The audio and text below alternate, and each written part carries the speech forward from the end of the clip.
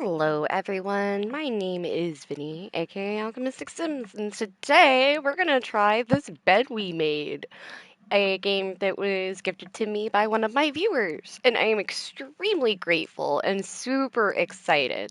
So I'm just getting all my going lives ready and everything, and we'll get started here in just a moment.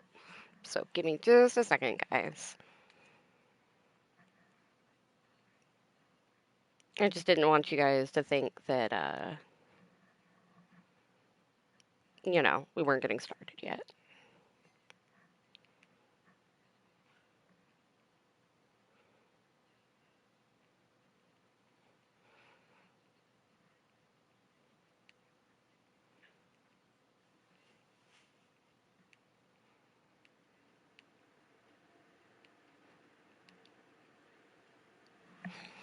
Okay.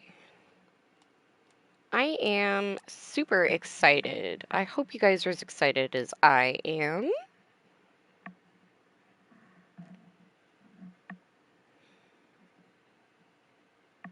Hello, Aussie Paws. Welcome in. Wonderful to see you.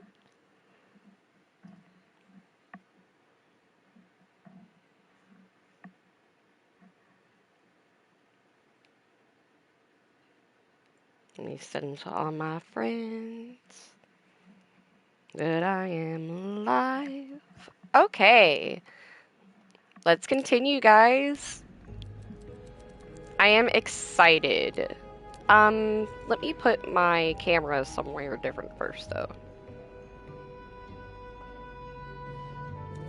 Let's put it down here. There we go. Okay. Let's see. Don't think we're gonna need any special options or anything. Let's see here. Oh, hello, Ben. Welcome in, love. It is wonderful to see you.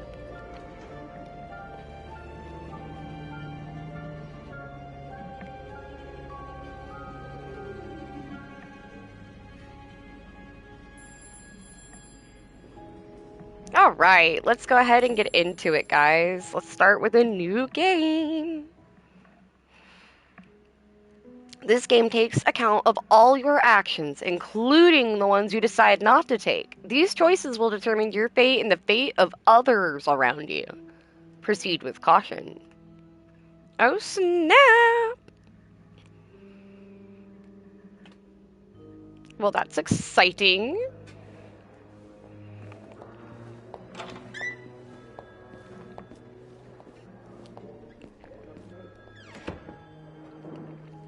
She's pretty. Come on now, miss. Let's keep moving. Alright. Oh, I can't, like, move all the way the camera or anything. Okay.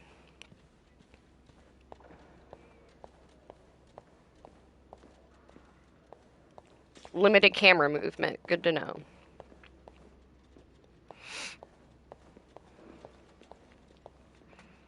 Join the Montreal Police It's Force. on your right. Here.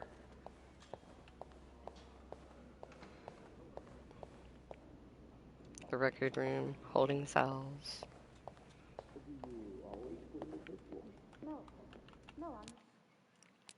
Hold on. I want to know if there's any way to...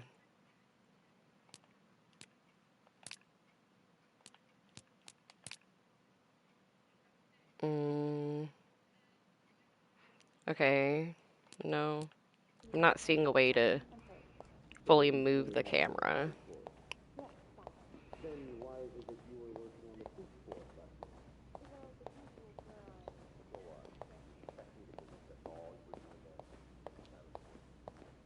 Here we are.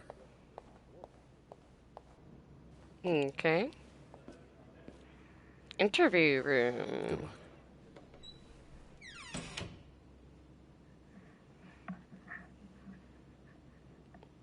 She's all yours, sir. Sophie Roy, I'm Detective Maurice Tremblay. Okay. Let's see. 21 years old, working at the Claritin for over a year. Husband? I'm sorry? Are you married? No, not yet. I live with my mother. She's sick, so I have to take care of her. No father. No. It's always just been me and my mom. All right, Miss Roy. I need you to tell me everything that happened, starting with this morning. Aw, you have 4 of the 6 fuzzballs with you? Yay! Okay. Oh, this is cute.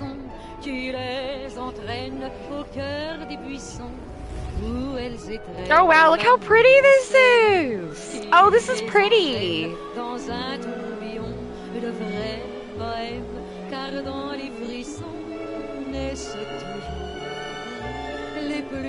I'm already loving the vibe! Title sequence! This is so cute, y'all!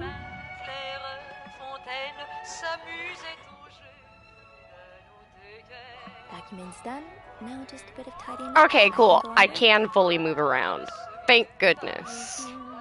Ooh, I can interact with stuff and look around.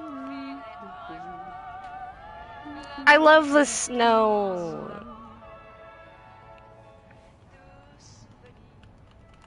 Okay, anything else I can do? Can't, like, do much of anything.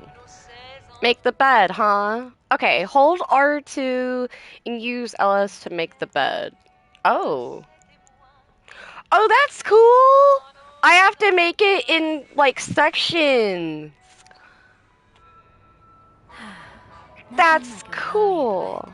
A bed's not complete without its pillow. Where is the pillow? Oh, there it is.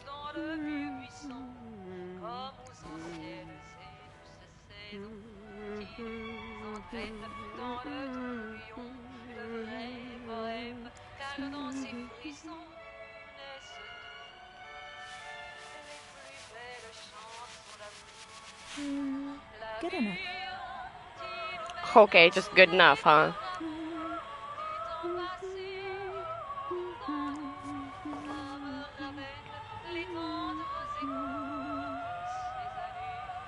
This is really cool.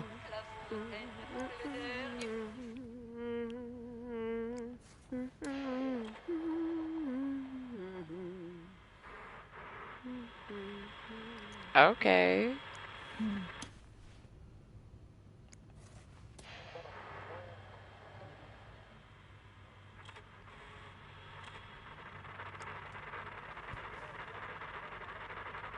I wonder if there's a way to, like, switch it.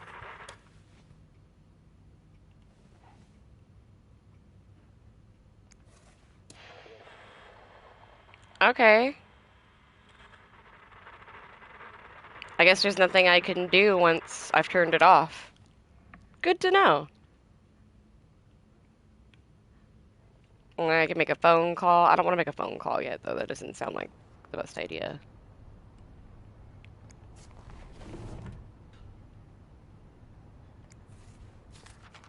That's a lot of money to owe. Just what did you get yourself involved in? Oh, okay. I can put up plain text as well. That's cool. Okay. Acknowledgement of debt. Date of acknowledgement, January 16th of 1958. Date of initial loan, January 2nd of 57, so the year before. Entered into agreement between somebody Mayhew and somebody else. Initial amount, 1,500. Amount overdue, 4,500. On the date of the initial loan, the lender agreed to lend an amount of money to the sum of 1,500 to the borrower for an extended period of 12 months, calculated from the date of the initial loan. Borrower was to be obliged to pay interest at the rate of 150% per annum.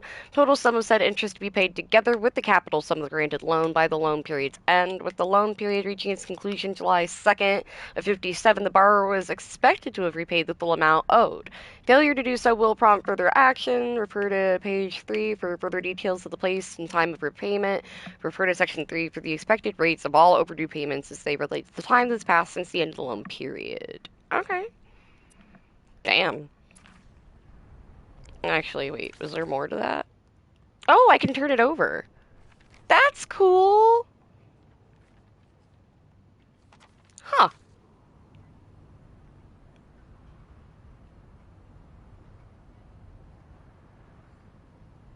Okay. Good to know that, like, you can, like, click on and, like, look on different things. Can I shut this back? Yes, I can. That's cool. This game is freaking awesome. Very detailed.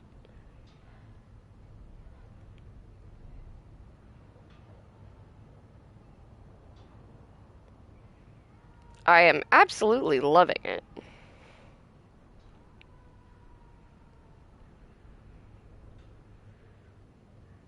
Okay.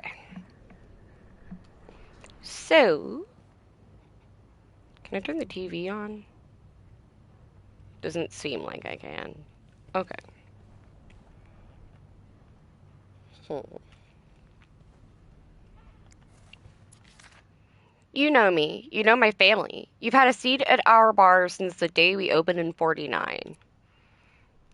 You're more than a friend to us. You're practically family. And while friends are polite to each other, family deserves more. Family deserves honesty. As such, I want to be as direct as possible in letting you know you're down to your last chance. The $8,380 you owe us, plus 25% interest, is now 8 months overdue. My patience is worn thin. This isn't like one of your unpaid bar tabs. You came to us for help, and help always comes at a price. We've opened our pockets to you in time We've opened our pockets to you time and time again, and all you've done is take advantage of our goodwill and generosity. We'll come over in person to make our collection tomorrow. I'll be bringing along the boys so we can all sit down and have a little chat. But just so you know, they aren't too good with words. Well, fuck. Good to know. Only menswear. Are you in town for a business trip, maybe? Only menswear. Are you in town for a business trip, maybe?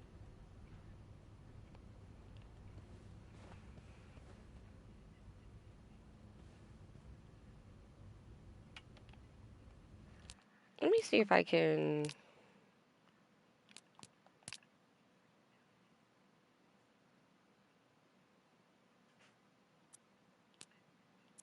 There we go.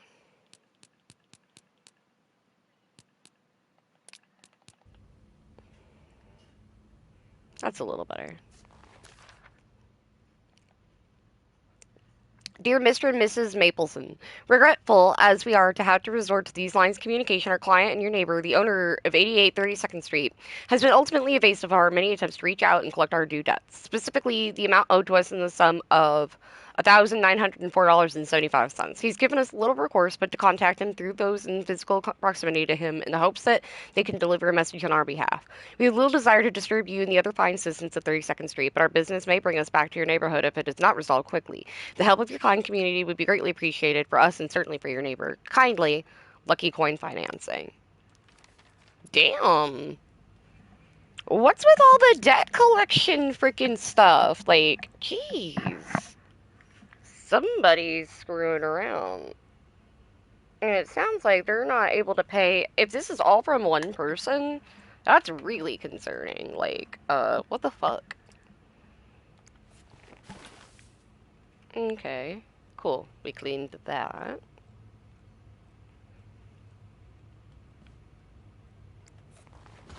We can put that away. We can open this.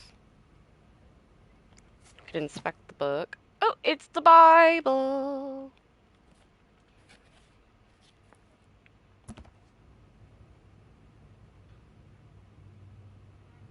Okay.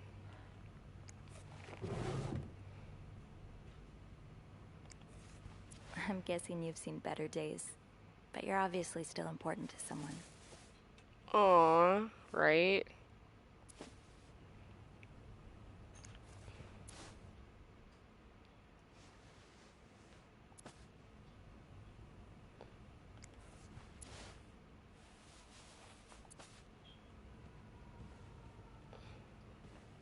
Is there anything under the beds? Not that I can see, anyway.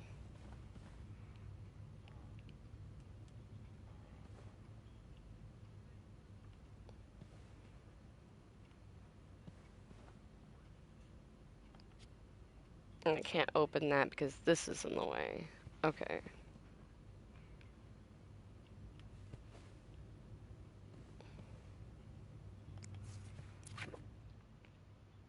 Le Petit Regal, huh? That's cool.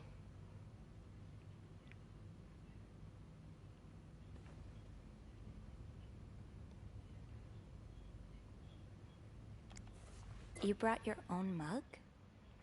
Well, I guess ours aren't quite as complimentary. Aww.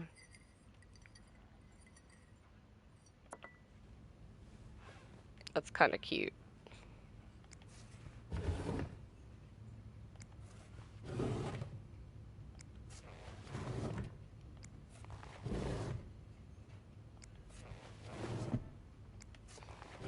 I love how I am Let's see what snooping. Beth wanted to talk about.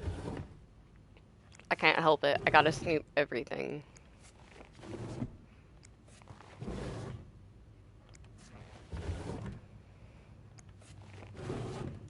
Gotta triple check. Oh, look, there's a whole bathroom in here.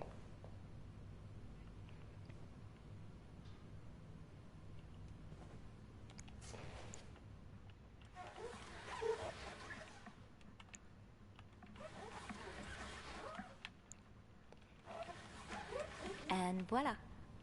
Good as new. Fuck yeah.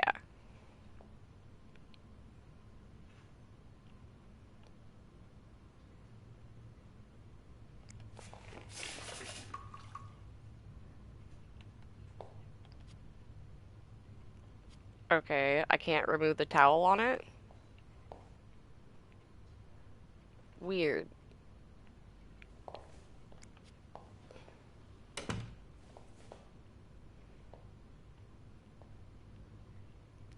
Okay. Is there not like a way to hang up the towel, maybe?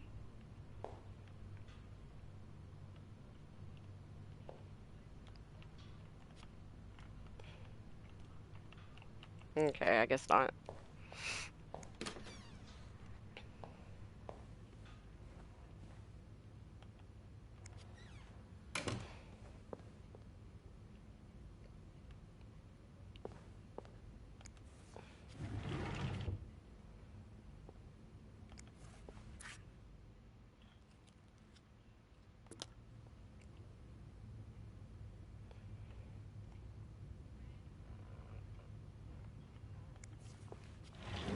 Okay, last thing I haven't done so far is called. So, No need to bother reception right now. okay. Then I guess let's go.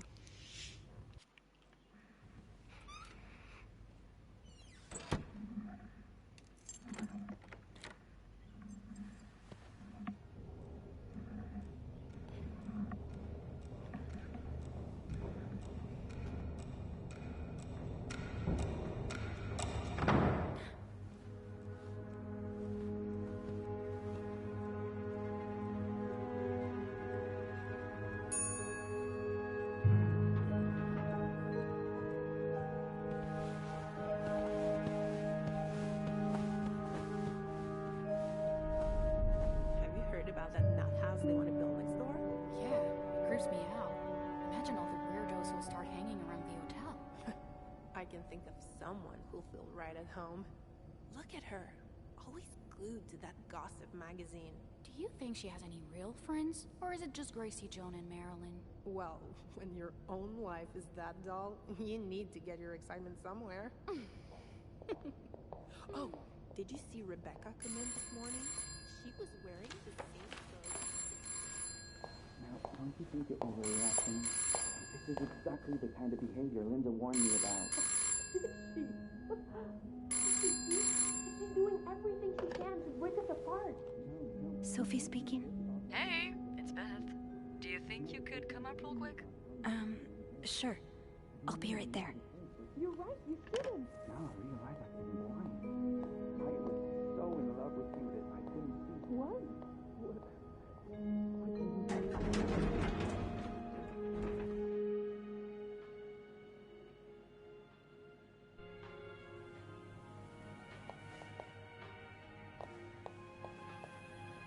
I should talk to Beth at the front desk. Let's see what Beth wanted to talk about. Tempting, but every penny adds up, Sophie. Now's not the time to pick up smoking, Sophie. Oh, Jacques. Leaving luggage in the lobby? Are you trying to get Bernard to kill you?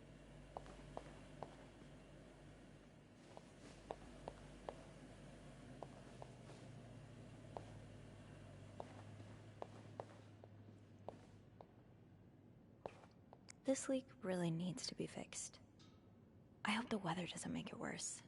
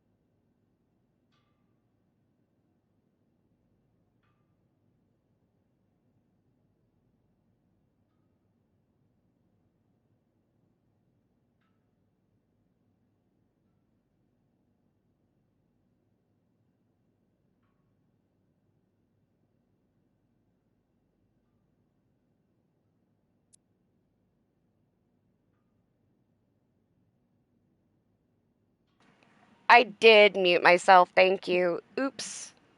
I didn't know how long I've been muted. Oh well. Thank you for the lurk, by the way. I appreciate you. Yeah, Lysol. Get Lysol. Does your personal hygiene worry you? Are those worries bothering your husband? Stop worrying and save your marriage with Lysol. Lysol, literally. It's an indispensable aid to marriage hygiene. Millions of women use it regularly to safeguard their beauty and avoid undesirable surprises.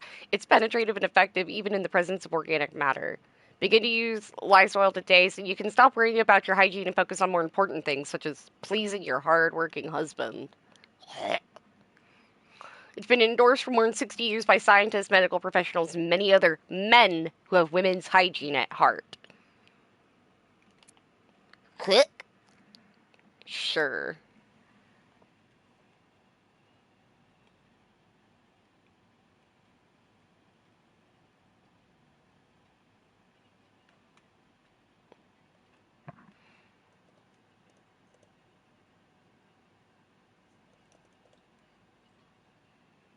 That was great.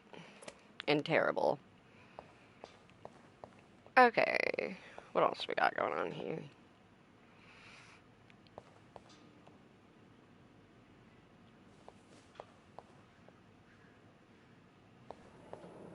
Poor Nicole. No one should be stuck cleaning up the reception hall after a ball, even if they did draw the short straw. Aw. Poor Nicole. Okay, so I can't No open one should be it. stuck Darn. cleaning up the reception hall after a ball, even if they did draw the short straw. I love the little heart decorations. Also, thank you again, Ozzy Pause. I really didn't notice that I was muted. Oops. Not the first time I've done that. Hey there. So, who's sleeping? Sleep... what? You were whispering just now on the phone, so I thought maybe Eugene or Bobby were napping in the break room again. Oh, yeah, no. It's Jacques and Wendy. They were, in the middle of something. Ugh, it's so awkward when they start making out like no one's watching. Get a room. We literally work in a hotel. Right. They weren't kissing. I tried to ignore them. You said you needed to see me. Hold, left stick in any direction, press X.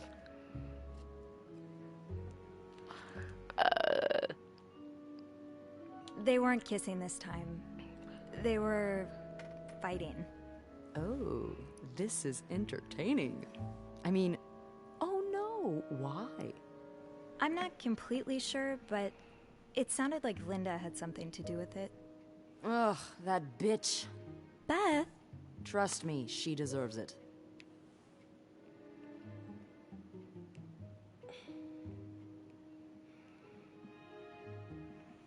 Okay. Why does everyone hate Linda? I don't get why everyone hates her so much. Linda's always nice to me. To you, maybe, but she's just the worst to every girl she perceives as a threat. A threat? A threat to what? I don't know. Her place as Bernard's right hand, I suppose. So, you're saying I'm not a threat? I'm not saying that. I'm saying Linda thinks that, but that's her mistake. I know there's more to you than meets the eye. Oh. Thanks. So, you said you needed me? My help, I mean. Oh, right. Wanna guess why?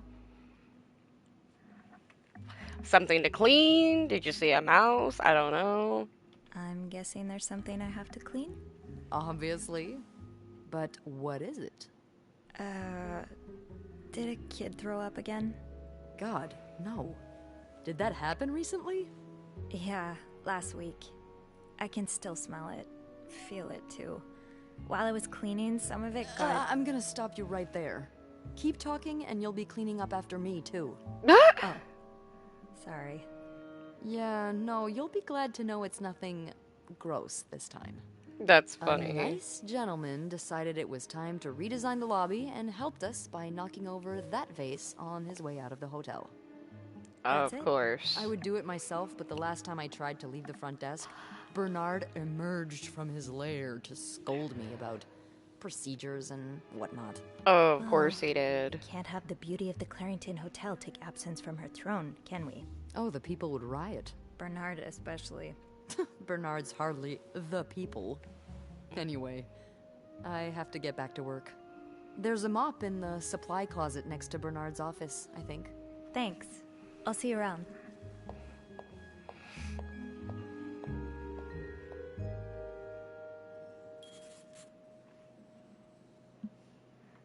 Okay. Sophie has a journal, huh? Okay.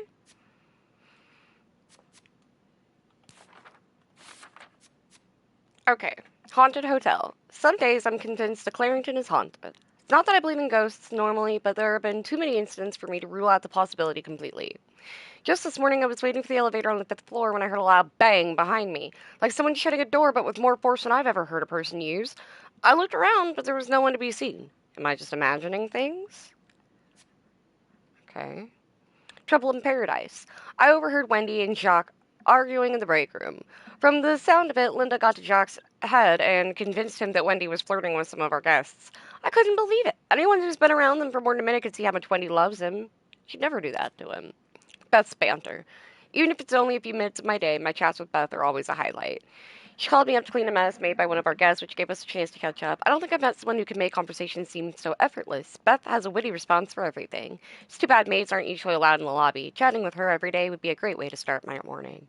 Aww. Oh, I love the art. That's so cute.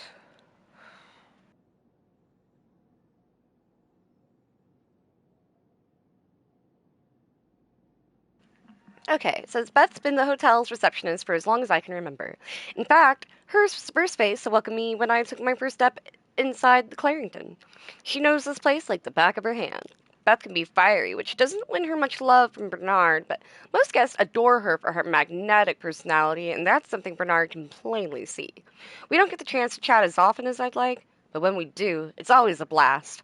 I only wish I had even half of her wit, so I can entertain her as much as she entertains me. Aww. Well, that was super sweet. Bernard. Bernard is Clarington's manager, the big boss. He spends most of his days locked in his office and doesn't like the maids roaming around outside of their posts. Our paths don't cross often. Lately, he's been hell-bent on getting the hotel back in shape, whatever that means. And there have been a lot of changes around here as a result. He's enforcing employee rules more strictly than ever and dropping God knows how much money on renovations. The stress is practically radiating off of him. Linda. Linda is the Clarington's governess. Bernard's second in command. And it's easy to see why. She rules over the maids with an iron fist, always ready to enforce Bernard's latest rules to the letter. Most of them hate her for this, but my feelings are a bit more mixed. For whatever reason, she seems to have a soft spot for me. The same cannot be said for Wendy, unfortunately. It's like she's made it her life's mission to break up Wendy and Jacques' relationship, and I'm worried that her latest efforts may have succeeded. Wendy. Wendy is a waitress at the hotel's restaurant. She and her best friend, Yvette, were hired together, and they used to be inseparable until 3 or 4 months ago. It's no coincidence that this was around the time Wendy started dating Jacques and the bellboy, to whom she's now happily engaged. That is, depending on who you ask. Linda seems to think that Wendy is the Clarington's resident flirt. Sure, she's popular with guests and collects the most tips by far, but I've always chalked that up to the same thing that has drawn me to her, the warm smile that just radiates kindness. Linda's not convinced, though, and seems to have taken it upon herself to expose Wendy for who she really is. Right. Jealous much? Jacques. Jacques is one of the Clarington's real boys. I don't know much about him. He's even more shy than I am, barely looking up at guests when carrying their luggage. People like us just need someone to bring us out of our shells. And apparently for Jacques, that person is Wendy. He's like a completely different person around her. He lights up, laughs, even cracks jokes. I was happy that he found Wendy, and even happier when he proposed. They're like the Clarington's very own Janet and Tony. But it seems their engagement is in peril thanks to Linda's meddling. Stand strong, Jacques. Don't fall for her manipulations. Linda, why are you being a shit? Like, why, lady? Let's see here. Slash, hello, welcome in, love. Thank you so much for getting me this game. You were an absolute sweetie pie, and I am so grateful. I hope you know that.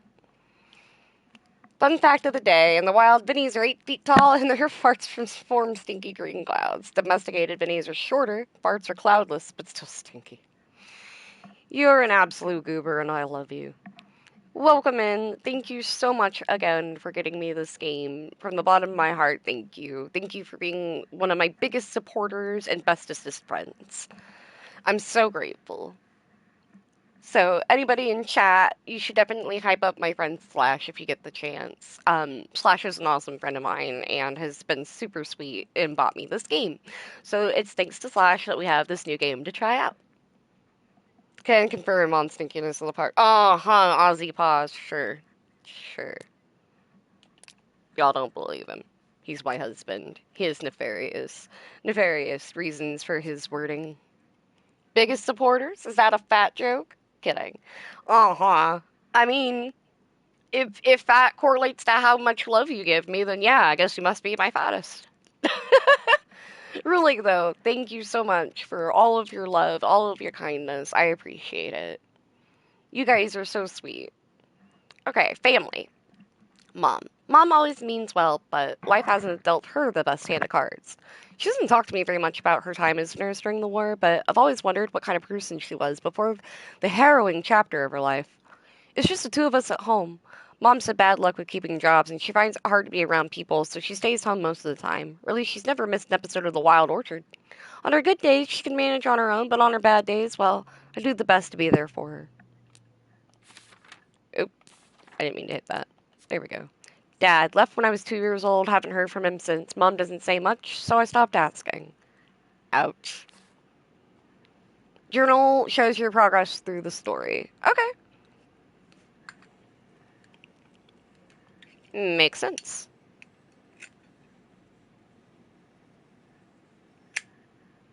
Yeah, this game is gorgeous, you guys. I love how cute it is. The art style is gorgeous.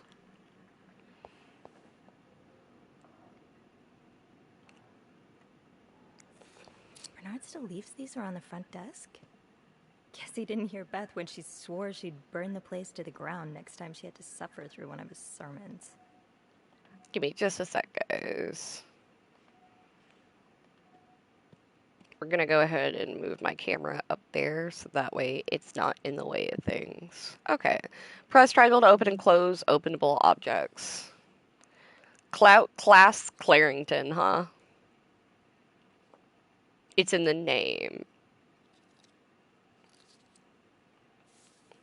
Okay.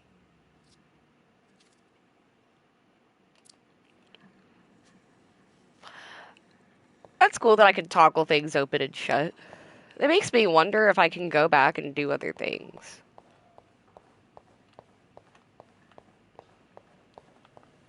Can I go back on the elevator, or do I have to stay down here? I guess I have to stay down here, huh? Okay. Figured I'd try.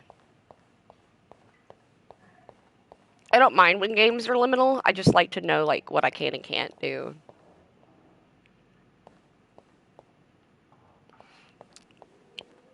Can I ring the bell? I can!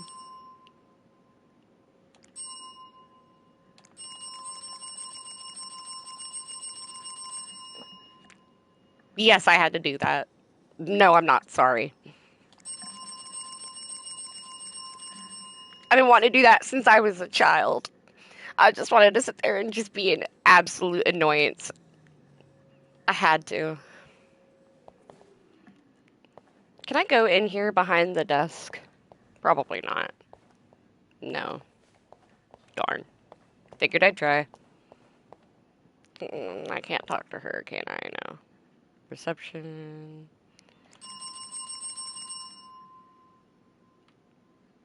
I know I'm annoying her.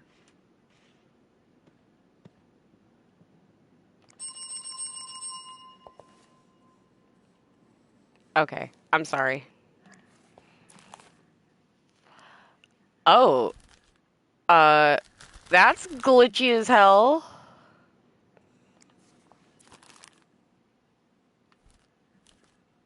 Okay, 19 arrested in the Deviant Raid.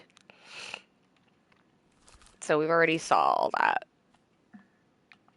Okay. Nothing new. Darn. Figured I'd try.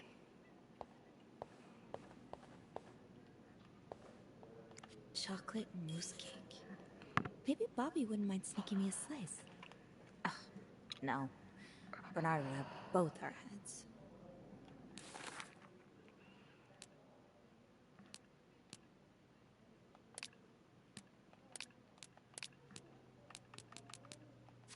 Bobby. Bobby's the head chef in the Clarington's kitchen.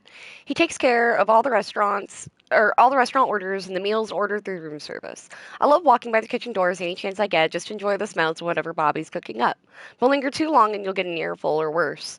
I do not want to spend another afternoon cleaning macaroni out of my hair. Damn. Sounds like they're a bunch of assholes. That smell. If only we were allowed in there. Oh, I can't open it. That smell. If only we were allowed in there. Right. That's a pretty clock.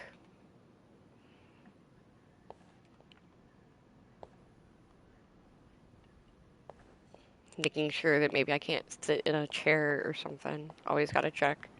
Games like this, you gotta check every little thing. Okay. So what do they have? 35 cents? You can get some cereal, huh? All breakfast orders are served with coffee and toast. Fuck yeah!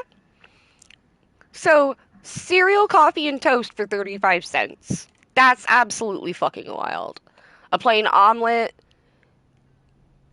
and that's $1.15. Or for $1.65, you can get one bacon, sausage, or ham. You can get an egg, bacon, sausage, or ham for $1.35. You can get 2 eggs, bacon, sausage, or ham for $1.65.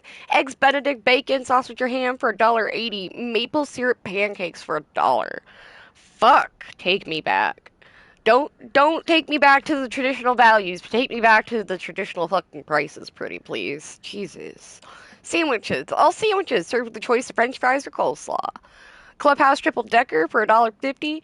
Corned beef on rye for $1.75. A baked ham and cheese for $1.60. Salmon or a tuna fish for $1.80.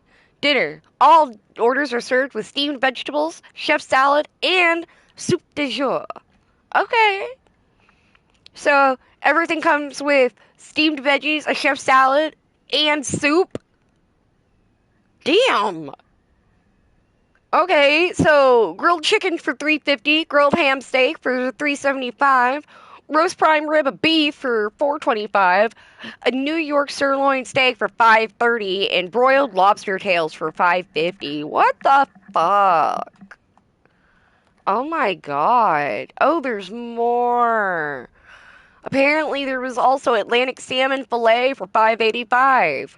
Desserts, they got French pastry for 45 cents, a sundae for 55 cents, an apple pie for 55 cents, and a chocolate cake for 60 cents. Prices in the dining room are 25% lower. Please call room service for delivery to your room. What? So if you go to the dining room, this is even fucking cheaper.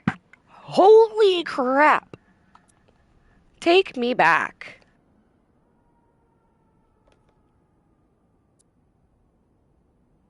Let's see, what else we got here? So cocktails, a martini's 80 cents. What? A Manhattan's 80 cents. A daiquiri's 85, and an old-fashioned's 90. By the bottle. By the fucking bottle. Beers and ale. A domestic's 50 cents, an imported 65. Champagne and wine. Champagne is $6, and a still wine is $3. What the fuck? What the fuck? Spirits and liquors. American brandy for $5.50. Canadian whiskey is $8. A Cuban rum's $8.50, a Black Horse Scotch is $8.50, and American bourbon is $9. Prices in dining room are still 25% lower. See? See? What the fuck? Oh my god. I want... Linda's been putting these everywhere lately. It's weird that Bernard allows it. Protect the family. Say no to divorce. You can be divorced against your will. Women and children suffer most in divorce. You lose your succession rights in divorce. The wife's pension rights are lost in divorce. You lose your right to the family home in divorce. Issued by the DOC, Divorce Oversight Committee. Jesus Christ. Seriously? Fuck you and your divorce bullshit. Divorce is what saved my fucking goddamn life as a kid. Jeez. Okay, let's get that mop from the supply closet. I will here in a minute. I'm still looking around at stuff. Aw, I can't play. Or maybe she doesn't know how. To be fair. I don't want to just be an ass about it. Okay. What else we got to look around in here? Oh? There's something so peaceful about looking out at a storm. From the inside. Where it's warm. And dry. No, she's got a point though. I think it's so pretty to look outside and be like, oh, the snow. I love it. It's very atmospheric. Before I clean that, what else we got going on here? Anything else I can do? No. Figured I would at least try. Can't open any of that. Okay. Someone left their hat here. What's this? Is this another one? Okay. Time to clean up the junk. My rag isn't gonna be enough for a mess like this. Better get a mop. Okay, I have to get a mop. Too bad I can't move faster. Another say no to divorce thing. That's fucking annoying. Oh, I can save the game. Okay, they have auto saves. Let's create a regular save. So that way, whenever I look and see my saves, I should have a regular save, because these all say auto save. Okay, that's cool that it does auto saves, though.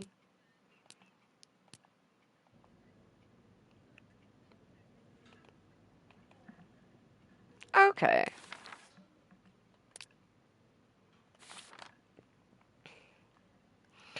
I'm going to take a quick break, you guys. I will be right back, okay? So thank you very, very much for hanging out with me. On that note, if you guys need to take a break, please take a break. If y'all need to hydrate, please hydrate. If y'all need to go get a snack, go get a snack. If you need to stretch, move around, get all loosey-goosey, please do so. If you need to take your meds, please take your meds, because self-care is really important. And if you're playing a game that needs saving, save your fucking game. I will be right back.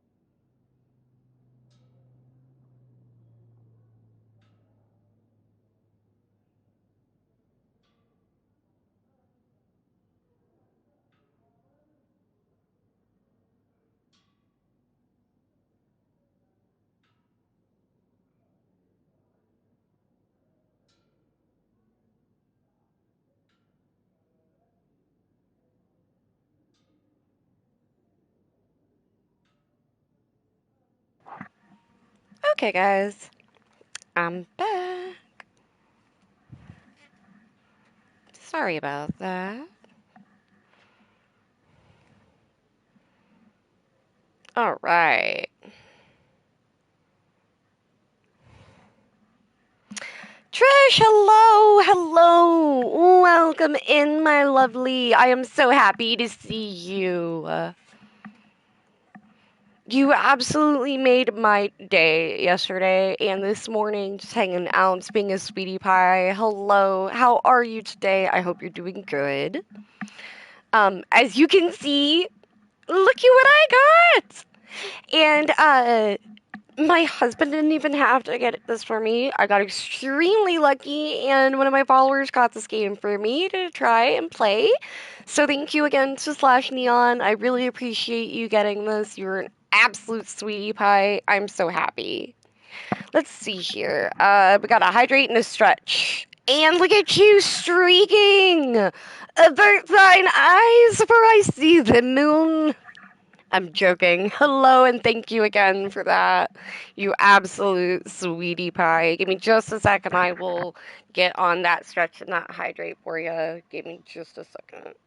My eyeballs are giving me trouble again because allergies. I take allergy pills before I even start my streams, and, like, it doesn't help. Yes, yes, yes. I'm so freaking happy getting to check this out. I am beyond. I'm over the moon. It's already such a cute game.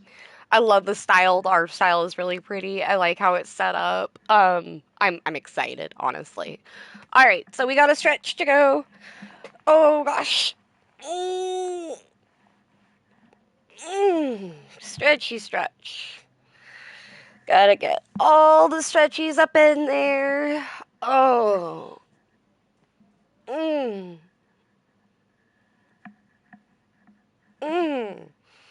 y'all tell I'm double jointed the way my arm's going? Thank you so much, Slash, for that. I appreciate it, and I need to hydrate. Let's see here. Give me just a sec, y'all. There we go. I know I didn't have an actual bottle of water in here with me. Oops.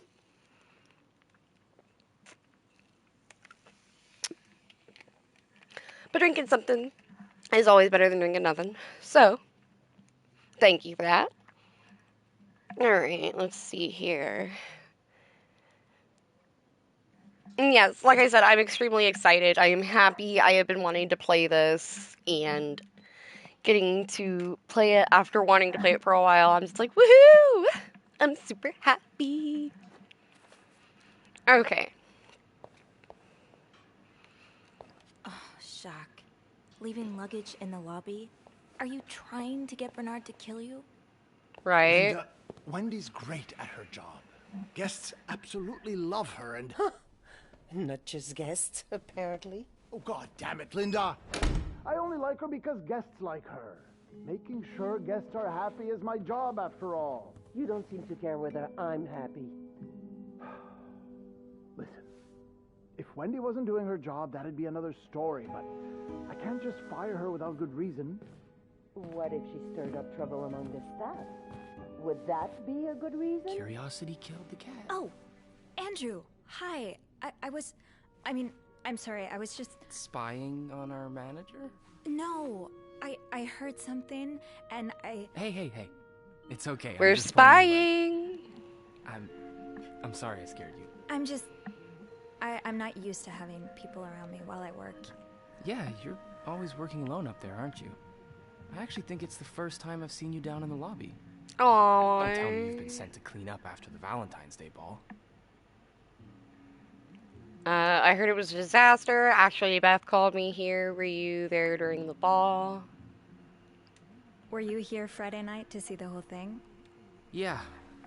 They had someone in charge of the event, but she ended up crying alone in the stairwell, so I had to take over. What Damn! happened? Did it really go so wrong? It certainly didn't go wrong for the people enjoying the party, but for those sober around them, that's another story. Yeesh. God. I'm glad I didn't have to be Actually, there. give me just a sec, guys. I'll be right back. And I don't know how you handle cleaning up after other people all day. You must see plenty of weird stuff, right? Yeah. What's the weirdest thing you found in a guest's room?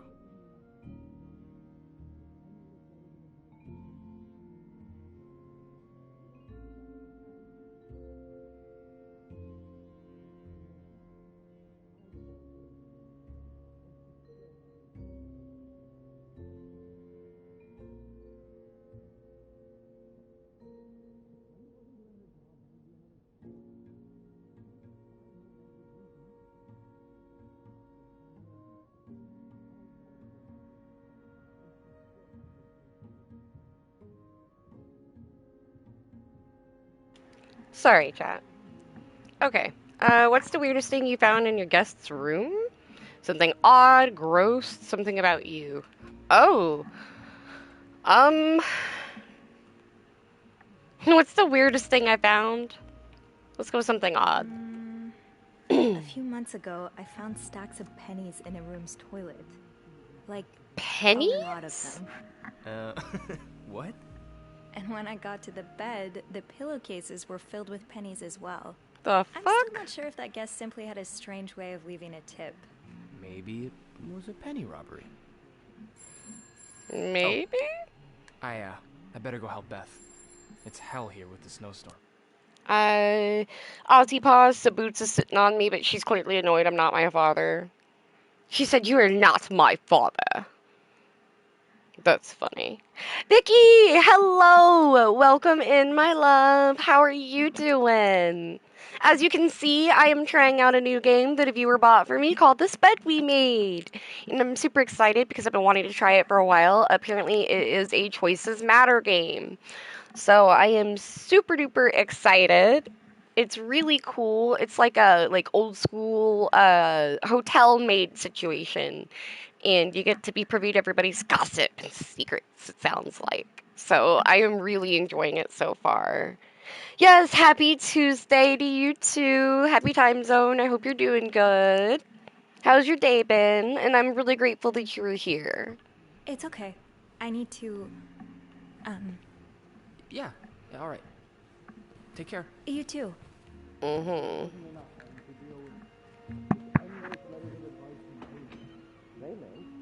What do you want? He wants you to lower room prices. Make sure the hotel stays accessible to everyone. I can hardly believe you two are from the same family. And the kid be sent to jail for those communist ideas. Ew. I hope you're not considering listening to him. Of course not. It's not like I had a choice anyway. With the renovation costs overrun, the hotel's gonna go under if I don't make it. Have you tried calling Mr. Weston? I have, but I haven't been able to get through him. And anyway, the last thing I want is to look like a beggar. It's not begging if the other party's getting something in return. I'm sure the sales at Weston's have gone up since the partnership. I don't know. I feel like he's been avoiding my calls. Okay. So I could just stand there and eavesdrop. That's great. Your day's going okay? That's good to know. So I think it's really cute that I am playing this game that's very, old school. And speaking of, I thrifted. This is a dress I'm wearing. It's velvet style, like it's very velvety. And I thrifted this at a thrift store 2 or 3 days ago now. And it's very cute, very comfortable, little, summer or little going out dress. It's very nice. And also, I'm a little old school. I prefer Zippos. I like old school flip top lighters. These are one of my favorites. This one, my husband actually bought for me. It is by Zippo. It is rose gold with a stained glass design on it. And it is actually the design with the crown on it. It is a collaboration with one of the first women to make it big in the cannabis industry. So I really love this lighter. But anyways, I just thought it was a little funny that I'm feeling a little retro today. So the vibes are vibing. The vibes are most definitely vibing. Okay. So let's see here. Let me have a look at it. Abe says I can get rid of even the toughest one.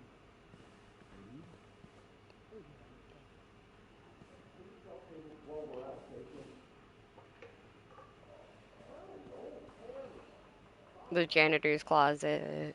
What's this? The stairs. Can I go into the kitchen? Bobby made it very clear he doesn't like anyone walking into his kitchen uninvited. Stairs, exercise. Elevator, convenience. Yeah, elevator wins this time. Fair.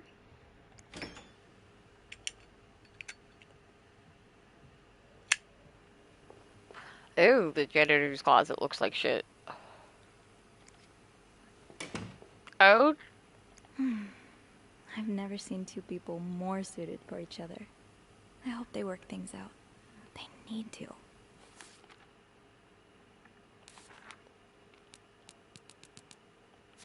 Andrew. Andrew is the concierge and receptionist for the Clarington. He's intelligent, professional, kind, and well-mannered, which easily makes him Bernard's favorite, but he knows how to have fun when no one's looking. Whenever I see him, he's either dashing off on his latest errand or burying himself in a book, so we haven't had a lot of chances to socialize at length. When we do, though, it always feels easy, like talking to someone perfectly attuned to your wavelength.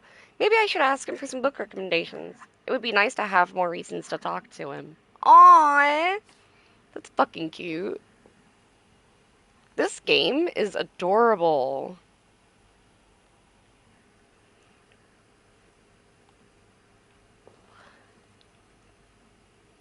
Like, I wholeheartedly like this game so fucking much already. I'm just making sure I can't, like, interact with their stuff real quick.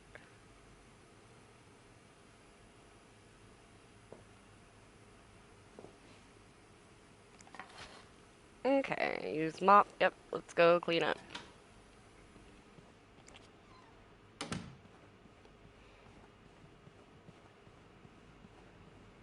At least she walks decently fast. I'm really sorry about that. I'll have a word with our kitchen staff to make sure it doesn't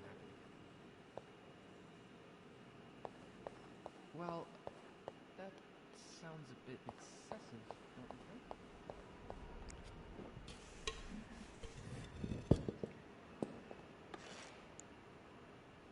Okay, pick up the leaves. A film roll. The guest must have dropped it when he knocked over the vase. Probably should return it to him.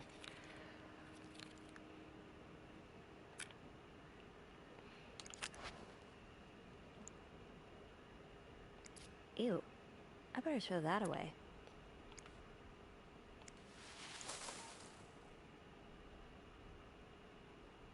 Okay, R2.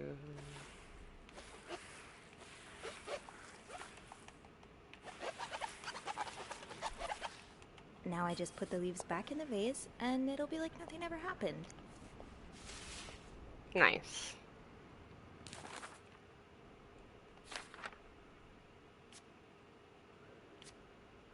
Okay, Andrew's ambush. Oops. So Andrew caught me eavesdropping on Bernard and Linda, who was once again complaining about Wendy.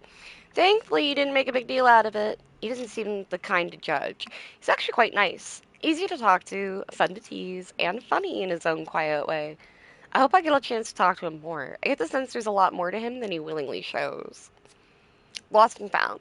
While cleaning up the mess in the lobby, I found a roll of film on the ground. I'm guessing whoever knocked over the vase must have dropped it. With Beth's help, maybe I can figure out who it belongs to and return it to the room. We usually keep lost items at the front desk, but bringing it back myself would only take a few minutes out of my day and might put me a few steps closer to Employee of the Month. Aww. Maybe Beth remembers who knocked over the vase. He'll want his film roll back. Right.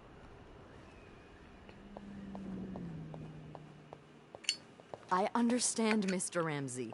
I wish I could make the snowstorm disappear. I really do, but sadly, that's not within my power. Beth, who knocked Right. over that vase? Mr. Spade.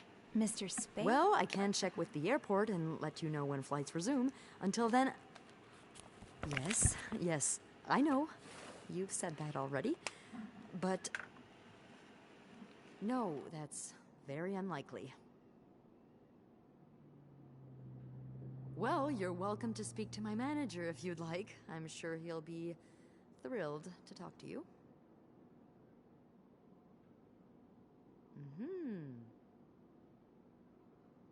Well, for that, you'd have to talk to my manager's manager. Would you like to contact him? My manager's manager? That's funny. Sadly, he doesn't have a phone. He's a bit of an old-fashioned fella, if you know what I mean. Beth said the guest was a Mr. Spade. The film roll. So, which room are you staying in, Mr. Spade? Where you can kneel down, all right? Okay. Clasp your hands together and Where's think really Spade? hard about just how much you want the snowstorm to end. It may help to repeat his name, too. It's, God? G-O-D.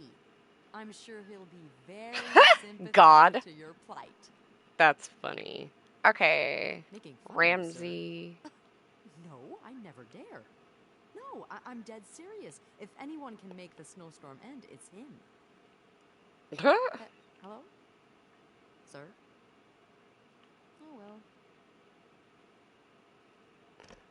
Hover over a clue with RS and use X to interact. Alright, I'm looking for Spade. Spade. Room 505. Great. That's on my floor. I can return that film roll without going out of my way. Okay. That sounds like it'll be easy enough. Just a sec, guys.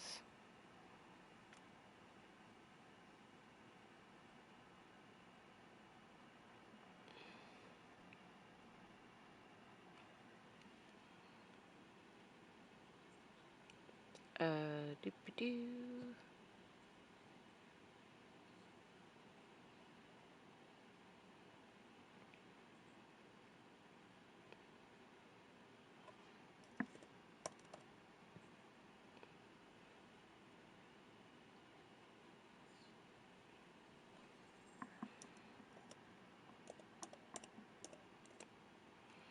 Okay, sorry guys, I am lurking in my friends' stuff because I'm trying to be a good friend for my friends.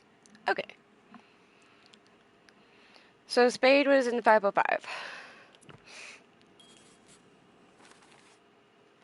Off to room 505.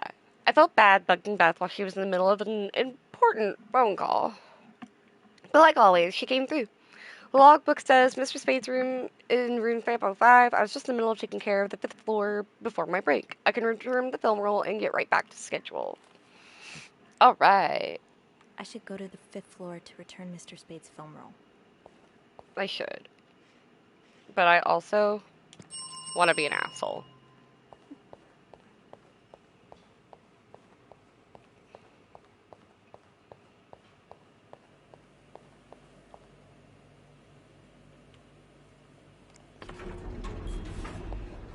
I like how interactive this game is. It's really fun. Hold it, please. Oh. Andrew, are you okay? Yeah, it's just... I slipped on the puddle. Oh, I got an achievement. You did not clean the puddle by the restrooms, leading to Andrew slipping and hurting himself. I didn't know I could. I didn't know there was a puddle. Oops. Well, I got an achievement for it. By the restrooms. Oh, I'm sorry. I probably should have cleaned that. Oh, no. It's my fault. I should have asked Eugene to repair the leak. I didn't even know it was there. Oh, 6th.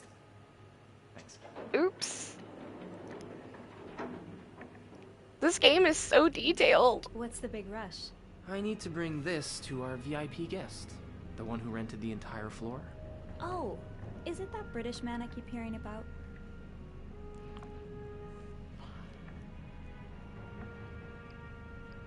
Why does he need a bucket full of snow? Right? No idea. I don't even ask anymore. It's just the latest in a long series of strange requests. Like, okie dokie. Take a bath, maybe? Sometimes I wonder if he's just pulling an elaborate prank on me. Can't you Probably. tell me who he is? I've never actually met him. I always talk to his assistant. Only Bernard knows his identity. I do have a suspicion, though. Oh, who do you But suspect it is? I'm not sure I should say it. Can't you at least give me a hint? Okay, let me think. Whew. Saved by the bell. Hey, come on. Don't leave me hanging. Let's just say I like to prolong the suspense. Wait. Is that the hint? Who knows? Fair enough. Have fun up there. You too. He likes her.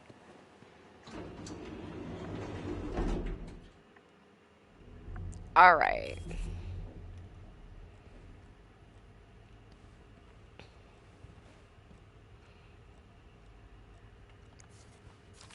Another say no to divorce thing? Yuck. What's this? This must have been so much fun. Well, for the guests at least. Right? Aw.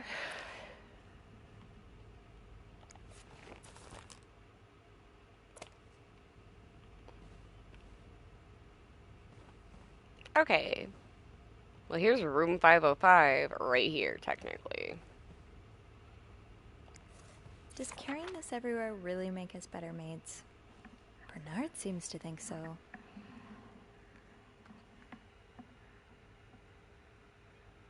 Again, I don't like the old-fashioned values, but I love the old-fashioned style. Oh gosh, I'm sorry. I'm having issues with my eyes. I hate it.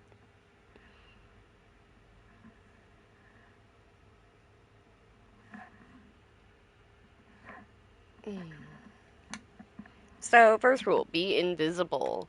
Guests do not want to be disturbed. Accomplish your work as silently and discreetly as possible, be a shadow. Second rule, be thorough. Leave no stone unturned and no corner unclean, dust, stains, everything must disappear. Third rule, be careful. Sometimes what looks like trash is actually guest treasured possession. Be careful as to what you throw away. Partial cleaning. Bathroom, clean mirror, toilet, bath. Bring used towels to cart. Put clean towels on the shelf, replace the toilet paper roll if necessary, empty the garbage can, throw away trash, room. Clean the ashtray if necessary, scrub stains, make bed, empty garbage can, throw away the trash, complete cleaning. Bathroom and room, repeat partial cleaning duties, vacuum every floor, dust every surface, change bed sheets. Note, your governess may ask you to perform other related duties at any moment. Being invisible has always come easy to me. Maybe too easy. Everything must disappear. Makes us sound like magicians.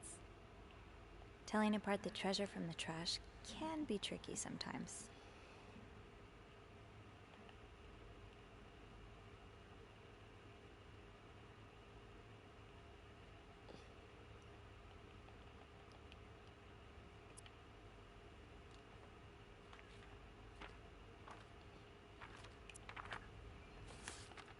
Andrew's mystery guest. I bumped into Andrew again in the elevator. From the sounds of it, the VIP guest on the 6th floor has him busy with all kinds of strange requests. I tried to press him for more information, but all he gave me was a cryptic hint. I like to prolong the suspense. I'm dying to know who it is. Andrew clearly knows how to keep a secret.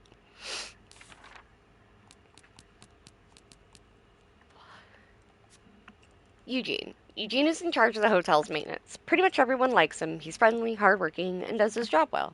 Anytime I've needed help, he's been happy to lend a hand.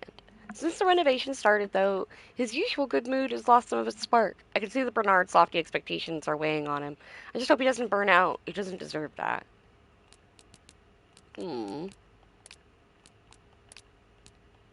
Guests, Mr. Spade. Mr. Spade's a guest here at the hotel. He's staying in room 505. He seems to carry film rolls around, and he was in such a rush to get somewhere today that he knocked over the vase in the lobby. But other than that, I don't know much about him. I can't deny I'm curious to know more. I should return Mr. Spade's film roll. Room 505 is on my list anyway.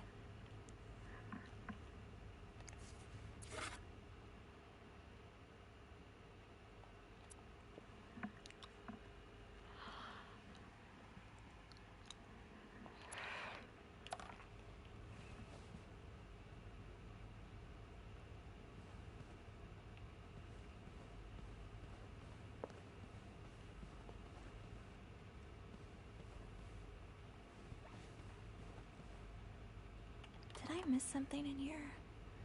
I should move on for now, but Maybe I can come back later if I have a spare moment. You have a room order for a reason, Sophie.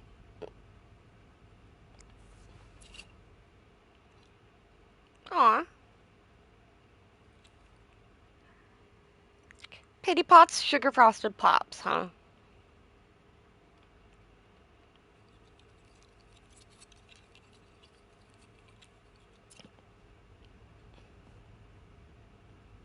Do not disturb. Well, that's one less room to clean today. I won't complain. Another say no to divorce. Ooh, there's a cold breeze coming out of there. Stick to your room order, Sophie. Yes, I'm being a getting pain. ahead of myself. I'll come back to this one later.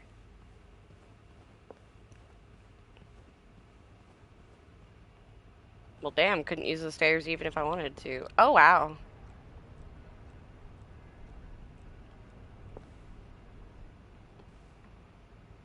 What's in there? Ugh, must be mice feces or something. Mm. There's a janitor's closet. I think I have all the supplies I need. Looks like plaster for the renovations. Better not play with it. But what if I want to play with it? God forbid I want to have a little fun. Alright.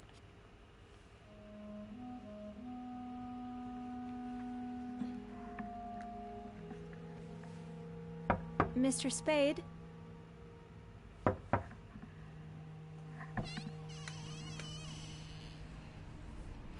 Doesn't seem like anyone's around to be annoyed at Mr. us. Spade?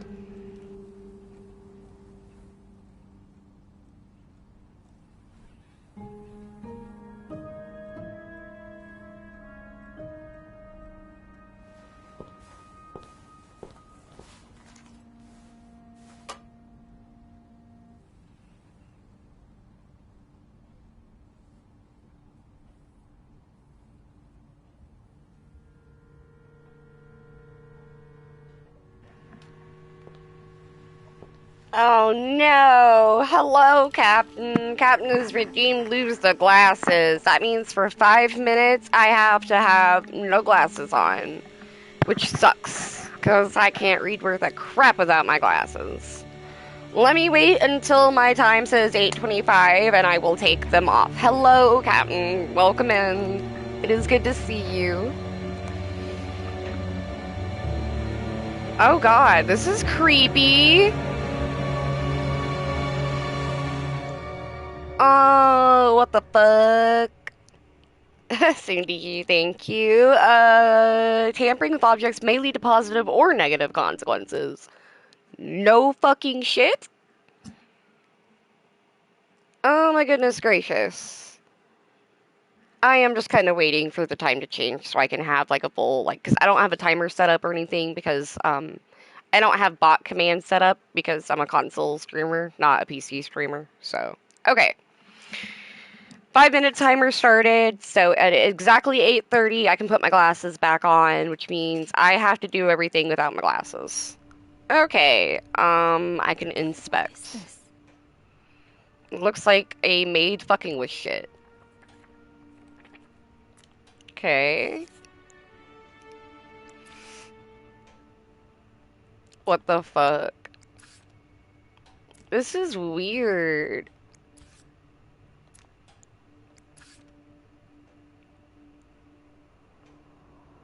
Okay, so somebody took pictures of someone using something out of a suitcase that they shouldn't have. I don't know if I should take the stuff and throw them away, or if I should leave them. This feels bad. I've never played this game before, and I don't want to look anything up either, so I don't know. It says tampering with objects may lead to positive or negative consequences. I don't know. This feels really wrong.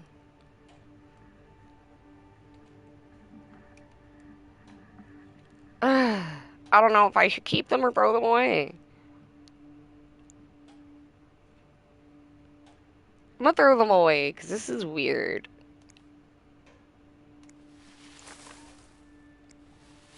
Because what do you mean you're taking pictures of the fucking maids, bro? That was just creepy and wrong.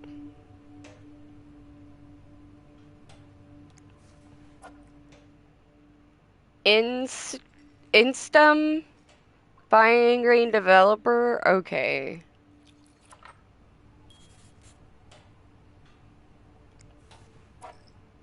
More in developer. Okay.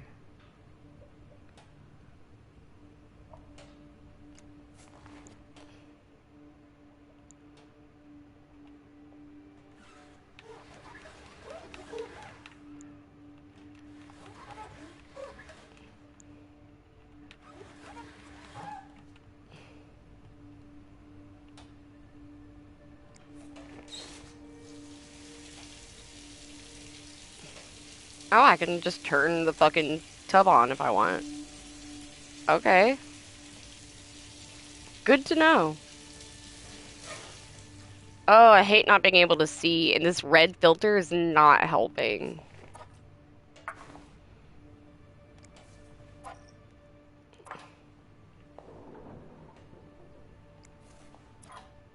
Just a regular ass fucking light bulb.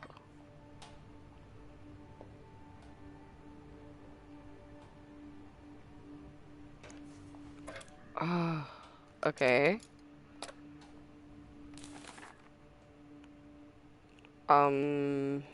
Progress. A disturbing discovery? Oh god, I can't read this worth of shit. Oh, you done messed me up bad. Okay.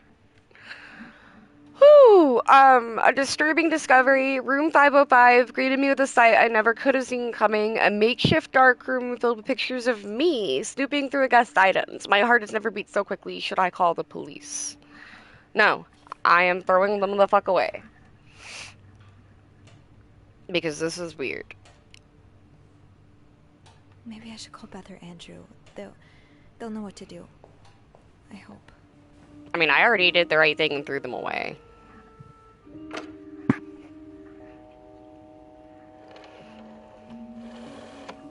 Oh, that clippage.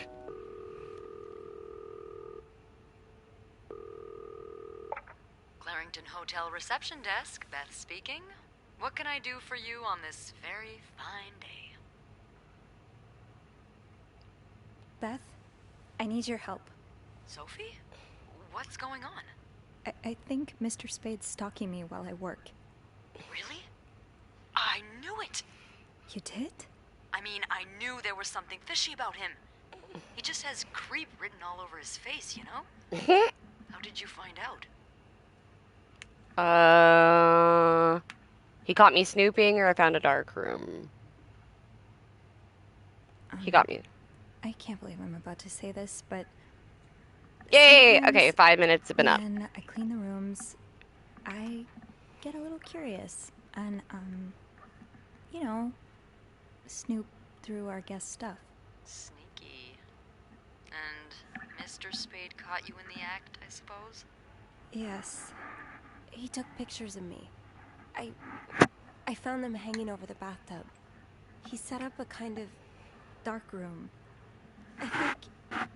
I think we should call the police. No, that's a terrible idea. But Sophie, that man has pictures of you running your hands through people's stuff. But I didn't steal anything. I was just snooping, I swear. I know, but say a client reports something missing, those pictures would put a big red target on your back. Oh, I'm glad I can see again. I threw the picture. I threw them out. Yeah, not your worst idea, but you found the pictures drying over the bath, right? Yeah? I'm no photographer, but I've been in one of those dark rooms before. You have? Yeah, I modeled for a while. Anyway, what I'm getting at is, those pictures were developed recently, but it doesn't mean there aren't more elsewhere. Ruh-roh. Well, I There is didn't a look through safe the entire here. room, but there is a safe here. I bet you anything there'll be more pictures in there. Do you have the safe combination then? I'm pretty sure it's locked. Give me a minute.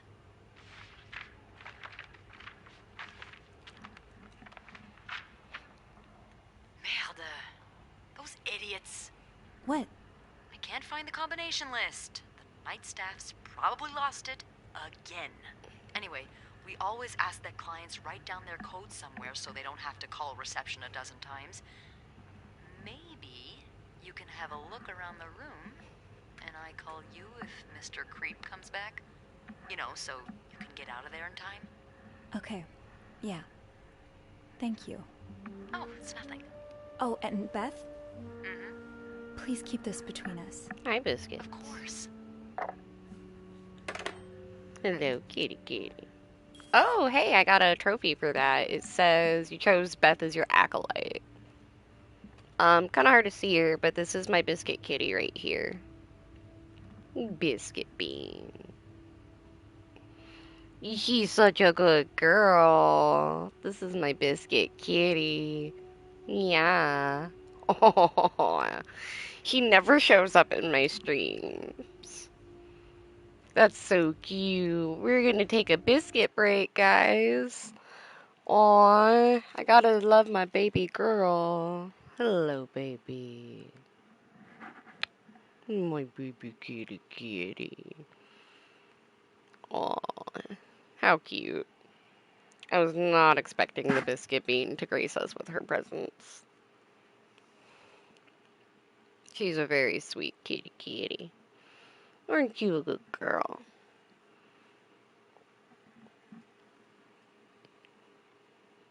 Sorry, guys.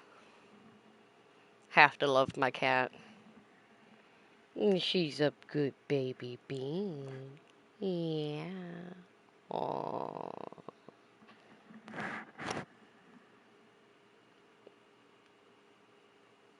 She's such a good girl. She just wanted Mama's scritches. See?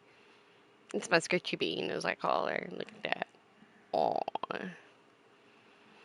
Alright, guys. I am going to take another quick little break. I apologize, but I need a break, and I think this one wants some attention. So I will be right back, folks. Come on, Bean. Let's go. Come on. I'll be right back, guys.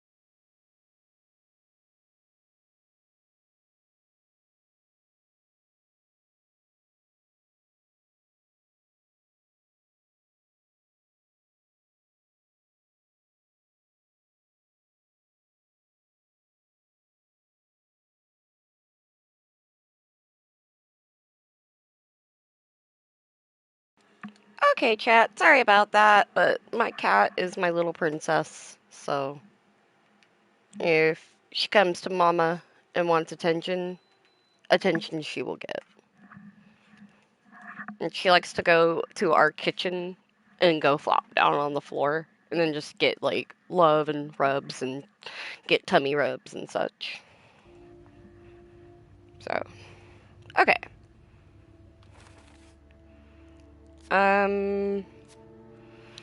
Help from Beth. I called Beth for help. She convinced me to keep digging and not to make any decisions just yet, not until I have a better idea of why those photographs of me exist in the first place. After seeing those photos, it's hard to not feel like someone's watching me while I snoop.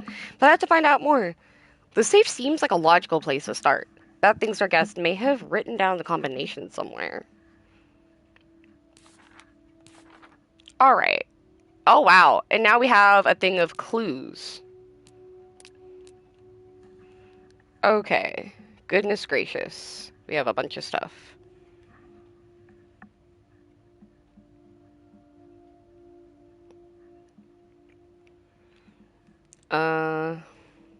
Give me just a sec, guys.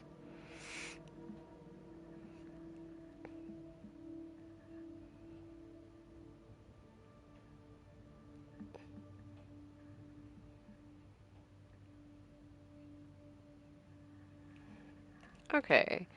The acknowledgement of debt that I found. The loan shark letter. The financing letter. The teddy bears. Yeah, they did look a bit burnt. And then the best dad mug. Okay. Stalker pictures. Darkroom tools. Okay. If reception gave him a code, maybe he wrote it down. Somewhere. Right, maybe. Okay, let's close that. Did you intend for me to discover your little dark room? Or did this just fall down?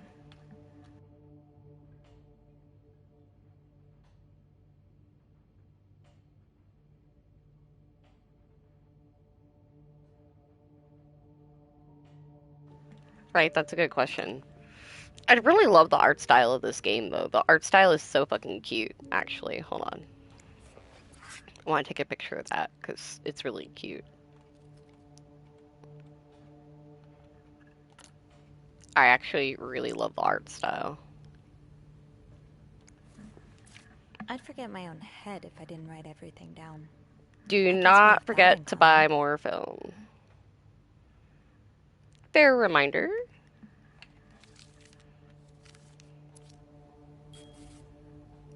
Okay, any clues you pick up or throw away can be found in Sophie's journal. Okay. That's cool. Good to know. But yeah, I really like the art style to this a lot. Like, a lot, a lot. I was not expecting to enjoy it this much.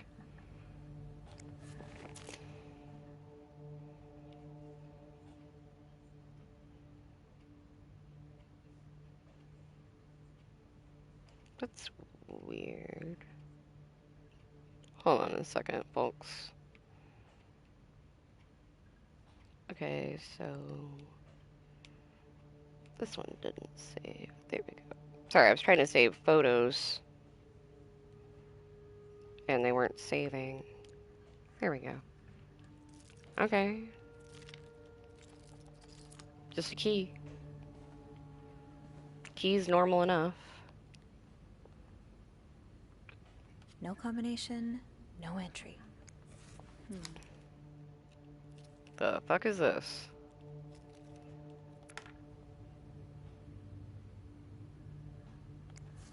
That's a lot of film. How many pictures have you taken, Mr. Spade? Right?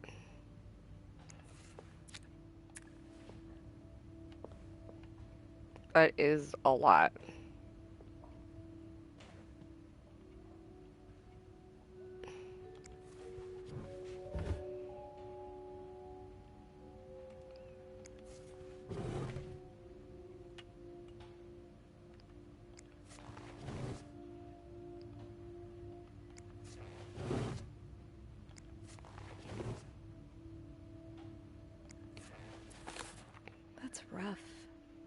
How are you supposed to support yourself when no one will give you a job or a place to live?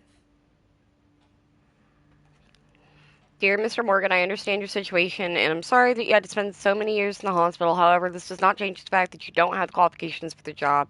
Even if you did, I couldn't hire someone in your situation. Other staff members simply would not feel safe around you and ask you not to contact me anymore. Jeremy Sandberg. Ow. Hey, weirdo, stop wasting my time. I'm not hiring you ever. Mr. Morgan, you know I have a lot of respect for what you and others have done for this country, but I am not a charity. If I don't receive the past I think that says 3 months rent before the end of the week, you'll have to vacate the apartment. Yeah. Damn.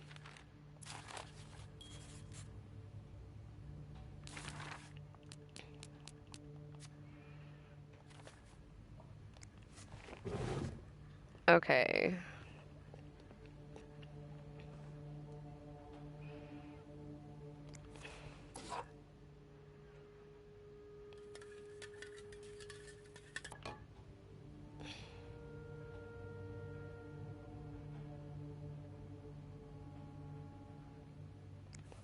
I should bring that back to my cart.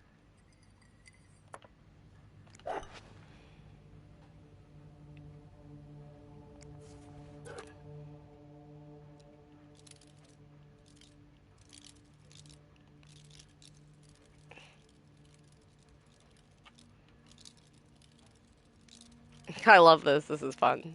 Sorry. I know I'm being silly, but I can't help it. Villanavo's French, English, English, French dictionary.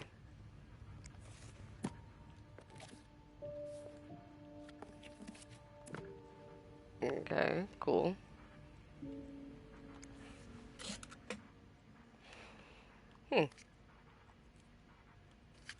Just an old compact, huh?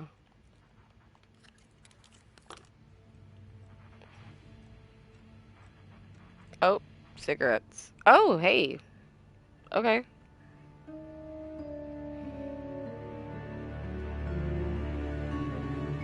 Shit, guys.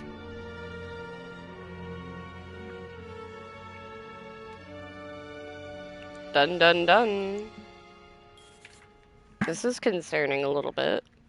I wasn't even done checking out the rest of the fucking room yet, and already it's like, no, the game's like, no, I'm tired of your shit, look at this. Whoops, and I just dropped my phone.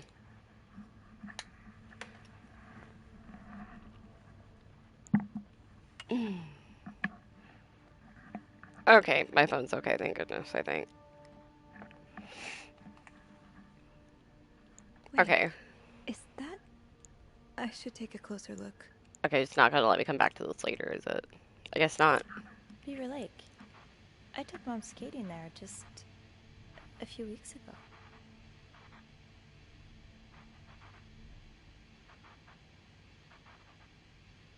I think someone's stalking. 28 D22 something or other. Enter selection mode, huh? These look like numbers. Sort of. These look like numbers.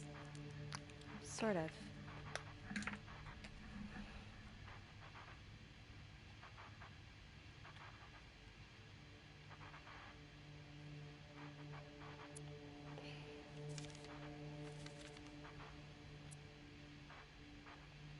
These look like numbers. Sort of. Okay. X marks the spot. But there's no way this is just a treasure hunt. Right.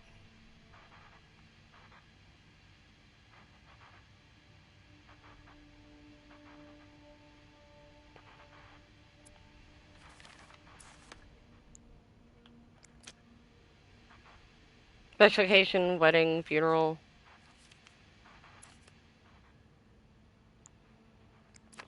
I just visited the oratory for the first time in years. This has to be a coincidence, right?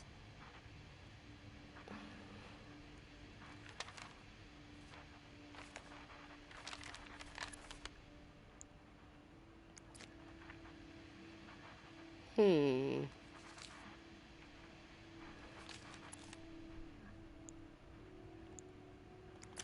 This was the sale where I found that winter jacket that Mom loves.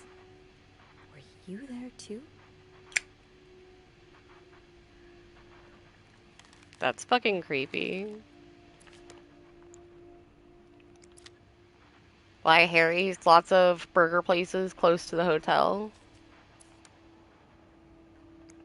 Why are you fucking so interested in her? Harry's diner too. Were we ever there at the same time? Hmm. You didn't strike me as much of a doodler.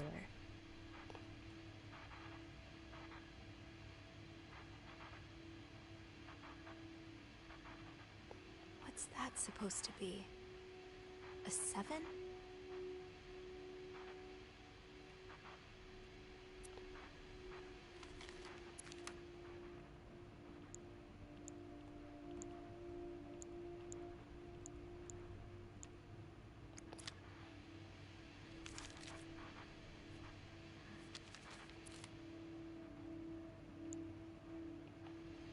Okay.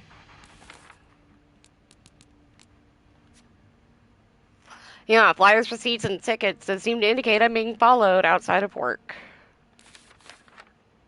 Being tracked? That map on his wall just makes everything weirder. Every thread points to a place I visited lately, but what does that mean? Is this a series of wild coincidences, or am I really being stalked? And if I am, why me of all people? Okay, Sophie, just stay calm. There has to be a rational explanation here. Just need to find it. This is creepy as fuck, man.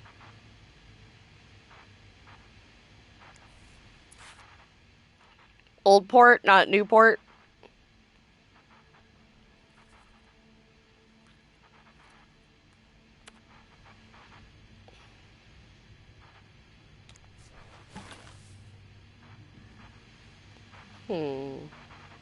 Alright. The storm must be getting worse. I hope Mom's not too bored without her TV shows. Morgan. Is that your real name? Why did you check in under Mr. Spade? Right.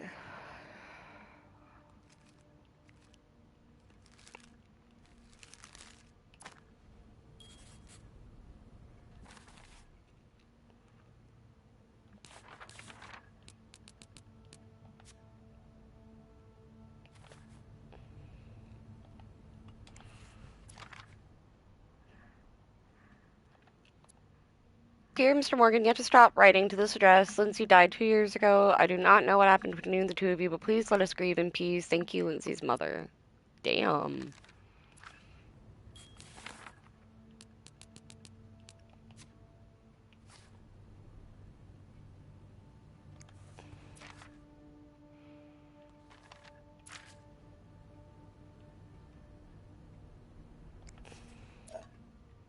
Frank's beans.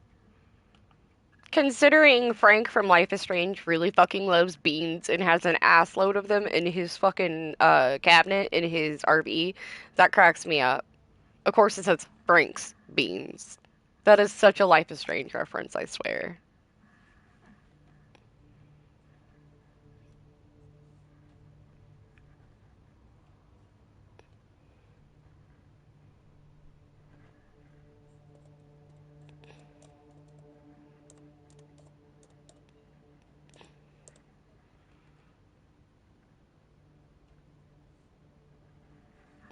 Okay, sorry about that. I hope you weren't eating those beans.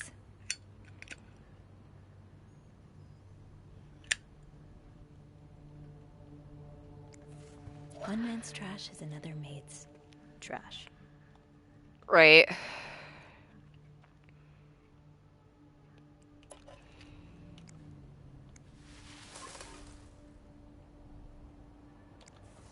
Something tells me you won't be missing this. Fucking scam. Instead of spam. Scam! It's scam spread. I love it. I love it. It's fucking scam. It's one man's trash is another maid's trash. Scam.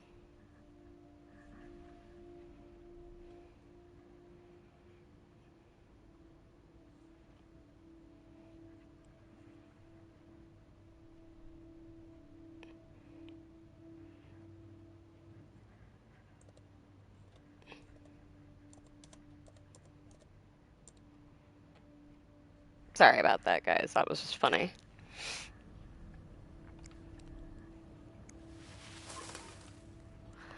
Okay. Is this a floor of the Clarington? Okay.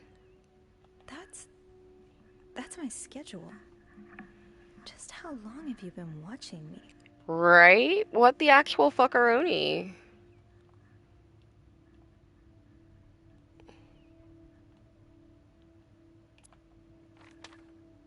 That's creepy as hell.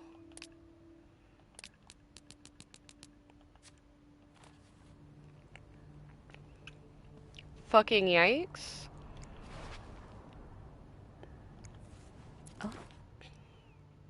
Oh, and they were roommates? No one at school suspected what took place once their door was locked. One room, two women, and so many secrets. Oh my god! I love this. She was alone in a town she barely knew, hundreds of miles away from home. She was desperate for comfort and found it in the arms of the most unexpected person. What first started as a normal friendship between two women soon blossomed into something much more passionate and disturbing. This is a tale of love and desire like you have never read before. Out of her own experience, the author, working under a pseudonym, tears the curtain from one of the gravest threats to modern social morality, the strange love practices trapping unwary girls today, particularly in our larger cities. And they were roommates. Oh my god. I am not even sorry.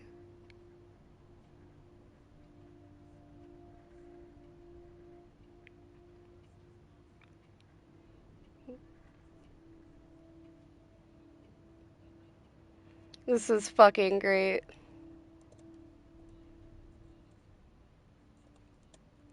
And they were roommates.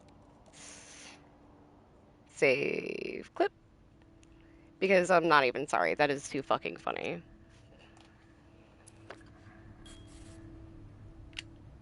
I love that.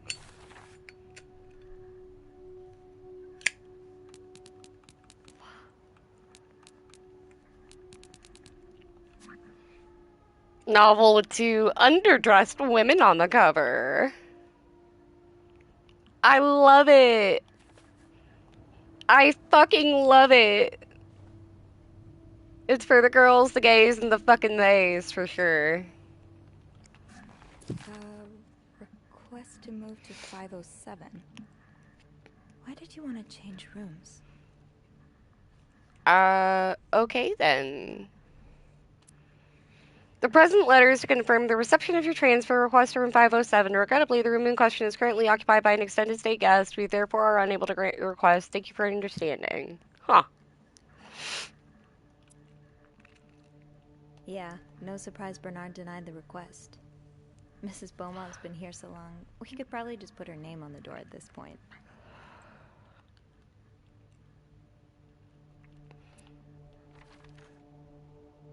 Oh? Could that be a reminder for the safe combination? Lindsay's address, Infantry Division, year of hospital discharge. Probably.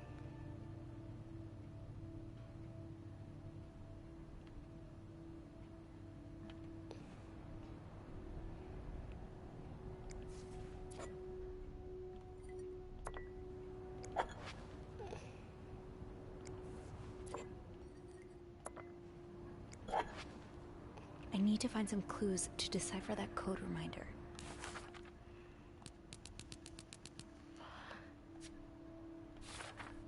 Cracking the safe. Beth was right. Our guest did write down the safe combination, or at the very least a reminder for it. I'm hoping that by looking around 505, I might be able to find some clues to decipher it. Time to play detective. Lindsay's address, Infantry Division, and year of hospital discharge. Okay.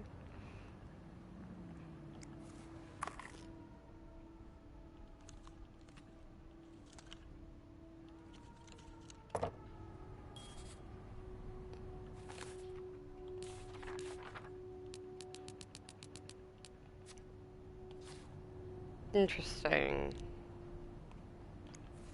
What do we have here?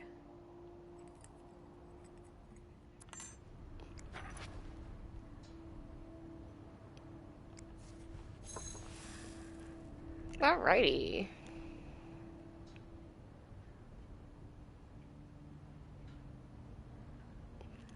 Okay. Why is this on the floor? I guess I can't pick that up. Huh. Okay.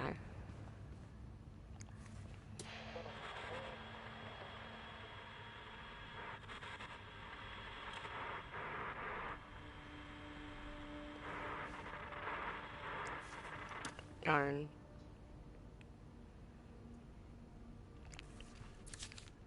Don't forget to take your pills.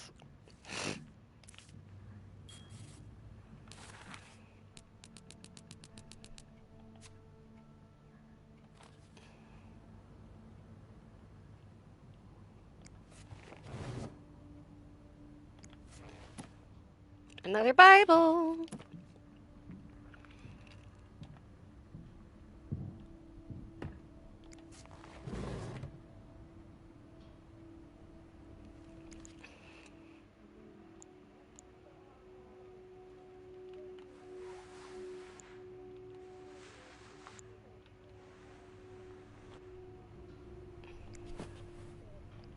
One more pillow, then you're good.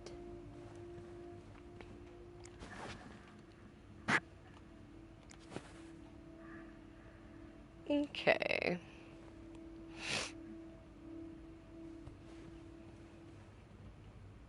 The art in here is cool.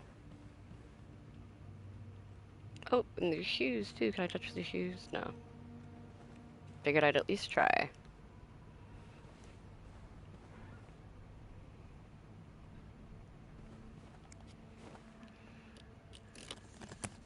Well, since he already caught her snooping, she might as well snoop at his shit.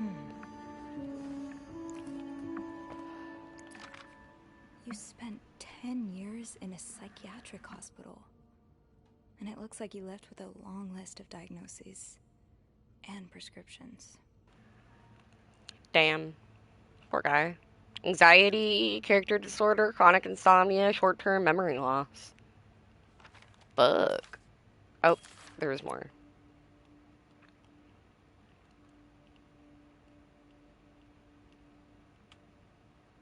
Date of discharge, 1957. 57. Okay.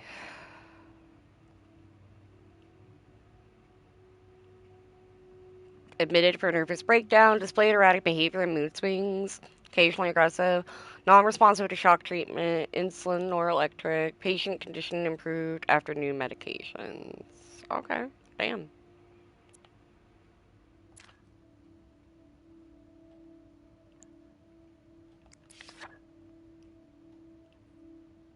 Paul, 42.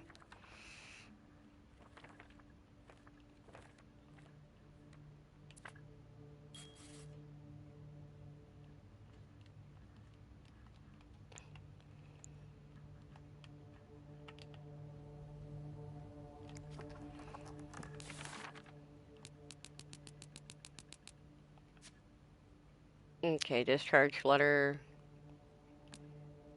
Army picture.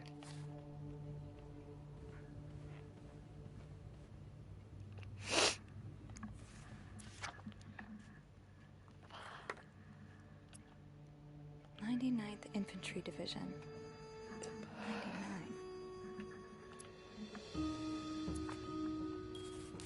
99. Okay, we got another clue.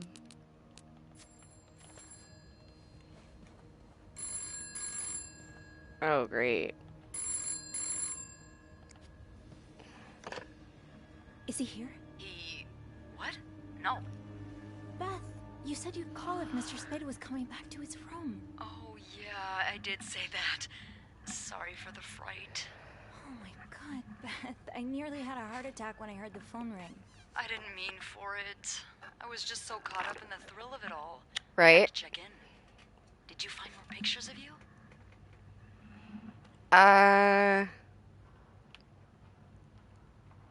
Okay, dialogue options marked with the exit door allow you to end the conversation quicker. Good to know. No, but I did find a map. I haven't.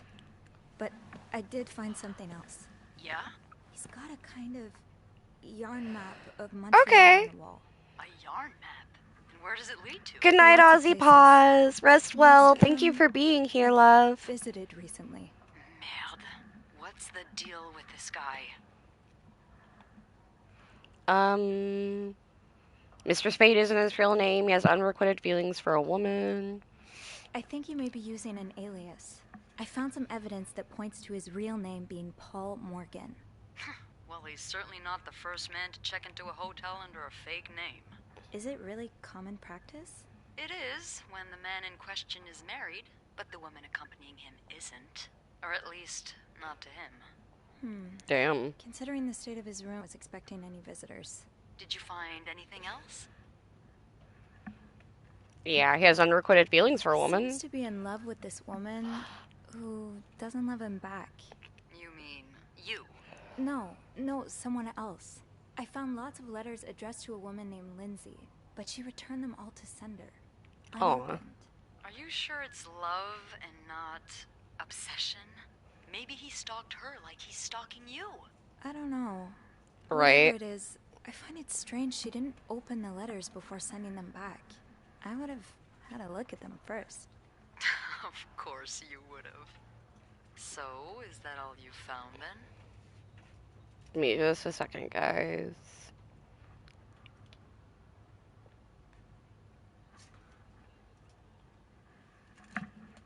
Ooh. Hold on a minute.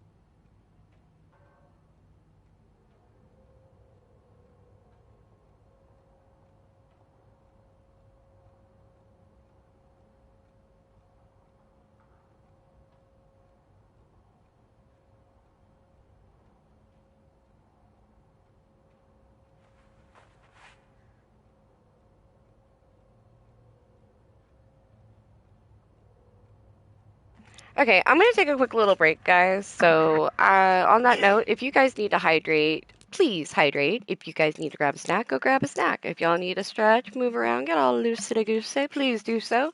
If you need to take your meds, please take your meds, because self-care is important. And if you're playing a game that needs saving, save your fucking game. I will be right back, folks.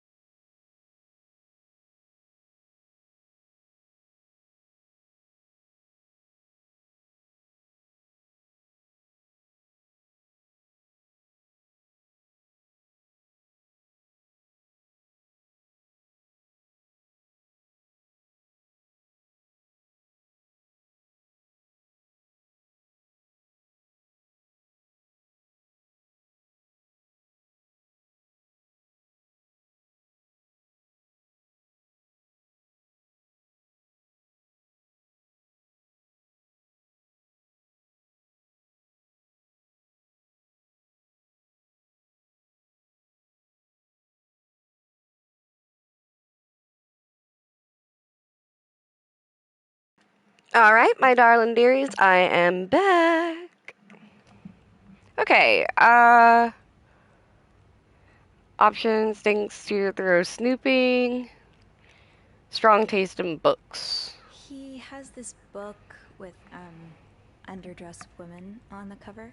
I don't think Playboy magazine qualifies as a book.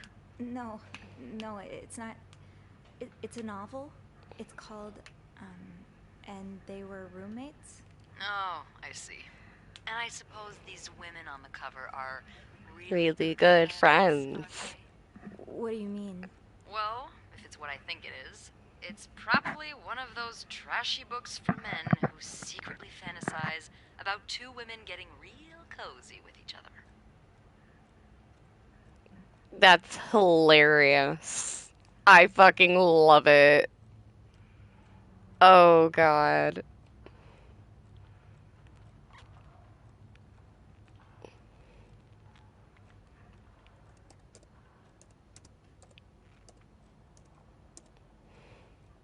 Yes, I saved that as a clip. What makes them trashy? I didn't read it. Have you ever read one? You ever read one? Yes, they're awful. I thought Andrew was the book expert. Oh, he definitely is an expert on everything you'll find in a nice little bookstore. As for me, I'm more the every weird thing you'll find at a train station expert. Mmm. Did you find anything else on Mr. Morgan? I'll know more once I open the safe. Oh, so you found the combination? Yeah, sort of. I'm impressed. Well done, Arsène Lupin. What? Never mind. Don't let me keep you. Okay, I'll call you back. Yeah, you better. I won't call again unless Mr. Morgan returns. For real this time. All right, thanks.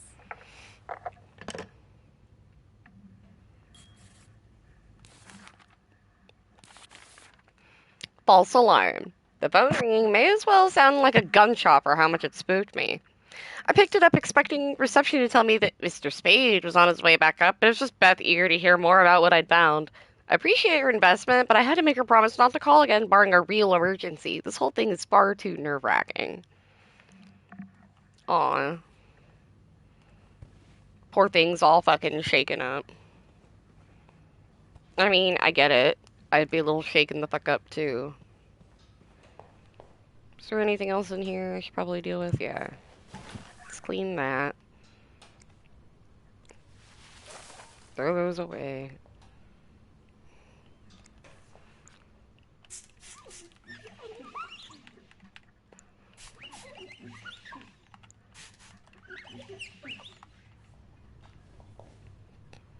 Okay, we've cleaned that up.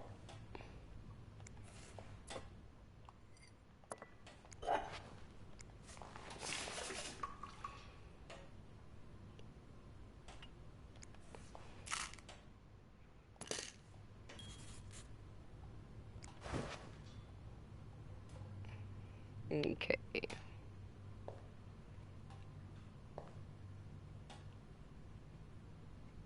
Oh, I left the clean towels on my cart.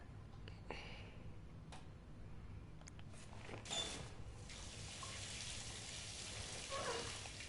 there a way to make this thing stop dripping? I guess not. Okay.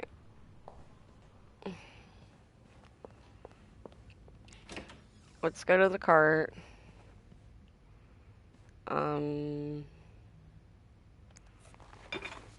Place all the cups. Pick up the clean Those towels. on the bathroom shelf.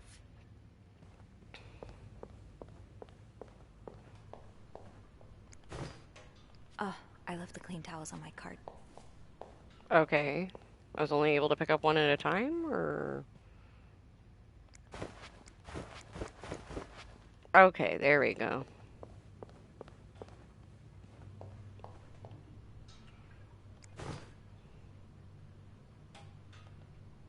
Okay. I don't think there's anything else I'm supposed to put in here.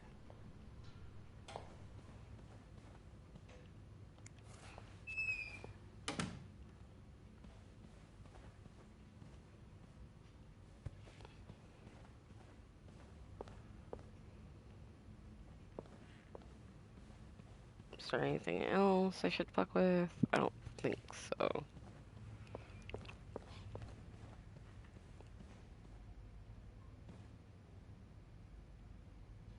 Another day, another dirty dish to pick up. Okay, just making sure I don't have more junk.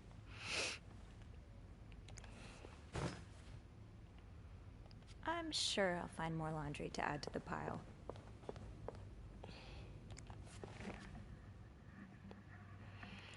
Okay.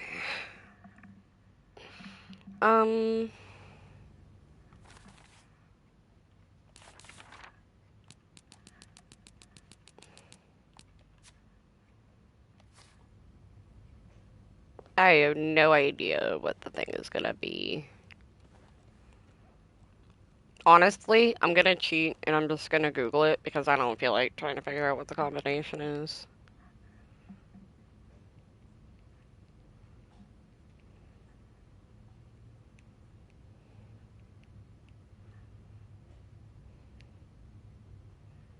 Give me just a second, guys.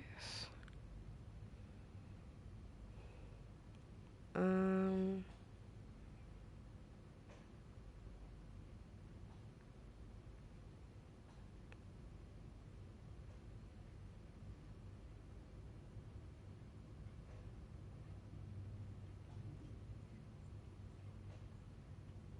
Hmm.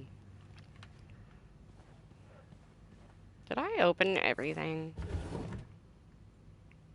I don't think I did. You're Oh shit. pawning off your possessions? What do you need the money for? A World War II victory medal? Fuck.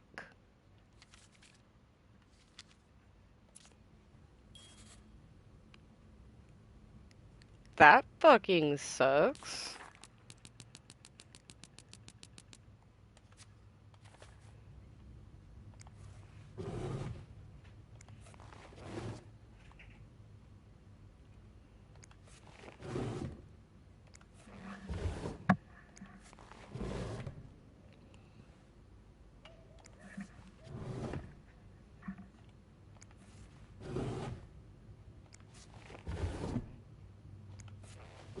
I just want to make sure I opened everything. Yeah. Okay. Give me just a sec.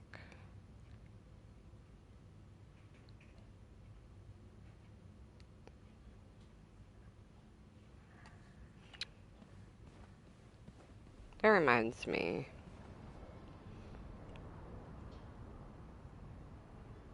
I can put the key back.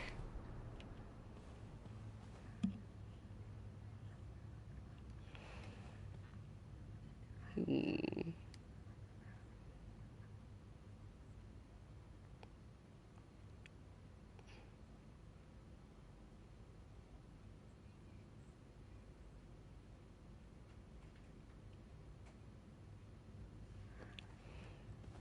Okay, I closed the door. 34.99.57.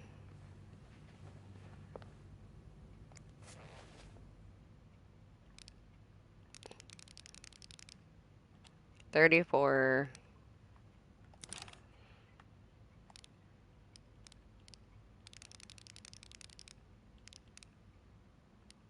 99. 57.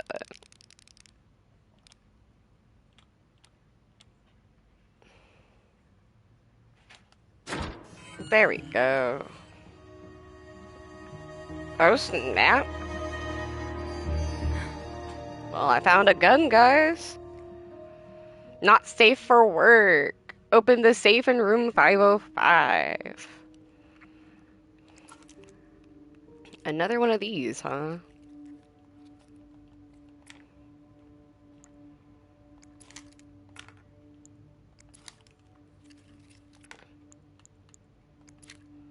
More film.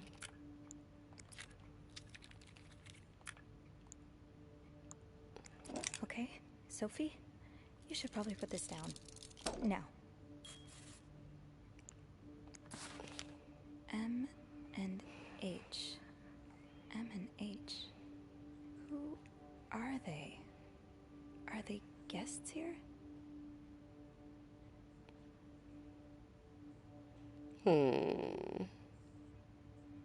Give me just a second, guys.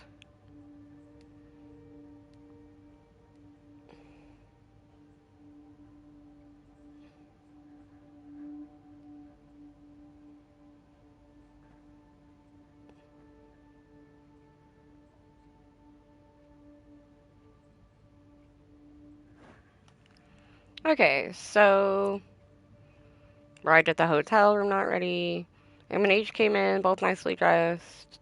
Heard them talking to the receptionist, saying how nice oratory was. Room's ready. No sign of M&H. Finished developing the pictures and able to sleep. You're going through their trash? You really want to find out what M and H are up to, don't you? Okay. Found the place for the receipt for the thing called Harry's Diner. Okay.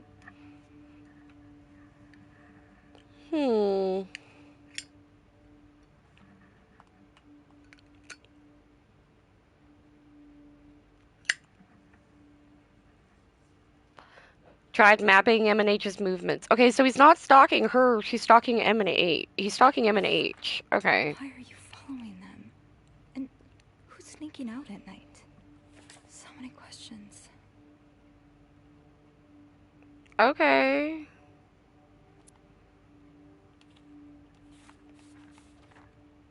Right. Alright. That was taken in the lobby. Right.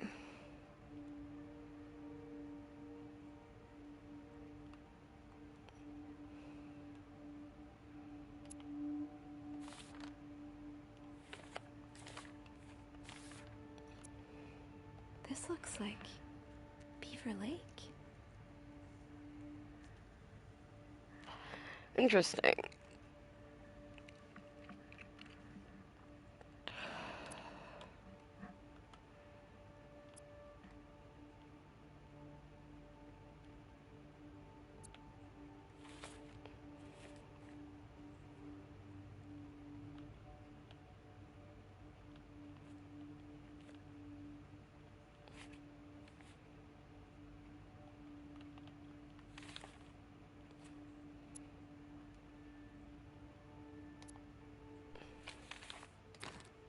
Hmm.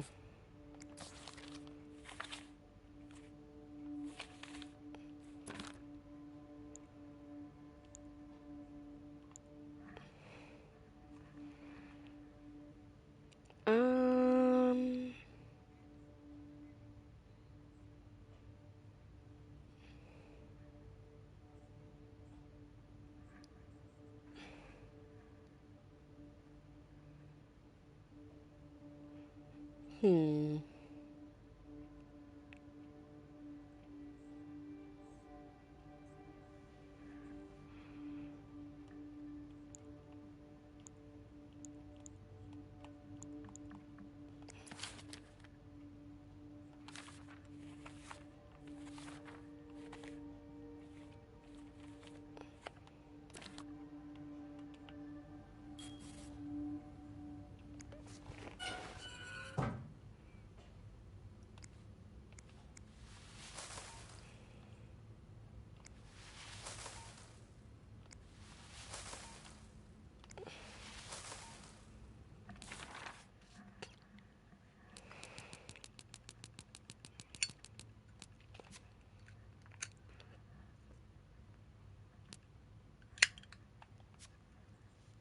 Gun and a stalking journal. 2 more targets. It looks like Mr. Morgan's stalking doesn't end with me. He's also following 2 of the hotel's guests, M and H. I can't believe I'm saying this, but I'm grateful he only took pictures of me. He has extensive notes on M and H's comings and goings, like he's tracking their every move. I need to find out who they are and what we have in common. Maybe that will tell me why I'm caught up in all this. Hopefully Beth can help, or at least reassure me that men like this get what's coming to them. Well, damn. Okay, close that.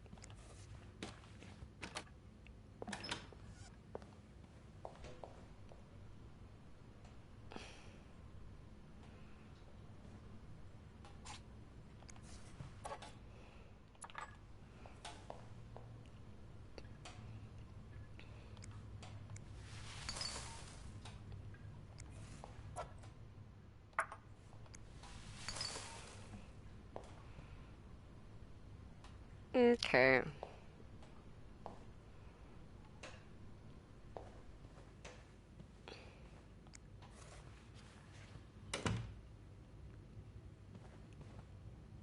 M and H. Maybe Beth could find them in the logbook. Right, maybe. Just trying to see if there's anything else I should be looking at before I go.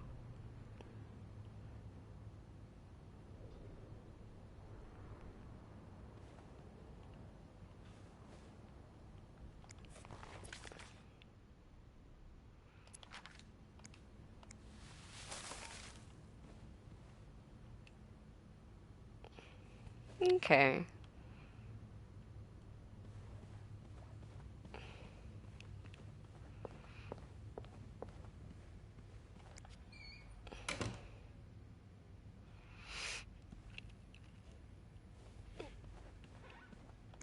Actually, I should probably see if I can call Beth.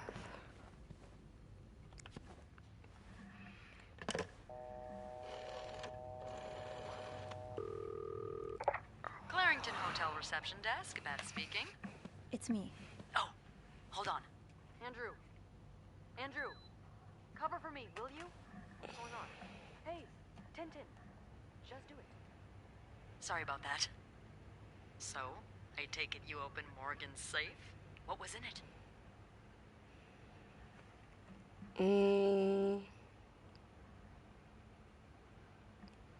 Actually, I need your help again. Yes? I found out Mr. Morgan isn't only stalking me, but 2 other people as well. Oh, who are they? They're guests. I don't know their names, though. I was hoping you could find them in the logbook. Well, Snoopy, although it may seem like it, I'm not actually clairvoyant, so I'll need something to narrow the search. Do you know anything about them?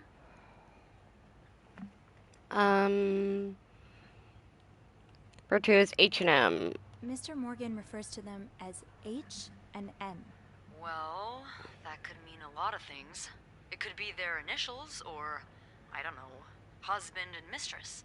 Oh, I hadn't thought of that. Yeah, I'll need a little more to go on.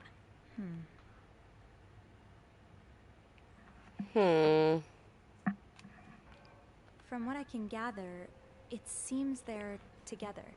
Okay, so they must be staying in the same room. Do we have a lot of couples at the moment? Well, yes. It was Valentine's Day last Friday, remember? Oh. Oh, indeed. Would you look at that? There's a couple staying in room 509, Hector and Marcella Cruz. Hector and Marcella. H and M. Yeah, that's what I'm thinking.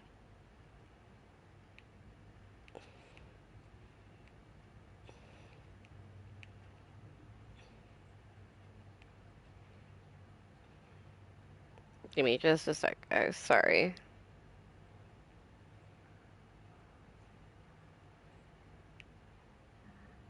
Okay. What do we know about the cruises? How are they linked to me? How are the cruises linked to me, though? I mean, why Right. is Mr. Morgan stalking us both? My guess would be that they're his real target, and you just got in the way somehow. Maybe he saw you snooping around their room. When did they check in? Last Thursday. I haven't been in 509 for over a week, so that can't be it. Then I really don't know. Do you have room 509 on your to-do list by any chance? I do, actually. Then Dun, dun, dun. maybe you go clean it and have a little look-see? Yeah, nothing unusual here.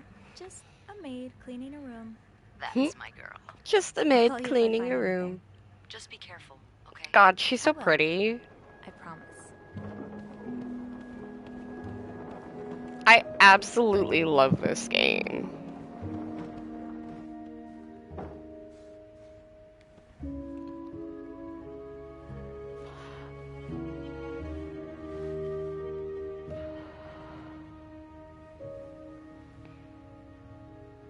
I must have forgotten my keys in the break room again. Uh-oh. Okay. I'll need my keys to enter room 509. Sometimes it feels like Beth has the answer to everything. With the help of the logbook, we were able to find Mr. Spade in room 509. I bet a quick look in the room will reveal something, but I'll need my keys, which I left downstairs, probably in the break room. Classic Sophie. Okay, keys are downstairs. Good to know. I'm just enjoying looking around. Is there anything in here? No? I think Can't I go have in all there? the supplies I need. Darn. I'm still gonna keep What's in trying. there? Ugh, must be mice feces or something. Like, I have a feeling there's gonna be times when I can do extra stuff. Come on, Sophie. That door won't magically unlock just because you want it to. I need my keys. I mean, it could. If you hope and pray hard enough.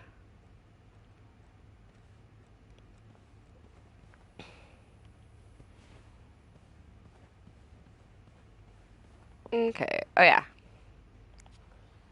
Oops. Meant to close that. Is there anything else this way? Not at the moment. Okay. That reminds me.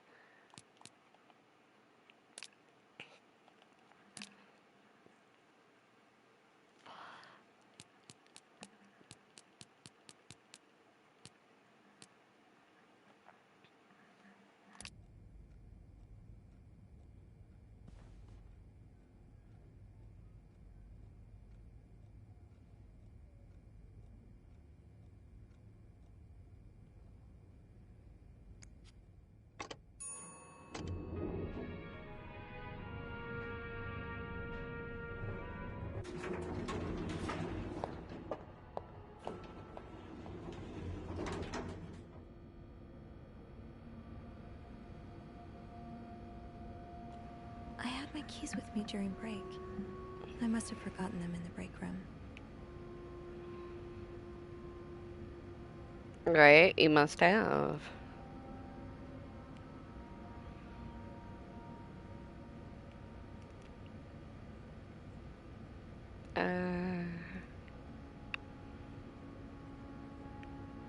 There we go.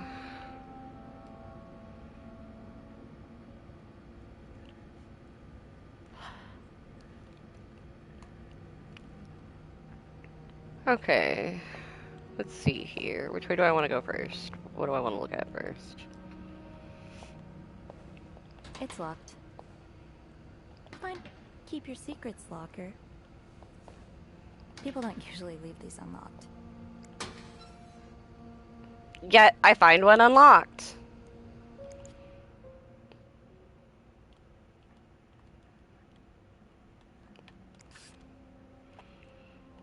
Eugene, half the washing machines are out of order. Because of this, I won't be able to finish our current load in time, and Beth will be forced to offer guests an apology discount. Please fix the machines before Bernard kills me, Rebecca. Damn. Beth definitely doesn't want more reasons to have to talk to guests, especially if it involves apologizing.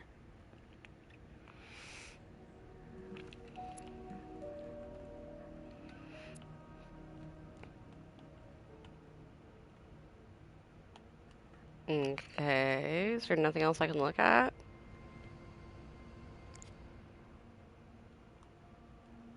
Interesting.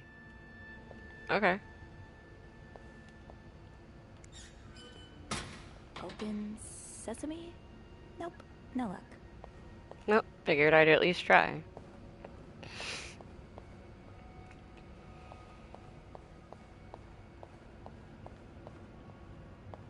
Locked. Eugene must be running around trying to keep the hotel in one piece. Right.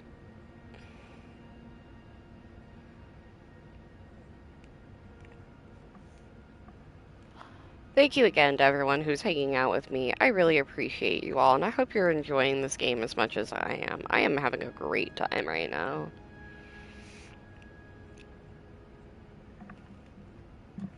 Okay.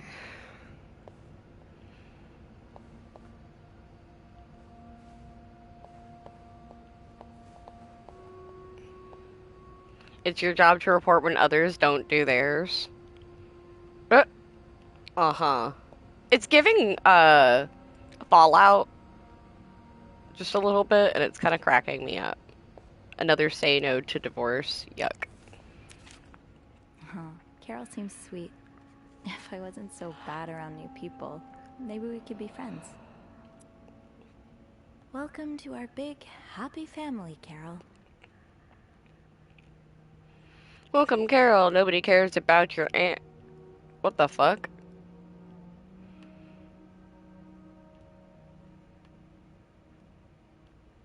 Between Bernard and some of the other maids, I hope this place doesn't chew her up and spit her out. It says, "Hi everyone, my name is Carol and I just started as the new maid. This is my first job and I'm really grateful to be given a chance to work in such a nice hotel. I can't wait to meet all of you. Welcome to the team. I hope you'll enjoy it here. Nice to meet you. You have the same name as my aunt. Welcome, Carol. Nobody cares about your aunt, Reb. Damn.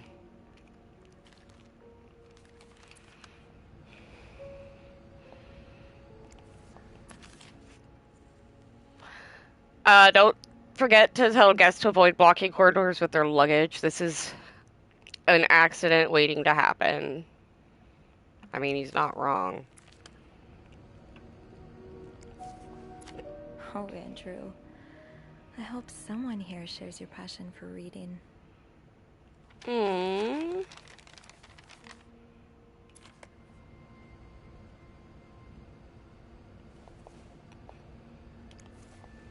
The way things go missing around here, sometimes it feels like the hotel just gobbles things up.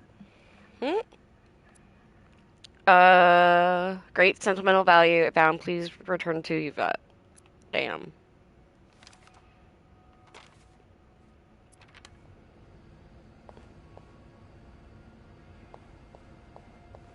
Yeah, Linda's not exactly, my door's always open, come on in kind of boss. Darn.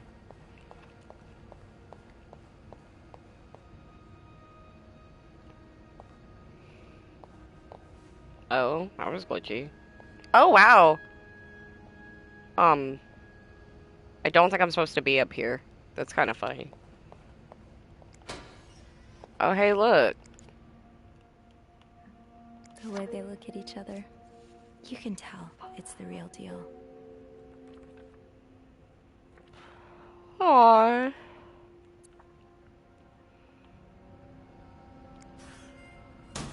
Off limits. Did I remember to punch in this morning? I don't know, did you?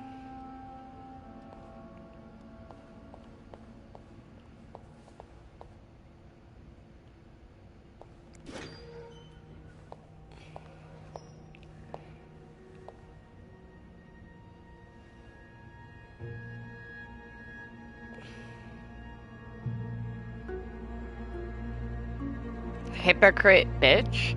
Oh shit. Hypocrite bitch? What did Linda do? And to whom? Oh, fuck. My wife will be at her parents' tonight, so come by my house at 8 p.m. and make sure you bring the new lingerie I bought you, B. Oh. There aren't that many people whose names start with a B around here. Yeah. Let's throw that away.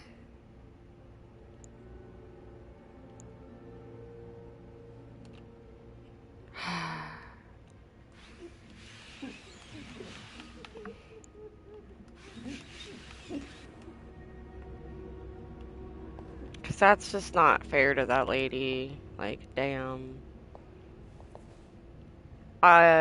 Sandra always greets clients with a polite smile. Be like Sandra. Say no to divorce. Crap again.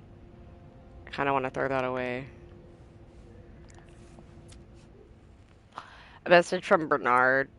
For Valentine's Day, please leave chocolates on the beds of rooms occupied by married couples only. Linda. Of course.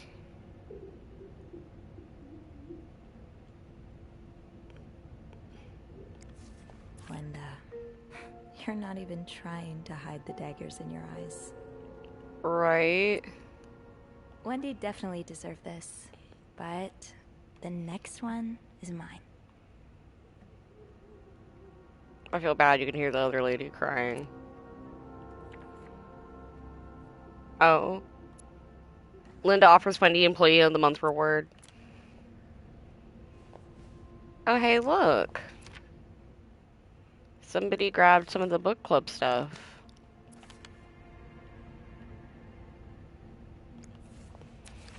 Mrs. Beaumont seemed perfectly nice to me.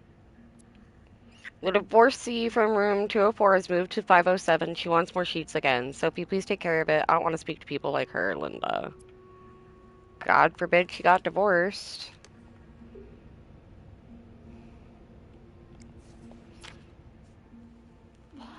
To all employees, as you're probably aware, Valentine's Day is upon us and we are almost completely booked for the weekend. I know this is the time for colds, but I will not accept anyone missing a work shift in the next few days. I want the rooms cleaner than ever. I also wish to remind you of our continued partnership with the Weston's Department Store. Take every opportunity you have to adjust the store for our guests' shopping needs. Thanks to...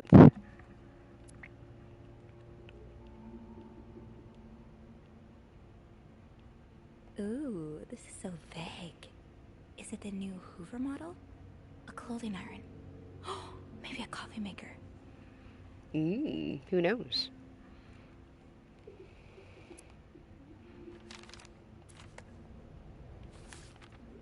The writing on the door. While retrieving my keys from the basement, I found the words hypocrite bitch written in red lipstick on.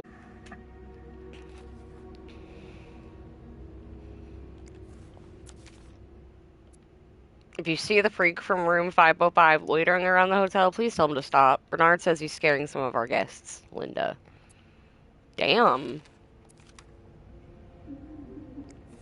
Did I read this one? I don't remember.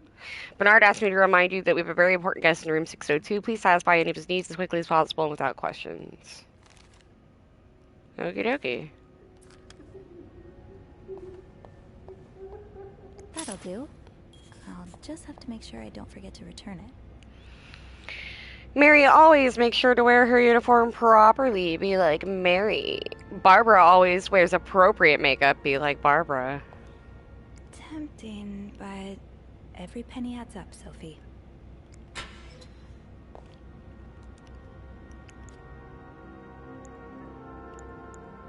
Oh.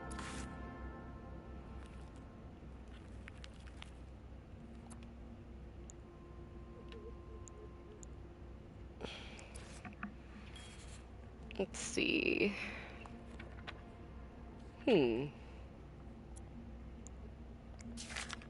Yvette's and Susan's favorite activity, talking behind other people's backs. So now we have to provide soap to the guests. This is getting ridiculous. What's next? A hairdryer in every room? Speaking of hair, have you seen Rebecca's new haircut? I don't think she could look even uglier. Smoke break at 3:45. Damn.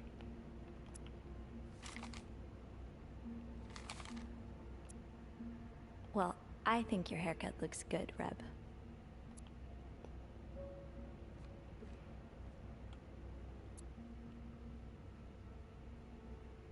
Well, I think your haircut looks good, Reb.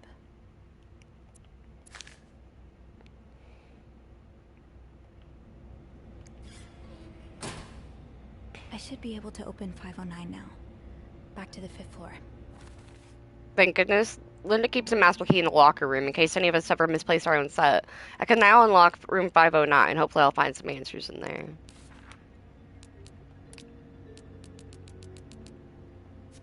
Yvette. Yvette is one of the Clarendon's maids. She and Wendy used to be best friends, but now she's just awful to her. She and Susan have teamed up to ensure no one at the hotel goes ungossiped about.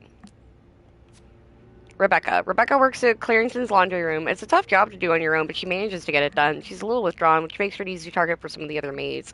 But from what I can tell, she's sweet. I don't know how much I should buy into this, but there's word among the other maids there's something going on between her and Bobby. Can't say I would have imagined that pair.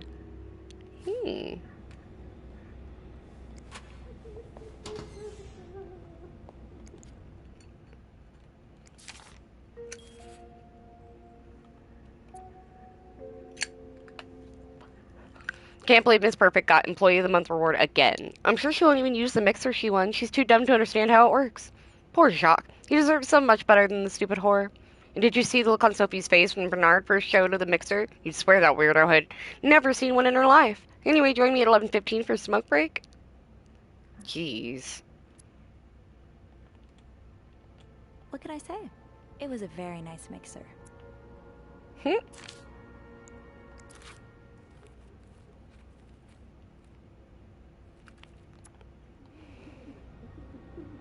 I wonder if I was an asshole and threw away both of their cigarettes, what would happen? You know what? We're gonna throw those away and close that. We're gonna open this back up. And we're gonna throw those away.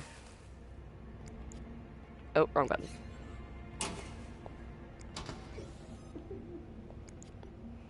This goes beyond constructive criticism. It's just a personal crusade. Wendy, do you think I don't see the way you talk to guests, the way you smile at them and call them sweetie while you fill their coffee cups, the way you laugh at their jokes and bat your eyes like a stupid teenage girl? I'm not sure if you're doing it for the tip or to get Employee of the Month reward, but either way, this is unacceptable, and I won't even mention the way you wear your uniform. This is a respected hotel, not a pleasure house. Although I've always had a problem with your behavior, I tolerated it as long as the guests were happy, but now that you're getting engaged, I can no longer remain silent about it. What would Jacques say if he saw you? I'm sure he would be ashamed as I am.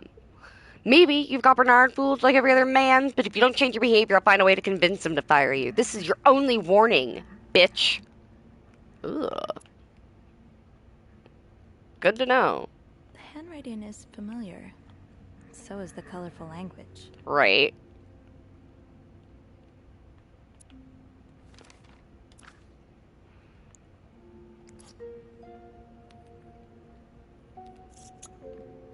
This shade of red, it matches the message on the door.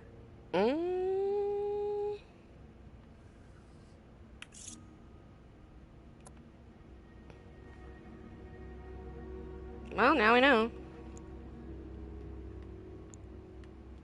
I don't want to think of what could happen to Wendy if someone found these. Should I? Oh? It was Wendy who did that?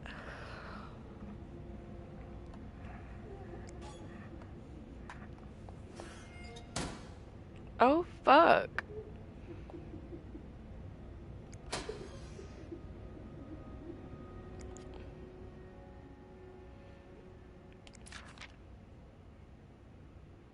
Well, fuck. You know what? Let's throw that away and throw that away.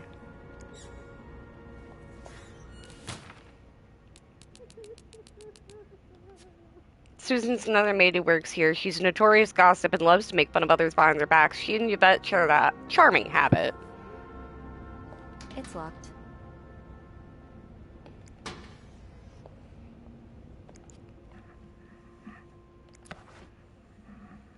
Okay.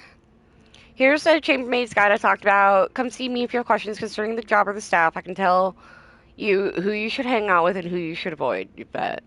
Of course. 1956, huh?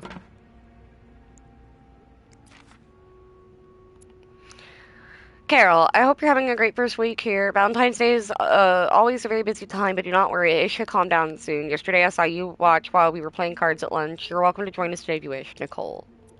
Okay, well that's nice.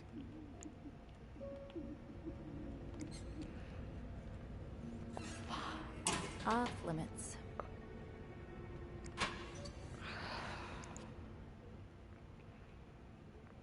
Oh. The hidden enemy. An invisible force is lurking in the shadows, threatening our very way of life, and it is not the communists. It's the homosexuals? A menace to the young. A threat to everyone. But how do we spot them? They move unnoticed in society, working in every field. They may even be married and have children. They could live next door to you, attend your church, or even be your son. In these pages, you will learn how to spot homosexuals and protect society from these dangerous deviants. I'm a dangerous deviant, huh? Oh no, I'm a flaming homo. That's hilarious. Considering this is an LGBTQ safe space, I find that fucking hilarious. This game is definitely set in the 1950s for fucking sure. The flaming homosexuals, oh no! I'm sorry, that just cracked me up like hell.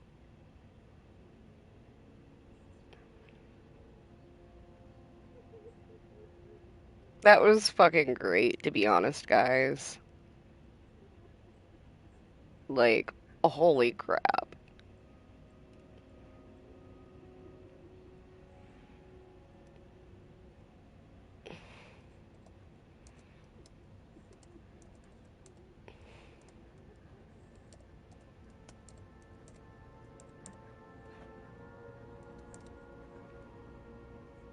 I love this.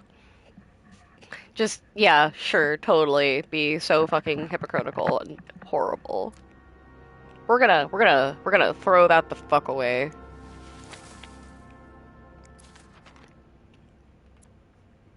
Dear sister, we need to talk about Kevin.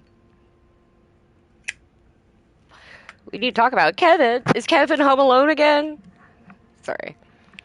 Okay, the other day, Patrick received some pamphlets from a friend from the States, and now he is convinced our child is a sissy. How is that even possible? The boy is only 5 years old. Does it really matter if he likes to play with girls and prefers dolls to toy cars? Still, I cannot help but think, if Patrick is right, if Kevin is indeed like that, what kind of future awaits him? Will he ever be able to get a job, to have a family, to live a normal life? Every time I look at him now, I feel like crying. I just want my little boy to be happy. Is that too much to ask? Love, Nicole. Really, guys? You can be happy and be a sissy. Dear Lord.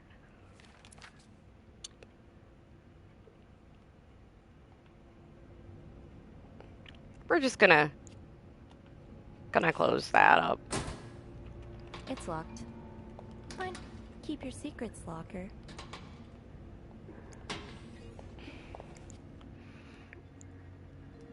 Haven't gotten any tips so far today. Okay, so this is my locker.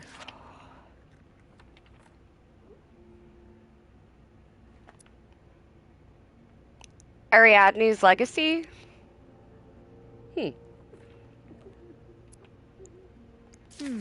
Being recognized for doing a good job. That feeling never gets old. Sophie, I've noticed real improvement in the quality of your work lately. I've heard a few guests saying how clean their rooms are after you go through them. Who knows, maybe you'll manage to steal the Employee of the Month reward from Wendy. Linda.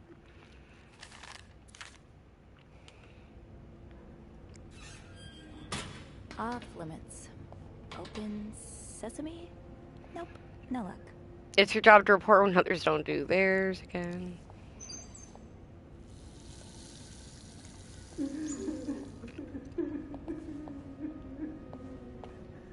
Okay.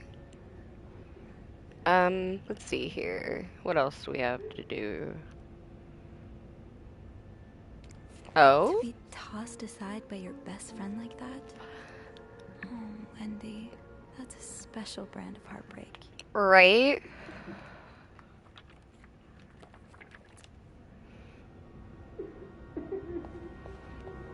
I don't see the other half on the floor anywhere either.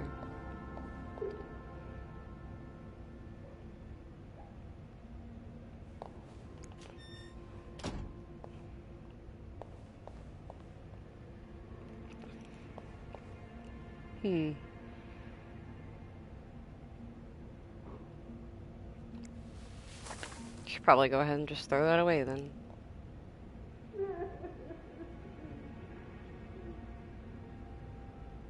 Okay.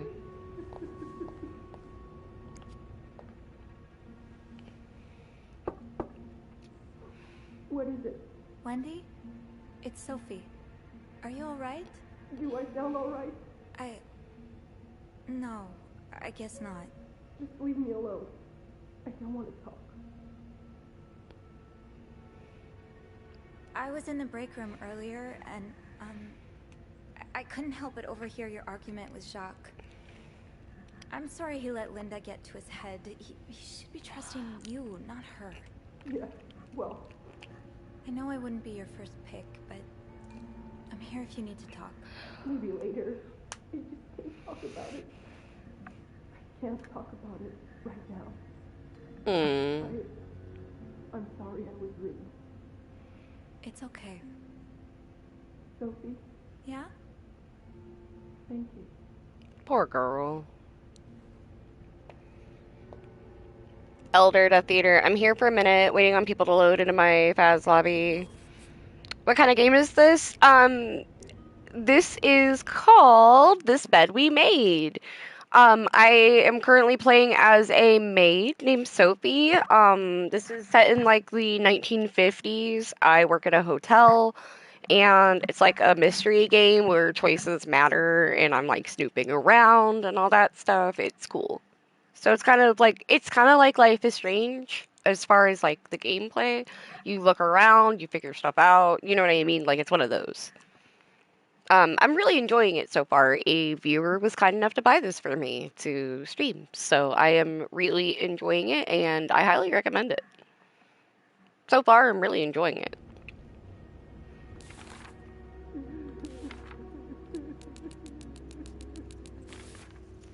Weeping Wendy. Wendy's not doing so well. She's holed herself up in the bathroom, sobbing her heart out. I tried to comfort her and offered her a listening ear if she ever needs it. I don't know how much I help, but at least she knows she's not alone. And Slash redeemed a stretch. Oh, goodness gracious.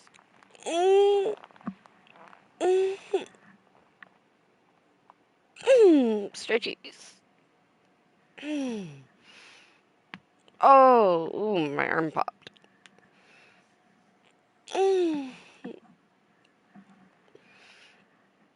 Oh, thank you very much for the stretchies. And hydrate too. I need to go get me something to drink. So on that note, I will be right back, folks. I am going to go do the proper thing and get me something to drink. So on that note, if you guys need to hydrate, please hydrate. If you guys need to get a snack, go get a snack. If you need to stretch, move around, get all loosey-goosey yourself, please do so. If you need to take your meds, please take your meds, because self-care is really important. And if you're playing a game that needs saving, save your fucking game. I will be right back, my darling dears.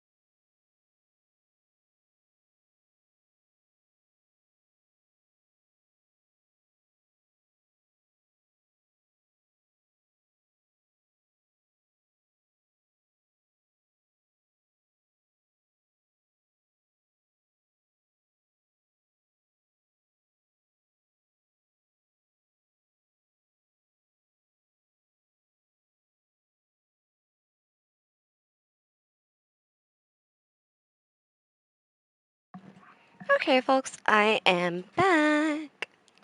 And I will cash in on that hydrate. I apologize. Unfortunately, I didn't have any cold water bottles or anything like that, so still soda. Sorry, guys.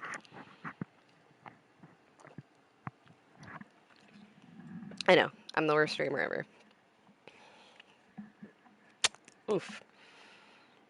Whew. Soda.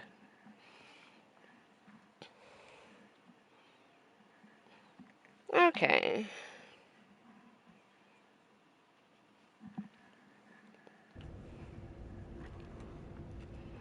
Now that I'm back. Can I go in here? No. Okay. Nope. Guess not. Darn. Okay, ready to move on to the cruises room. Let's see what we find.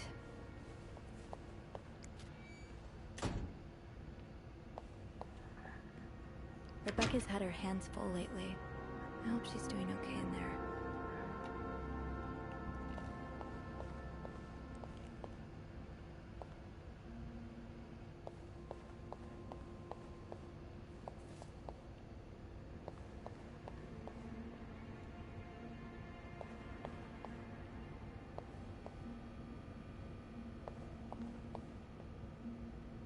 Oh. Oh, another one. Wendy and Jacques have really gotten around. Right. Right, the master key only unlocks the guests' rooms. I'll have to get my keys later. At least I can get into 509 now. Right. Wonder how many other walls have that stuff on the wall. Did I miss one in here? Because I'm gonna laugh if I did.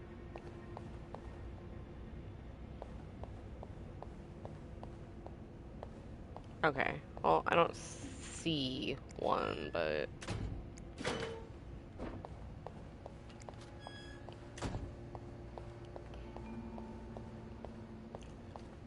Okay. Did I try to open these? I don't remember.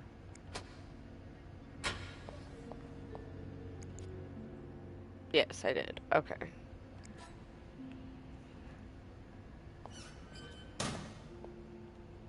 Okay. Now I guess we go back.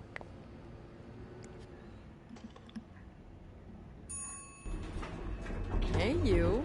Oh, hey, Bev. On break already? Sadly, no. I have an express delivery to make to the 6th floor. Isn't that Jacques or Andrew's job? Well, they're both busy, so... What about you? I thought you'd be in 509. I'm heading up now. I just had to grab Linda's master key before I could continue our... investigation. Oh, I see. Well, this has been quite the day so far, hasn't it? I can't remember the last time work was this interesting. Yeah, that's definitely one way to put it. That's not all, though. Ooh. While I was looking for my keys, I found some graffiti on Linda's door. What kind of graffiti are we talking about? The words, hypocrite bitch, in red lipstick. And, Oof. I found a red lipstick inside Wendy's locker, so putting 2 and 2 together... Yeah, well, Wendy has about 1,000 reasons to do something like that. Linda's been treating her like her personal punching bag as of late.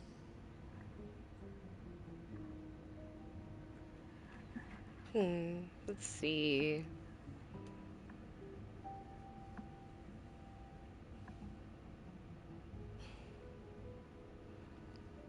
Yeah, Linda's been pretty bad to Wendy. I'm not surprised she snapped. Remember that day when Wendy came to work with that gorgeous perm? The staff, the clients, everyone complimented her. Then Linda came along and sent her right back home to straighten it out because her cosmetic choices were distracting the clientele. Of course. I'm not trying to excuse her behavior, but I think Linda's under a lot of pressure right now. It can't be easy, managing so many people with Bernard breathing down your neck. You know, I don't know how you do it, Sophie.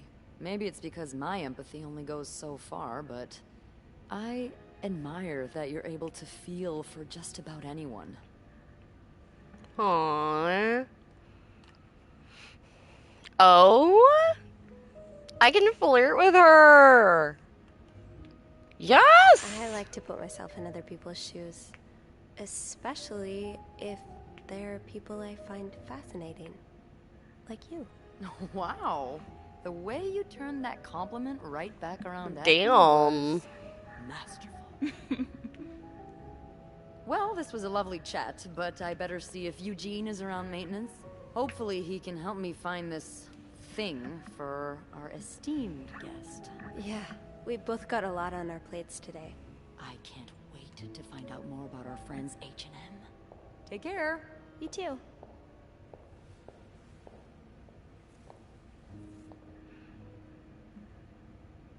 Okay.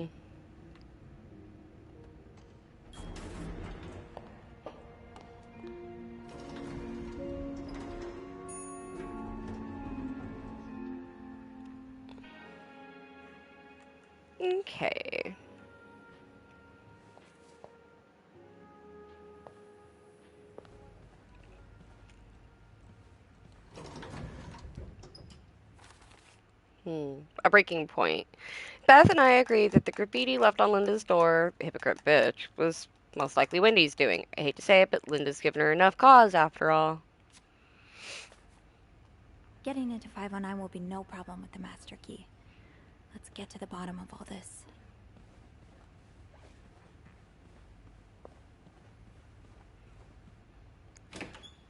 I can go into 504 too. That's cool.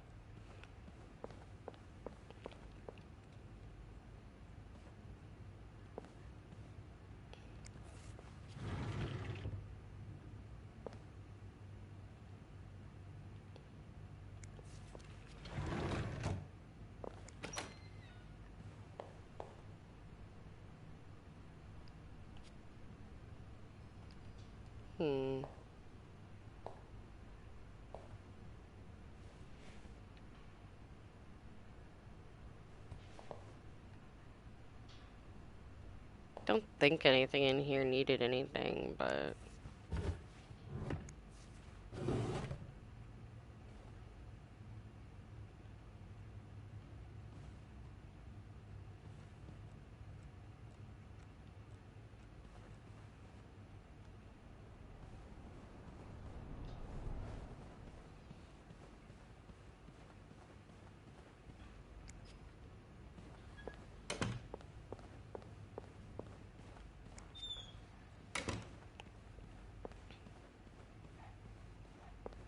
Oh, I do have 506 next on my list. Should I pop in before checking out 509? I think we should.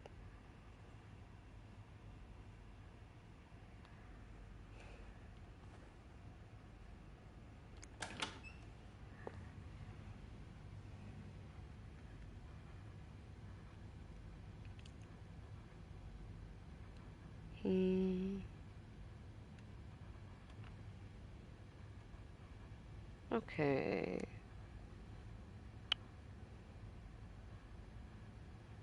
Sorry, I'm checking to see which of my friends are on. Some of my friends that were on aren't anymore.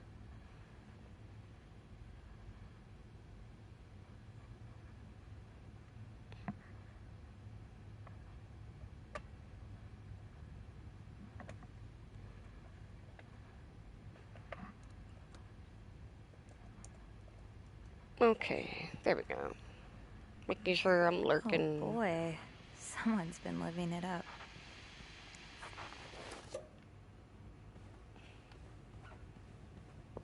Okay.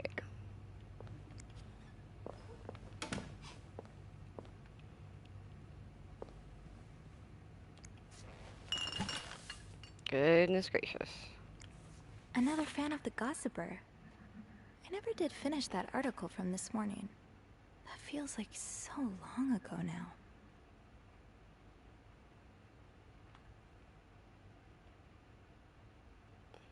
I love this. The art style is gorgeous in this.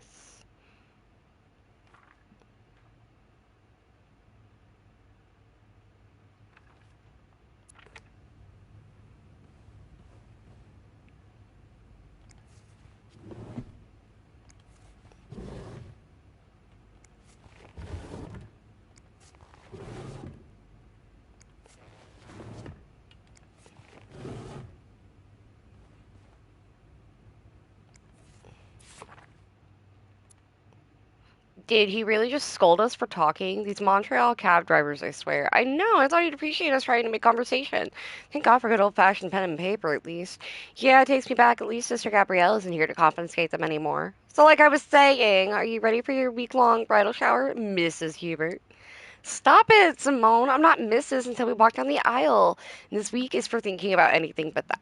That's right. We're making the most of this week before I lose you to the jaws of married life. I would never. I won't be another Andrea, I promise. Leanne, he's going to kick us out if you keep making me laugh. The Montreal Tourism Association, huh? Discover historic and gay Montreal. Oh my God. I know they mean gay as in happy, but my brain goes to gay. I love it.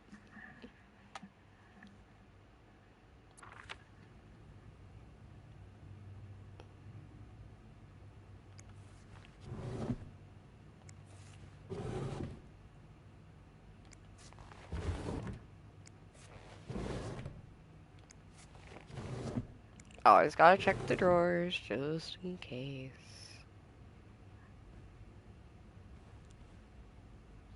Oh. Little thing on the door saying to clean.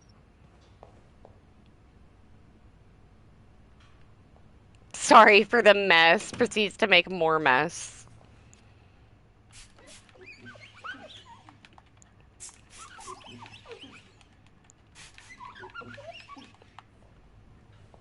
Goodness gracious. Oh God. Why do people do that? Look at this. People are so fucking rude. Oh God. What's the story behind this? Why does that look like chocolate?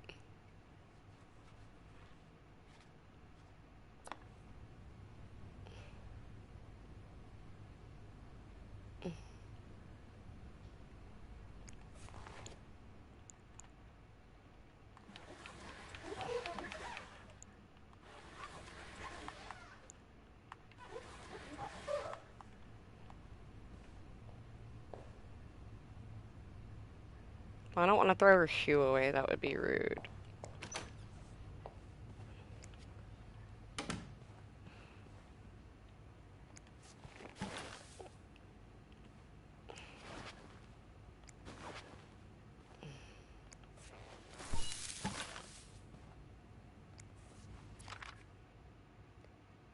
The Valentine's Ball.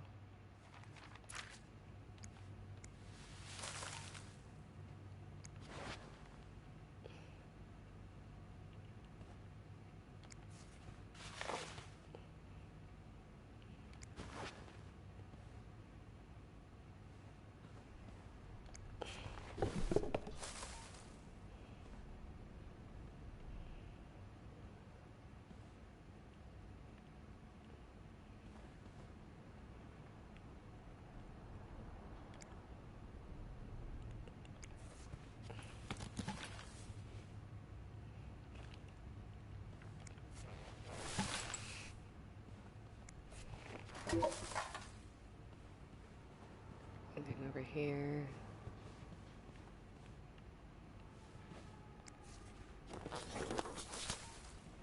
Any other balloons? Okay. Oh.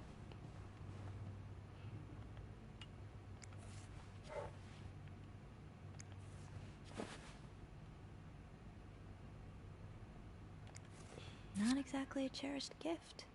If you just left it behind like this.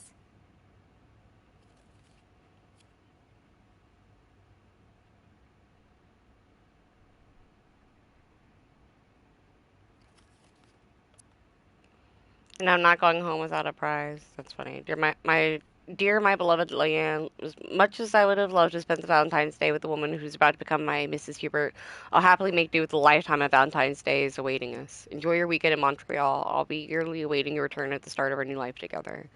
Love, Gregory. P.S. Don't let Simone rope you into anything crazy. Tell her I need my bride back in one piece. Aww.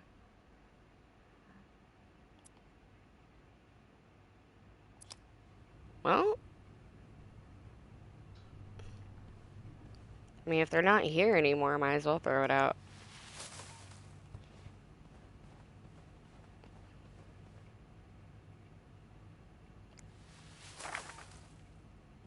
I guess that means throwing out the shoe.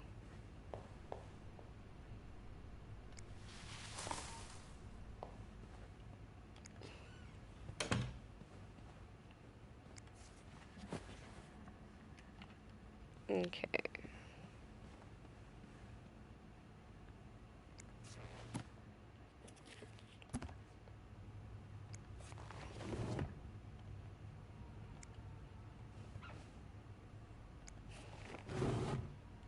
Okay. I don't see anything else of interest or specials.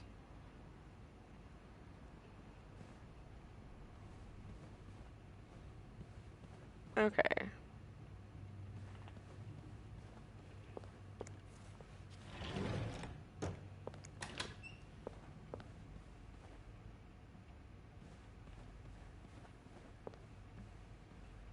I wonder if I need to, like, vacuum the room or anything. I'm sure I'll find more laundry to add to the pile.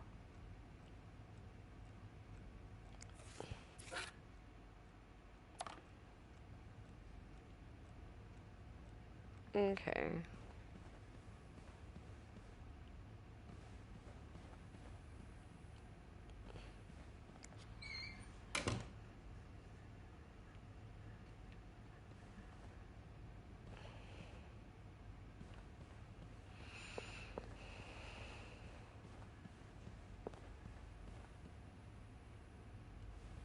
Yeah, that was 504, so this is the way I needed to go. Okay. Sorry, I get turned around easily, guys.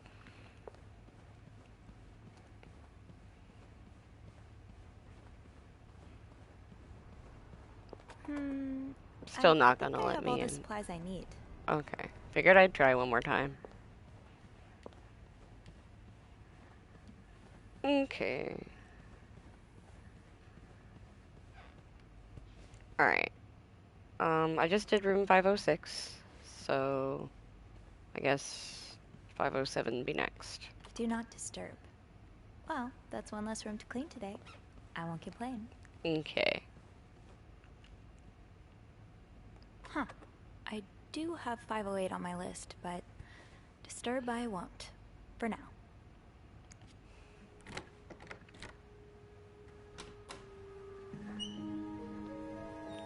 Okay. Let's get this going. The Suite Life. Room 509 is one of our suites, and Marcella and Hector Cruz have certainly made it feel quite lived in. There's a lot to look through, so I'd better get started. The answers I'm looking for might not be readily apparent, but when in doubt, clean. I'm sure something will come up. My first step should be to tidy up a bit. Searching a clean room is easier than searching a messy one. Looks like someone had quite the shopping spree.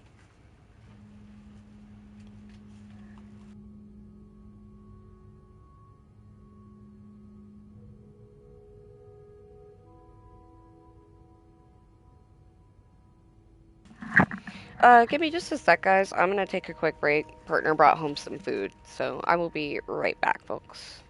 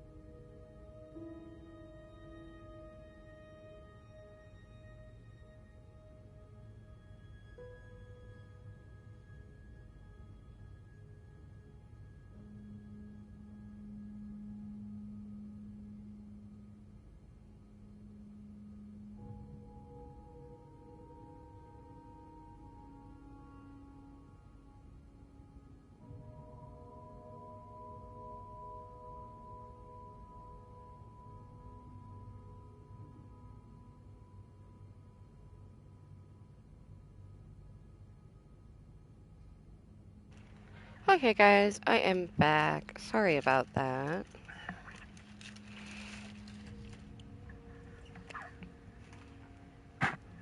Did I interact with this? Someone had I don't quite the remember. shopping spree. Looks like someone had quite the shopping spree. More work for poor Rebecca. Hang in there, Reb.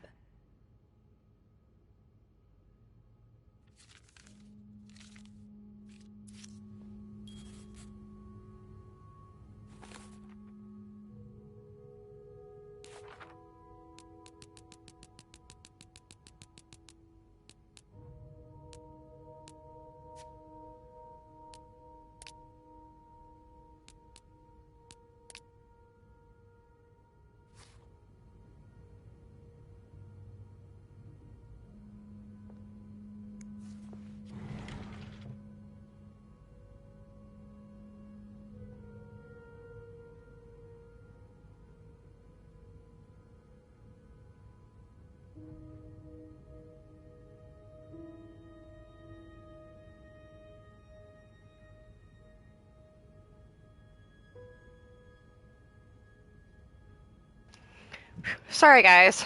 My partner brought home some spicy wings for himself and gave me one because he's very polite and cheers.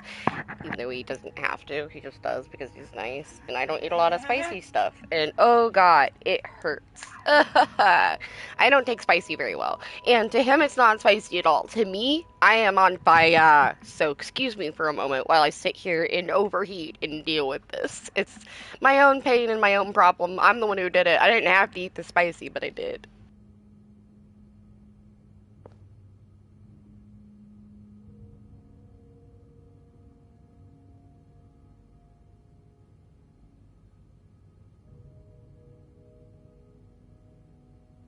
No combination, no entry.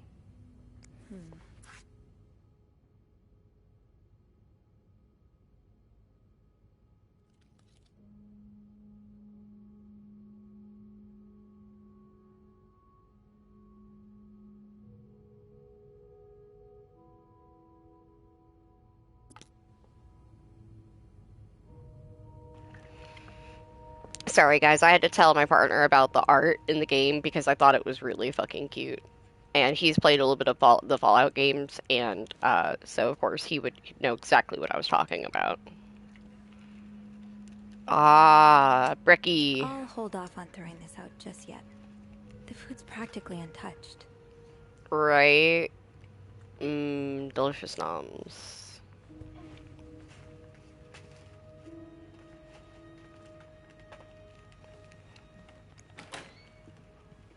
Okay. Let's clean this yucky ass tub.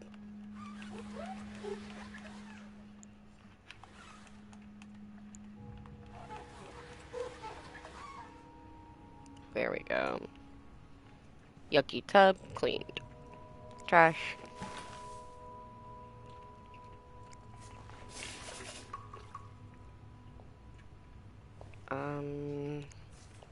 What's this? These are lovely. I wish you'd had more confidence in yourself. I still love you as much as I did on the day I met you. I will always remember the first time I saw you in the beautiful blue red dress on the It Seemed Like Only Yesterday when I first, and years ago I promised you I'd always love you, and today I vow I pledge again what I pledged 10 years ago. Aww. That's sweet. Just a bunch of sweets.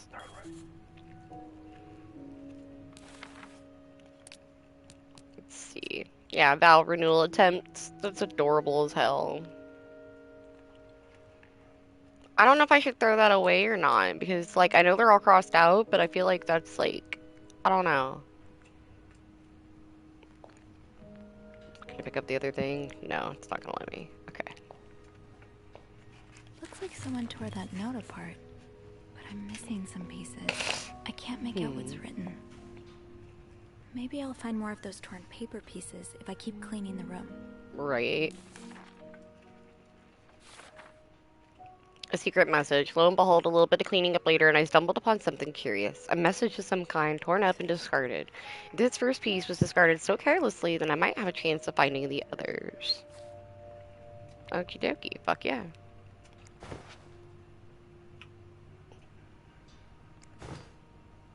Okay. I replaced the towels.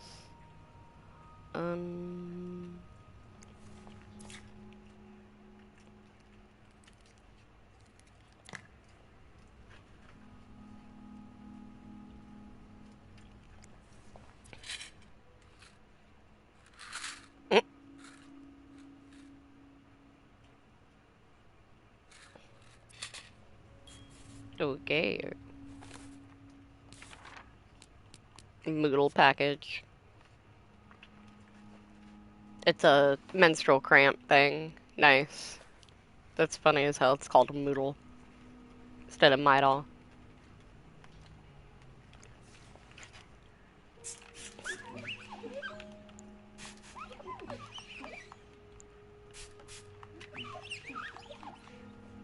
There we go. Okay. Cleaned all that up.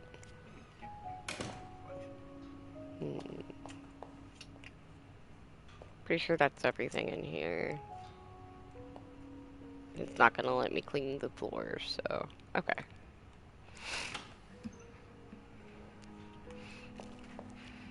Also, I don't eat too often on stream, but my partner also got some lemon pepper fries and was nice and gave me some, so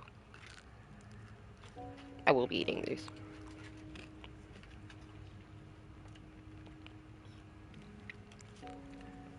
You know you're loved when your partner shares his fries with you for no reason other than love.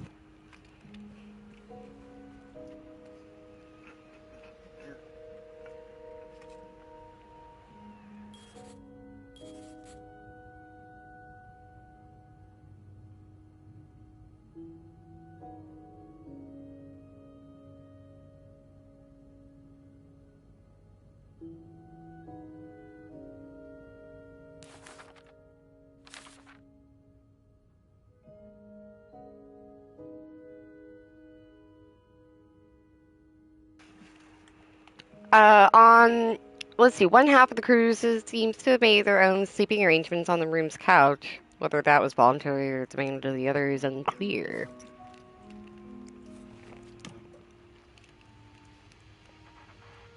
Still no signal for the TV. The storm's still raging on. Darn. Yep, it still looks like shit outside.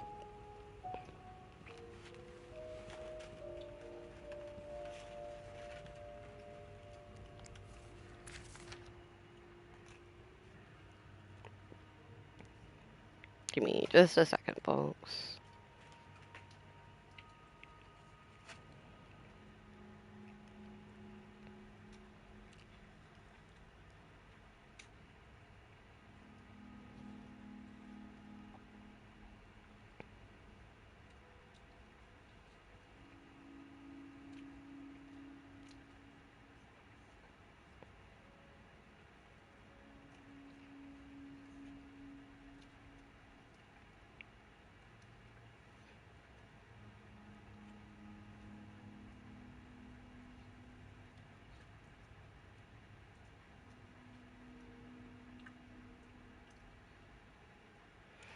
Give me just a second, folks. My mom told me something really important I need to share with my partner.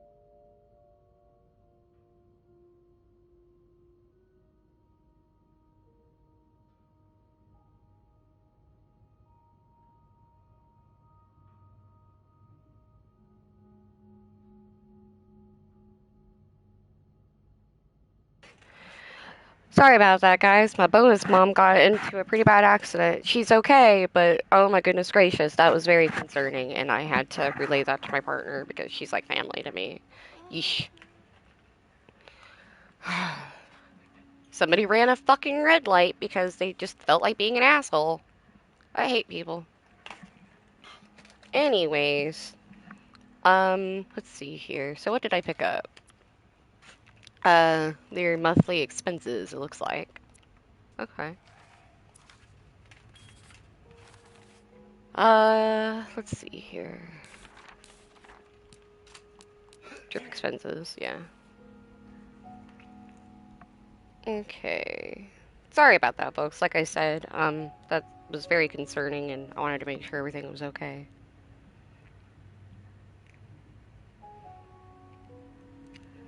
Let's see here. St. Joseph's Oratory of Mount Royal.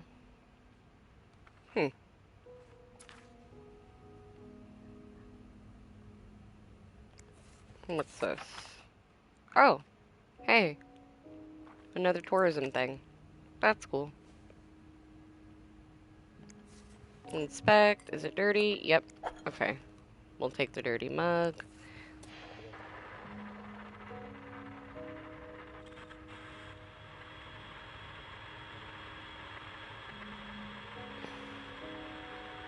Okay, well, that still doesn't work. Darn.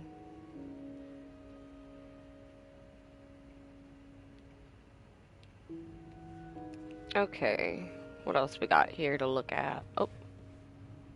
Can I not? Okay, I can't do anything with that either. Dang.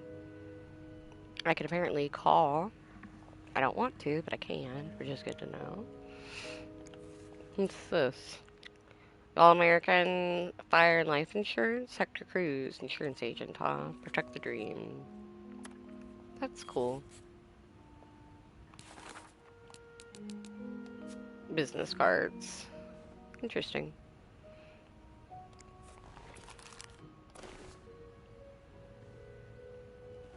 Okay.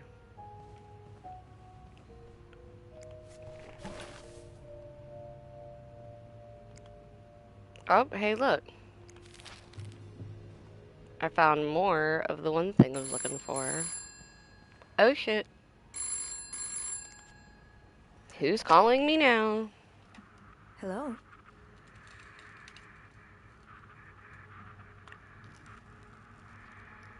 Hello? Beth? Is that you?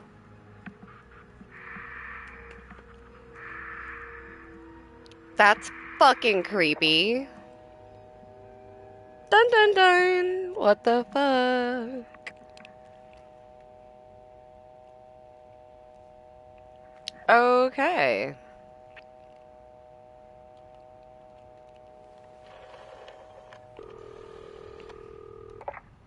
Clarington Hotel reception desk. Beth? Sophie? Did you just call me? No, I didn't. Then who called? What do you mean, who called? Someone just called, and they said nothing. All I could hear was static and breathing. Whoa. The creeporama just keeps on going, doesn't it? Right. Hold on. Hey, Archie. What's up? Give me a second, Sophie. Well, shit. Okay, so turns out Archie here patched a call through to 509 moments ago.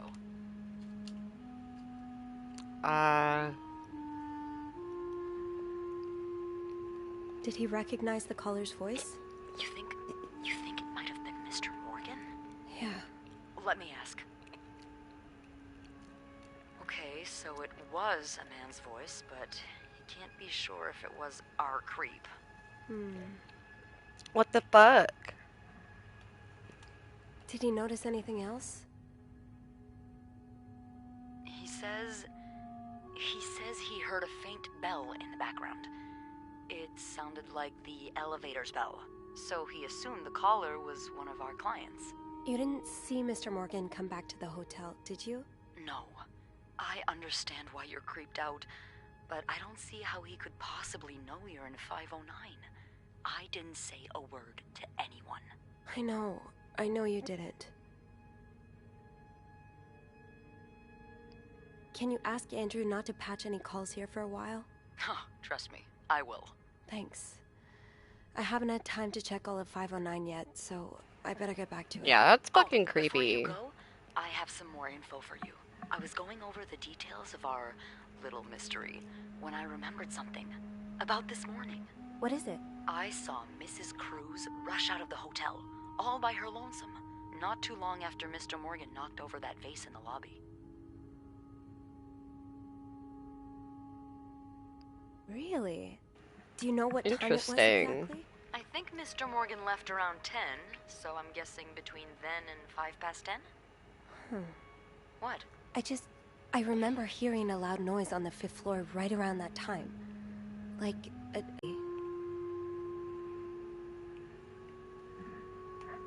Did you notice anything weird about her? You mean, other than the fact that she was walking straight into a snowstorm? Yeah? Well, I've only ever seen her with her husband. It seemed unusual that she'd be leaving alone. But now that I think about it, maybe she was sneaking out. Or following Mr. Morgan. Yeah. Hopefully I can make sense of all of this. I'm sure you will. Call me as soon as you find something. Okay. Thanks for the info. Right?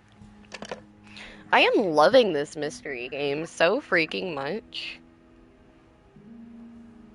Like, I am truly loving it.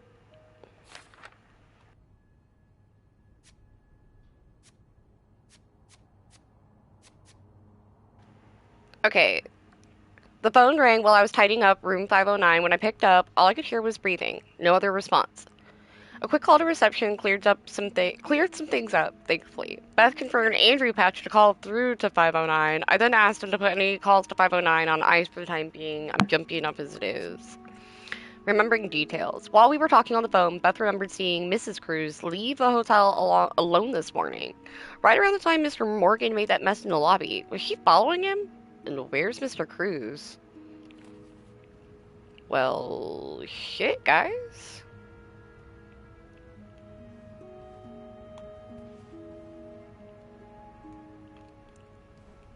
Someone's been sleeping here.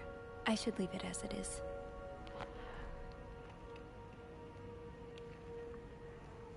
Let's see here.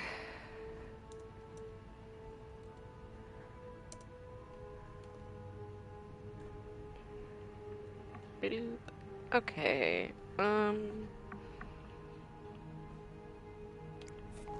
Wow. You look like a couple out of a magazine.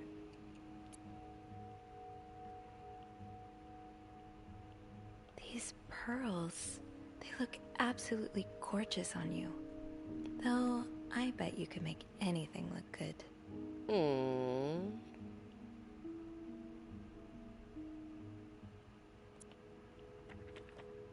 February 14th, 1948. Aww.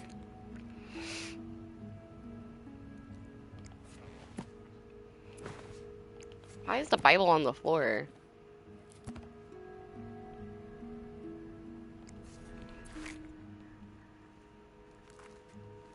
Interesting.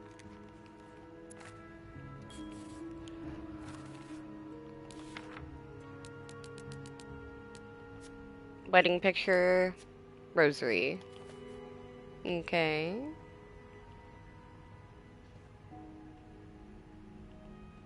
Suitcase, we're not gonna mess with.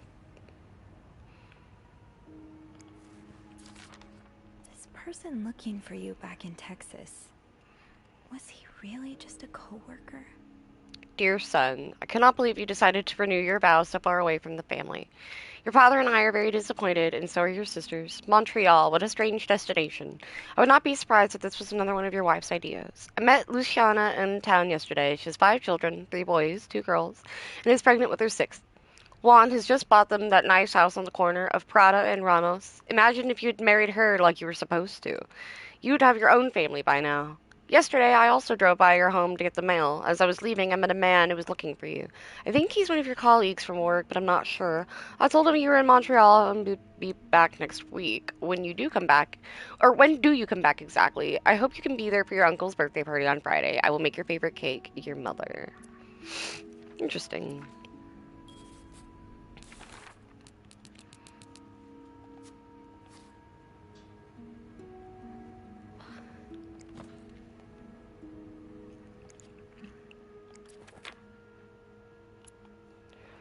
SW. Looks like you had a few appointments with him, Mr. Cruz. Or her.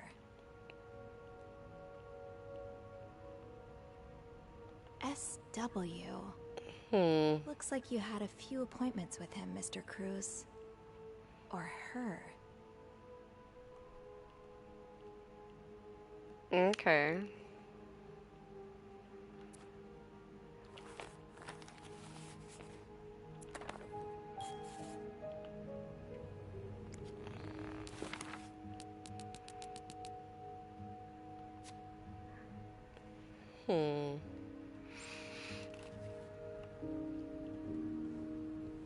Also, I would just like to once again say thank you to everyone who has stuck around. Those of you who hang out through the ads and everything. I actually genuinely appreciate you guys. You guys have helped me so much lately as far as just making sure I get the views, and I really need that, so thank you.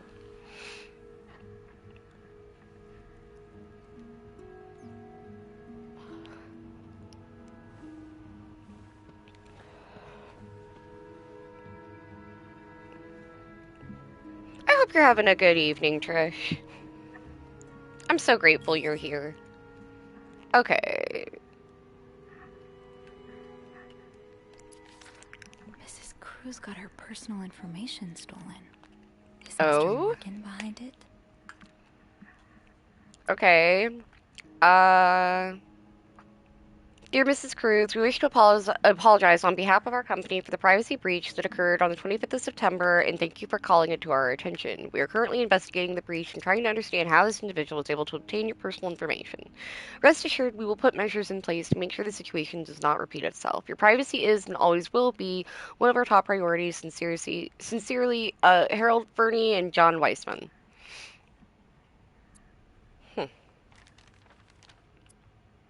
Who could blame you for seeking help? I'd do the same in your shoes. These scribbles don't look random, but I can't figure out what they mean.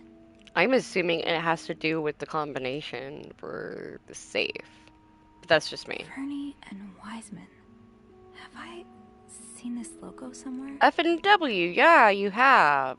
Fernie and Wiseman. Have I seen this logo somewhere? Okay. Locked. It looks like the code is made up of 4 letters.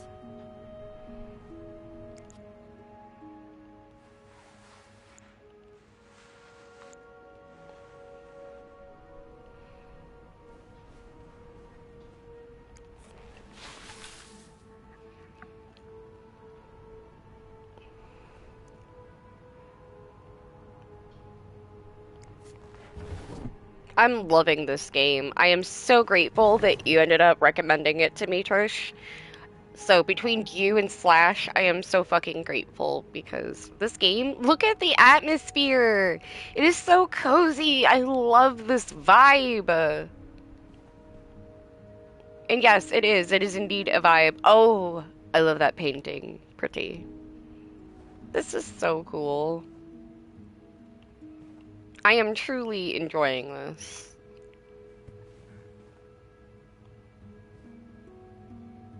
Stuff on the floor. Oh, hey, look. A piece of paper.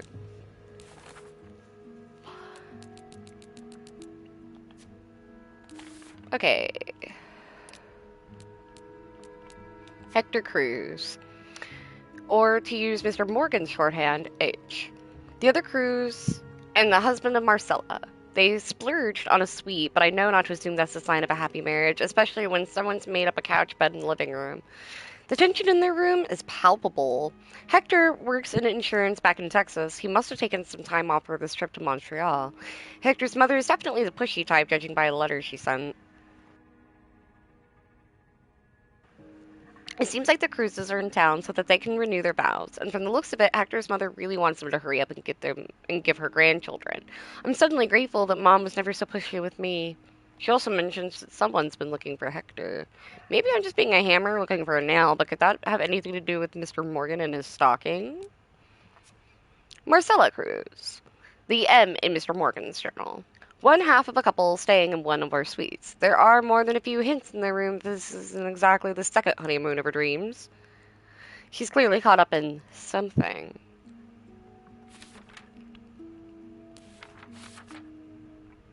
Okay, I'm on the case. The Cruzes have some kind of suitcase on their bed, but not the kind I usually see. It's smaller, perfectly square, and can only be opened with a 4-letter code. Hundreds of possibilities, and I don't even know where to start. Cruz? Nah, that's too simple, I'm sure. A letter is sticking out of the case, addressed to Mrs. Cruz and signed by Bernie and Weissman. Apparently she suffered a breach of privacy recently. Yeah, and you're about to do the same.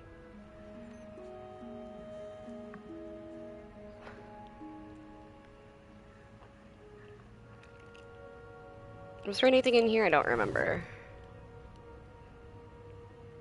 What's this? Hey look! Lysol!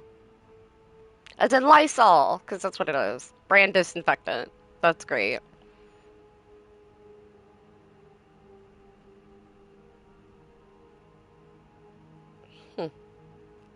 Active ingredients are... Yeesh.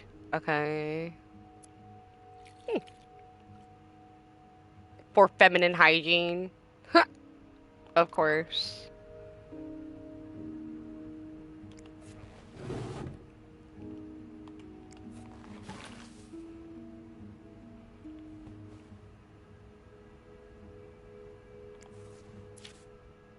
Pills provide birth control. Development of a contraceptive pill, believed to be the ultimate form of birth control, was reported yesterday to a group of journalists. The pill was tested among 218 women, despite reports of some undesirable effects. Dr. Tenenbaum said the pill showed greater promise for the future. Well, fuck. Okay. These symbols, they look oddly familiar. These scribbles don't look random, but I can't figure out what they mean.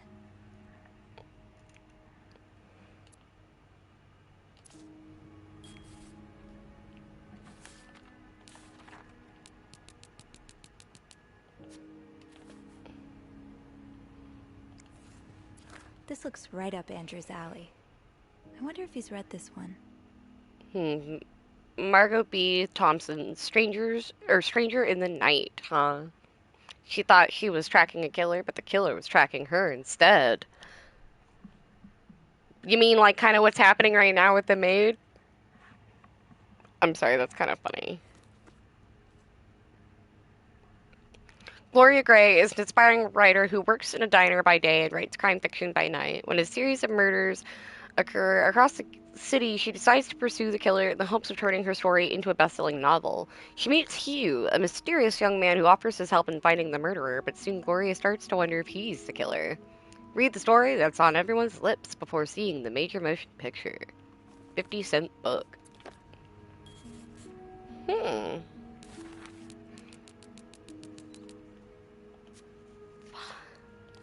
Okay, cool. So she's into the crime novel. Is there not another pillow in the room?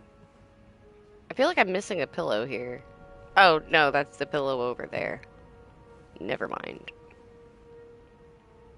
Okay, I guess last thing to do would be to go through all the stuff here. Oh, wait. Hey, look. I found the pieces of the puzzle. Y'all can't tell me this game isn't absolutely gorgeous.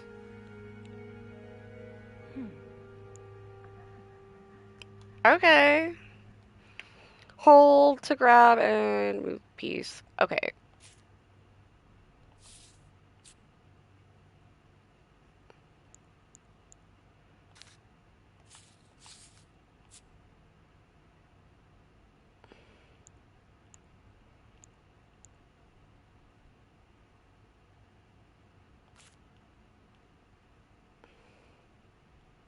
Okay, this needs to go towards the bottom. This piece needs to go towards the top. Okay, that's a side piece. This piece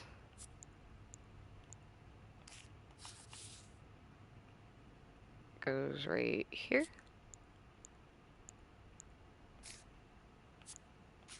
Let me move that out of the way real quick.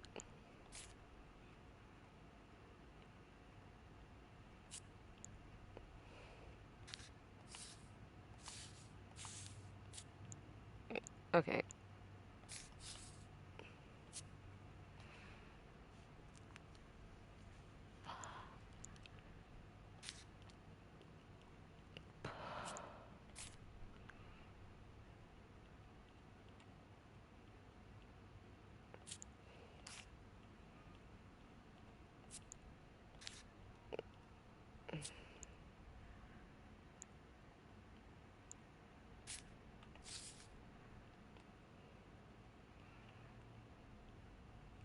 Okay. Now I have the scale a little better here.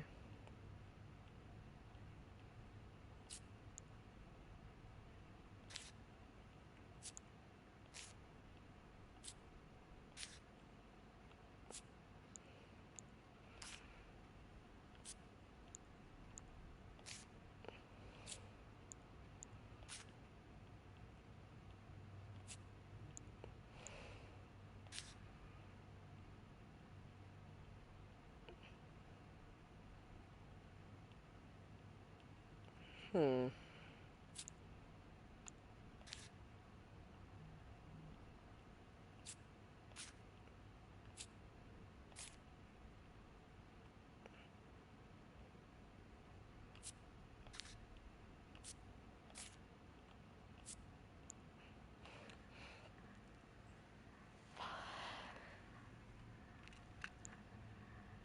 Okay.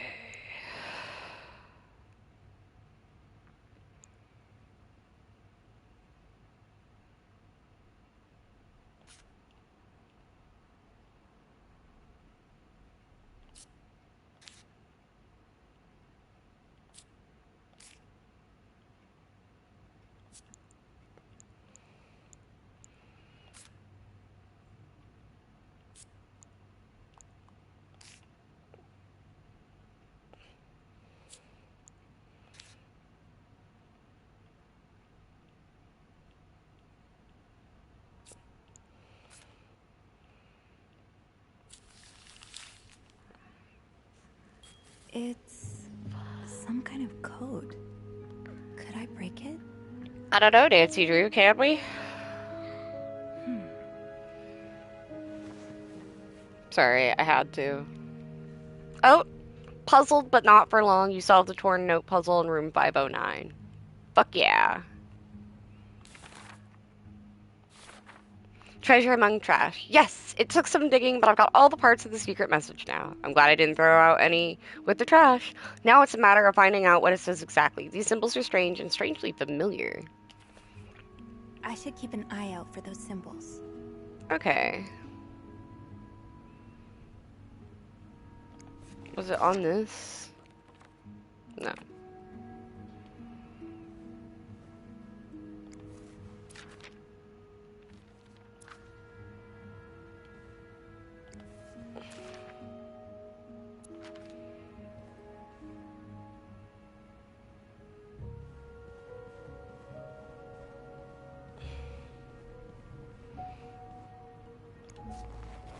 Is there anything in there? No.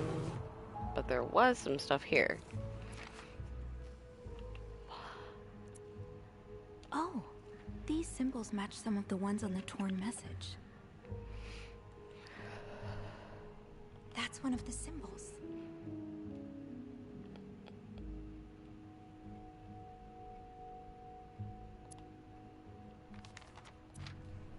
Okay. Oh, these symbols match some of the... That's one of the symbols.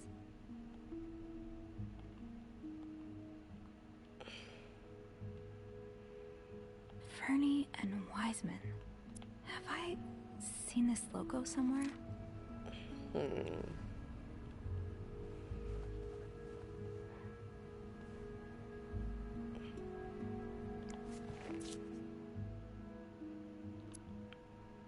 More of these symbols. Just what I was looking for. Yes, these are part of the same set. I think I can use this.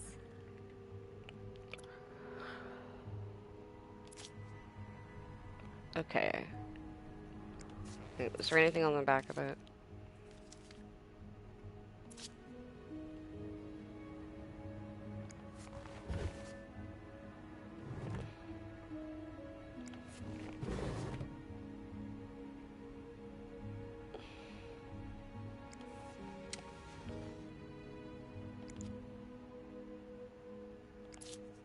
Am I reading this right? The account's been emptied. Oh shit.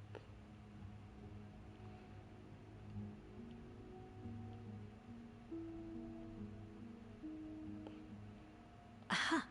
I'll have to remember these.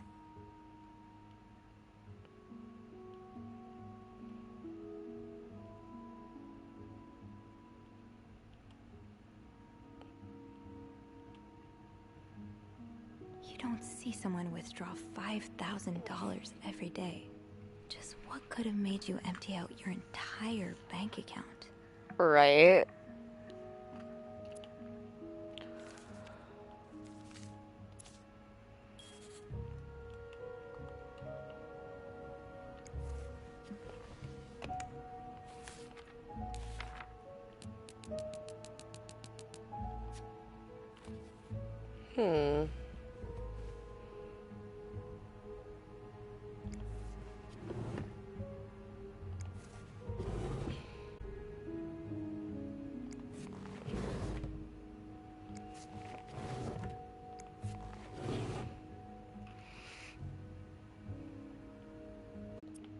Okay, interesting. Yeah. I think these match the symbols on the papers I collected.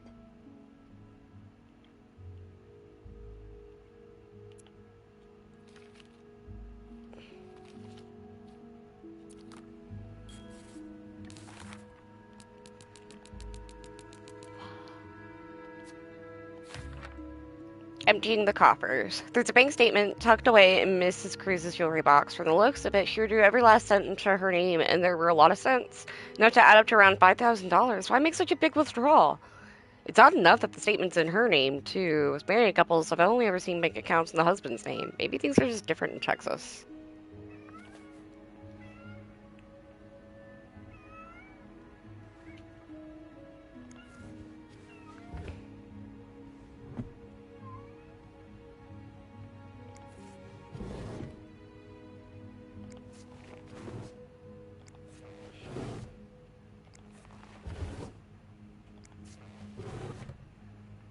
Okay, interesting.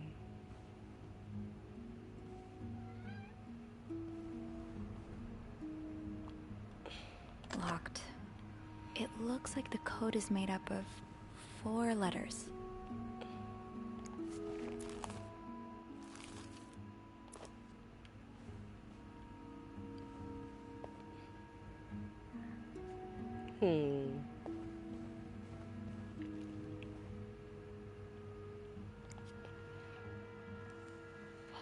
Okay.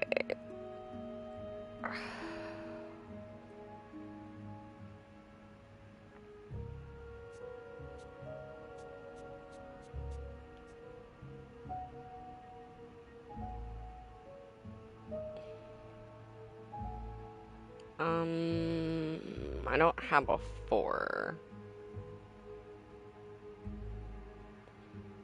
Okay.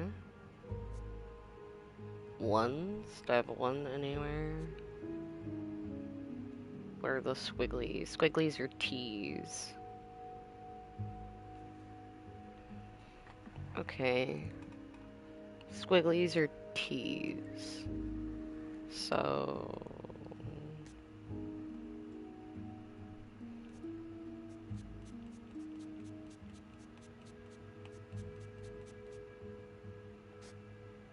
Okay.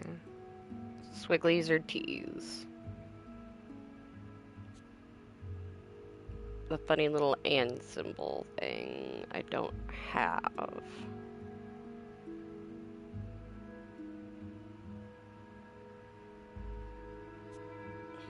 Three. E.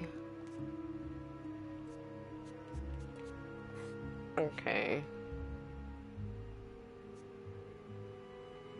G is N. Or no. That's a letter G. Do I have an actual like little G symbol anywhere? No.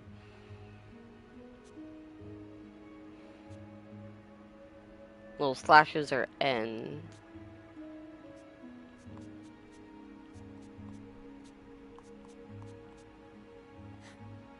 Okay.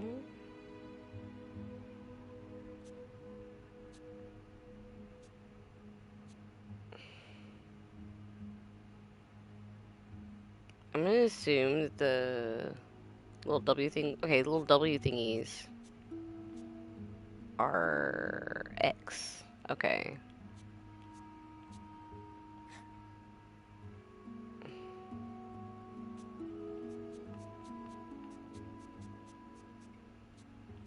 Okay, 4. Do I have a 4 at all? No.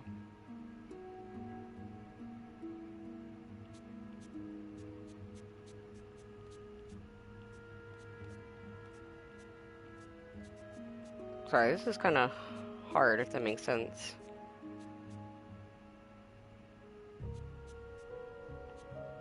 Five is O.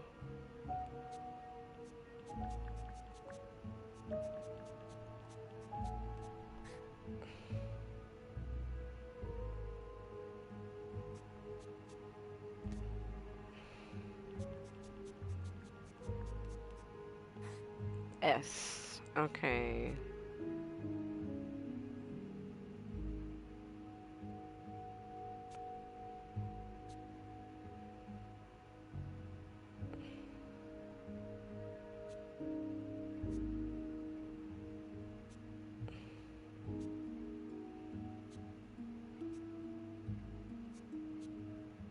Do I have a 7 on here?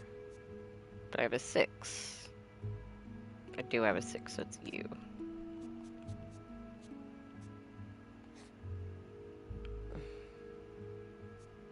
Okay. R.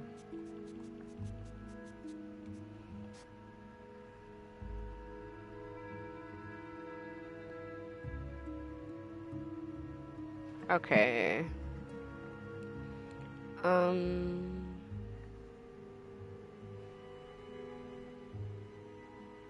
Something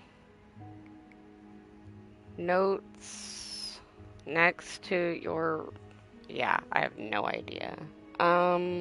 Stream was frozen. You have no idea for how long, but I'm still here. My stream was frozen? Good to know, but, are you sure it was frozen, or is it just me trying to read stuff? Weird.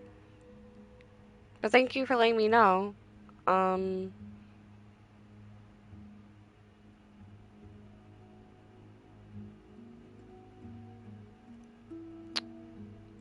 still missing some stuff. M. That one's M.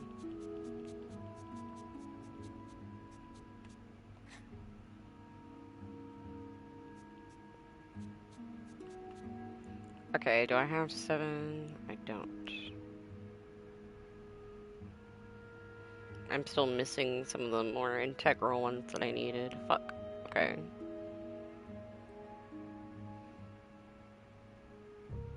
That yarn map Mr. Morgan has on the wall of 505. Weren't there some peculiar doodles? Symbols, maybe.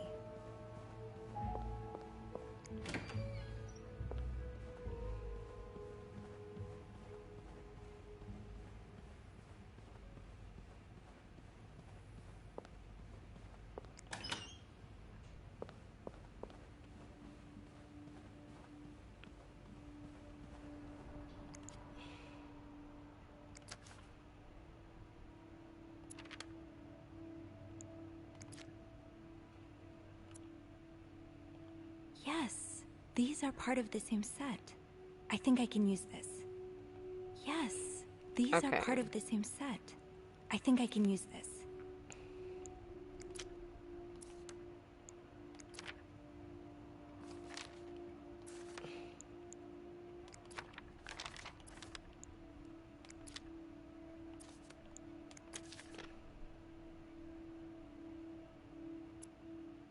More of these symbols. Just what I was looking for.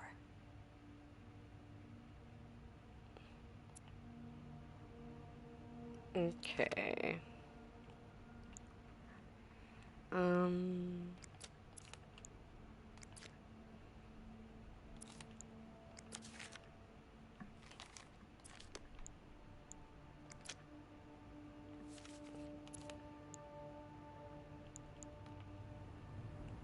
I think that was all I needed.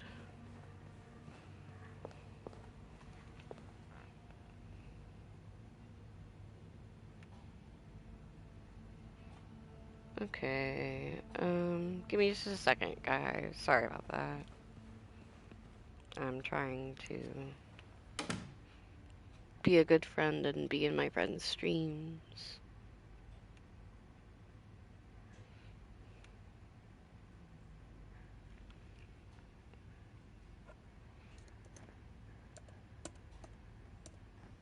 Here we go.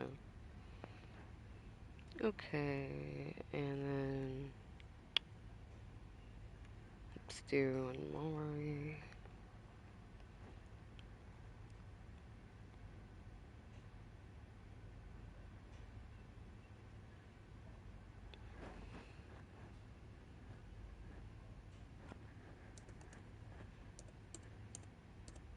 Here we go. Okay, sorry about that, guys. Lurking in my friend's streams.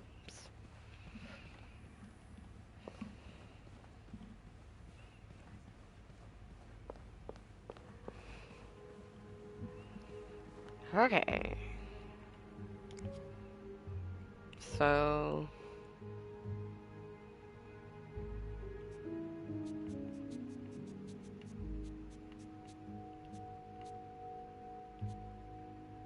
Okay, 4 is I.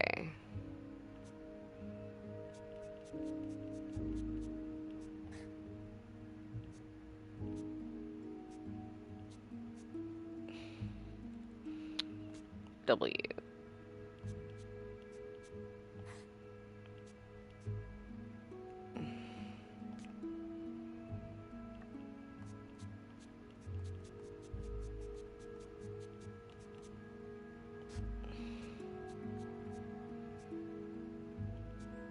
Okay.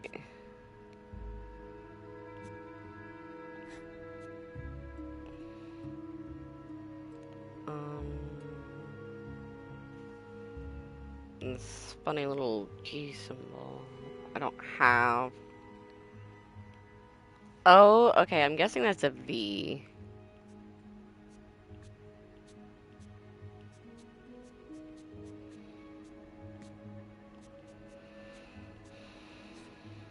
Yeah, I will leave notes in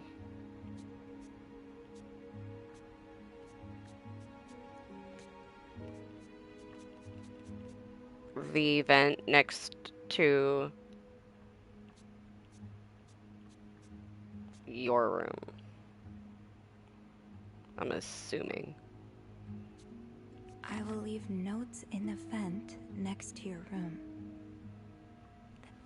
Okay, cool.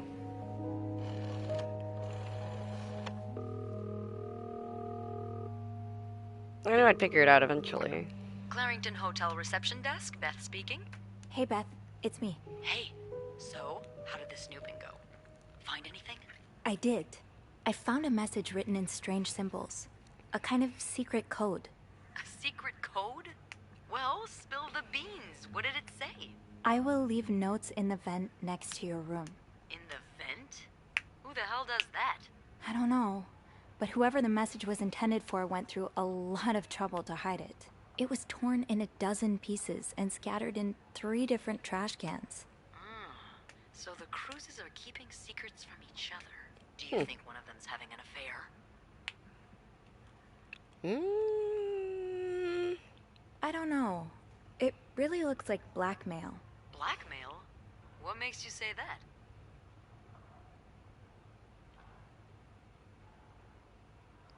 I found a bank statement belonging to Mrs. Cruz. Her account was emptied very recently.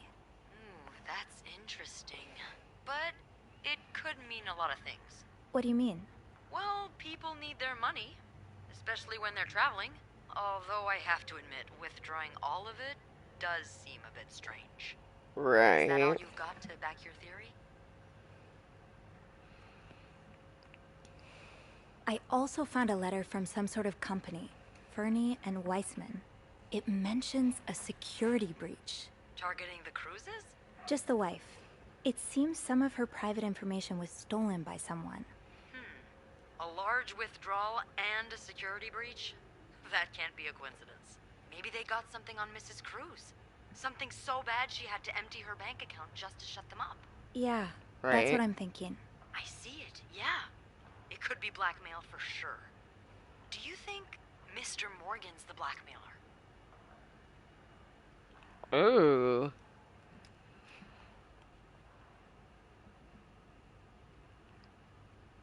Oh, maybe he's the one who called here before. Yeah. He could have been calling to ask for more money or something. I'll go have a look at the vent that's mentioned in the message. Just to be sure we're on the right track. Right. Yeah, good idea, Bean. I'm about to go on break, so if you need my help again, just ask Andrew to patch you through to the break room. All right. Enjoy your break. Oh, I will.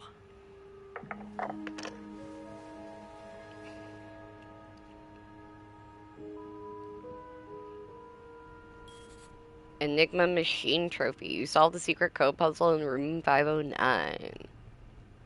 Fuck yeah. Alright. So, now that I've got that, we should probably get rid of that, because we don't want people to know that we have that. Not smart.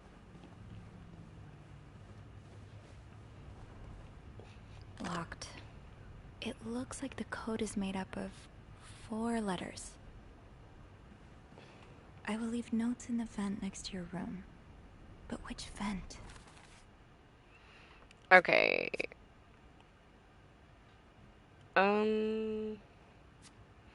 A secret message decoded. I did it. I cracked the code. I will leave notes in the vent next to your room. Not too bad for one hotel maid, if I say so myself. As for what it all means, well, I might need some extra help with that. Theories, theories. I called up Beth and threw out the idea that Miss Cruz is being blackmailed. I hope I'm wrong, but there's too many signs to ignore. I'm gonna see if I can figure out which vent they were talking about. Maybe I'll be lucky enough to find some of those notes and see just how much water my theory holds. Deciphered note. Okay. The message said next to your room. So it has to be a vent in the corridor. Okay. I wish I could clear this up, though. Like, there's so many things I wish I could clean up that the game doesn't let me clean up, and I'm like, but I want to. No combination, no entry. Is it the one that smells bad?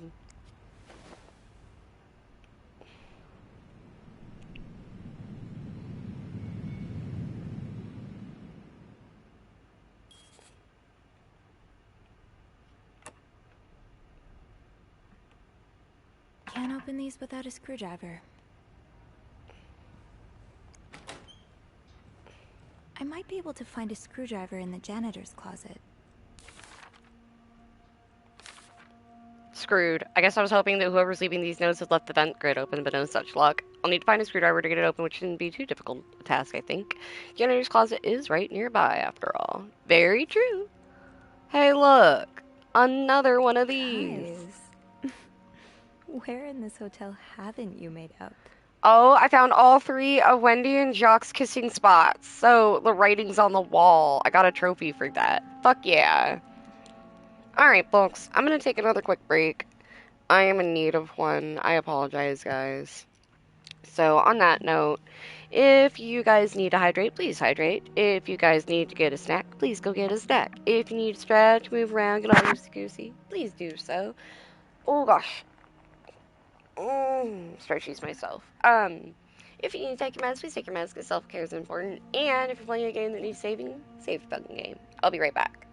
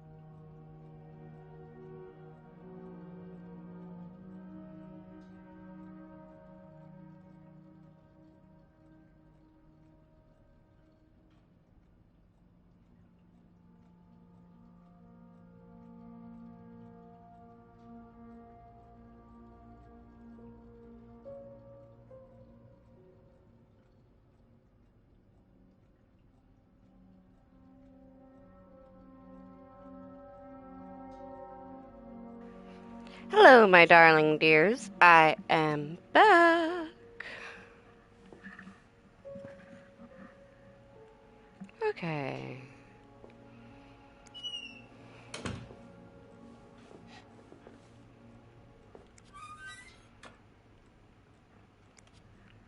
Shoot, no screwdriver. What's life without a little challenge? I love her for that. She is such a fucking cutie pie. It's so... Wait, Sophie, you don't need these. Be careful. It's a slippery slope towards becoming a hoarder.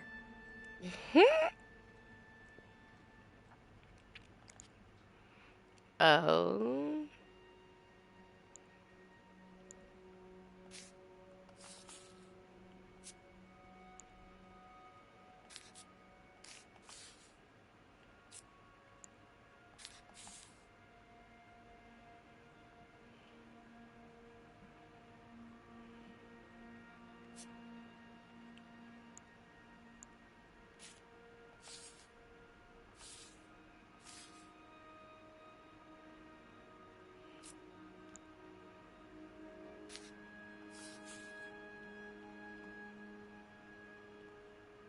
Hmm.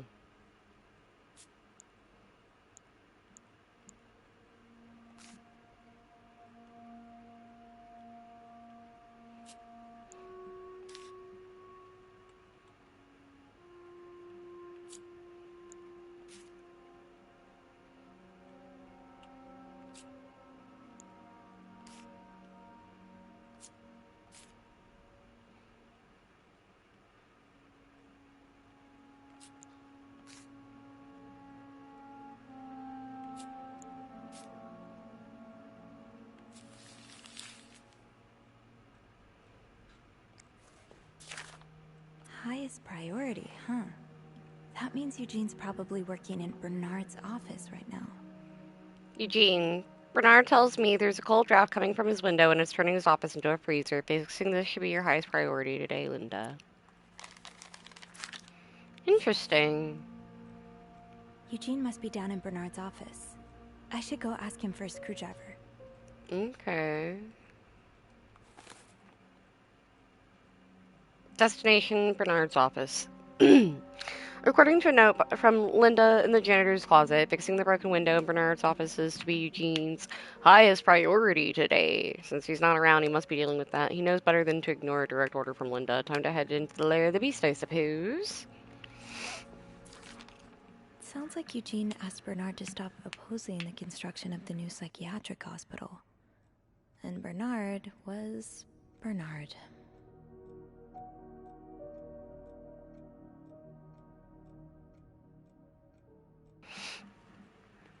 Dear Eugene, I was unaware of your daughter's condition. I can only imagine how difficult this must be for you and your wife, but do not worry. You only have to look at my brother to see how rotten apples grow, even in the best of families. As for your request, I'm afraid I'm unable to grant it. Mr. Weston is both a good friend of mine and a benefactor of the Clarington, so it would be inappropriate for me to oppose him. Also, considering his great influence in the city, I have no doubt he will manage to prevent the hospital's construction no matter what. Thank you for your understanding. Okay, interesting. Shop owners against the new mental hospital? Yeah. Okay.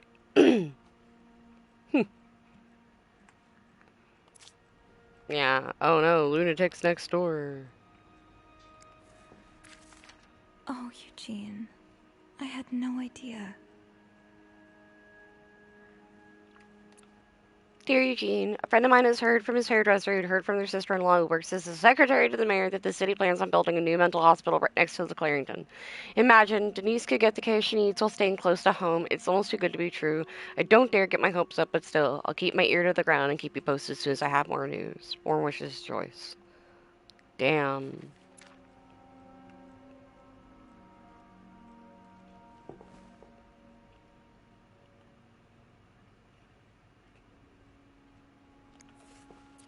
Huh, this must be Eugene with his daughter.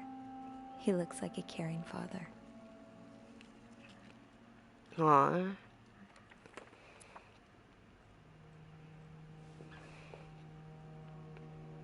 Wait, Sophie.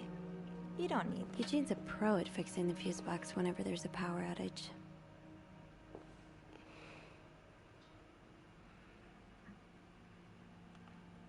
More of those, be like Barbara, be like Mary. Be like whatever the fuck I want to be like and shut the fuck up.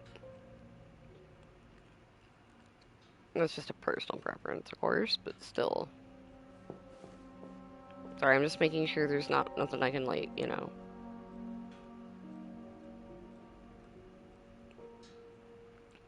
Okay.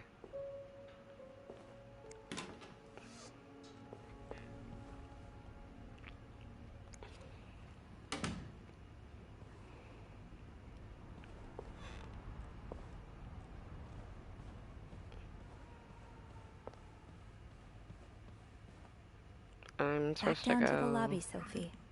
Let's find Eugene and get that screwdriver. Okay.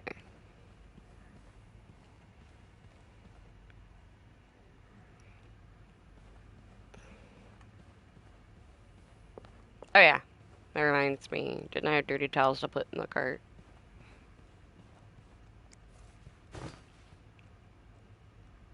I'm sure I'll find more laundry to add to the pile.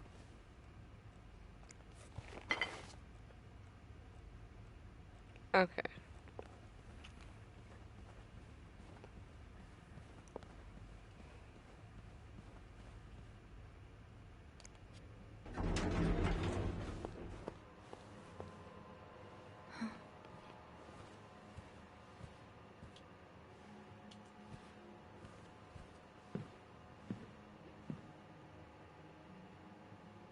What floor, sir? It's, Miss Belivet, isn't it? What? Oh, Roy. Oh, right. Awkward. You're the one who took last week off, aren't you? You had to, take care of your sister, I think? Mother. My mother. She's very sick. No, I hope this doesn't become a recurring thing. I need to know I can count on you. I understand, sir. What are you doing here, anyway? Are you on break? A lie. Lies may get you out of a tough spot. Yes, I am. I am. Don't take too long. No, I won't.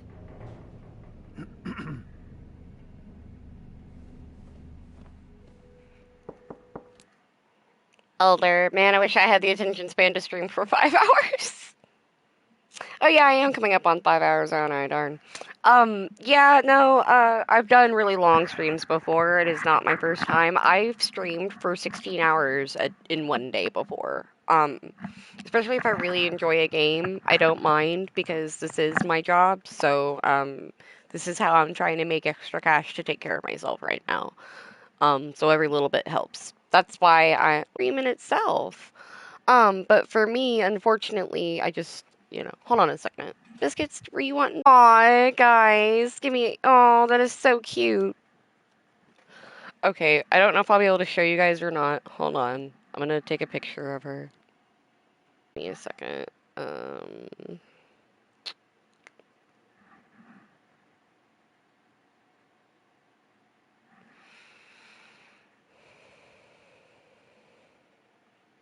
It's hard to get a good picture of her, and I don't know if I can show you guys, but my kitty is directly underneath me in my little cubby hole. She decided to jump down there and be a silly little girl because she's so fucking cute.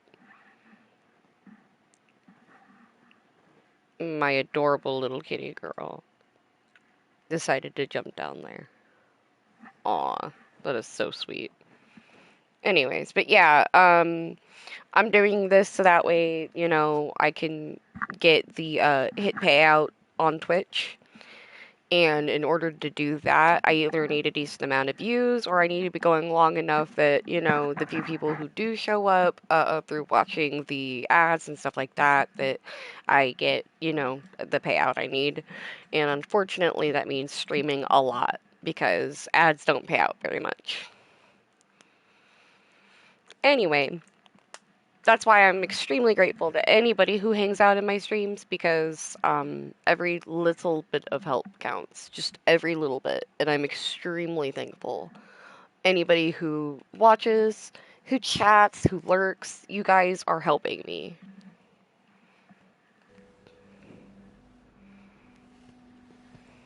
Well, don't you look mischievous. Hey, Bean. Looking for a screwdriver. For the vent. Linda asked Eugene to fix Bernard's window. Oh, I see. Eugene? I love how cute they are together. Hell? Oh. You'd better go and take a look. I'll stand guard by the elevator and make some noise if I see Bernard coming. Okay, thanks. I'll be quick. I think they are such cutie pies together. I definitely ship those two. Sophie is such a pretty girl. Okay. I have to find a screwdriver, but how often do I get to snoop around Bernard's office like this? Right. Longest elevator ride ever. On my way down to look for a screwdriver in Bernard's office, I ran into the big boss himself in the elevator. When he asked what I was doing, I quickly came up with a lie and said I was going on break. It was innocent enough as far as lies go, but I wonder if I had been better off just telling him the truth. I'm not really doing anything wrong. Thank goodness he and I went in separate directions when we got to the ground floor, and now let's see if I can find the screwdriver. Did Bernard jump? No, that's who I was in the literal, no, I don't think he jumped. I was in the elevator with the boss, I guess. Give me a second. Hold on. I'll tell you exactly what and what. Characters, colleagues, Bernard. Bernard is the manager, and that is who was in the elevator with me just now. Yeah, that's the guy I was just in the elevator with.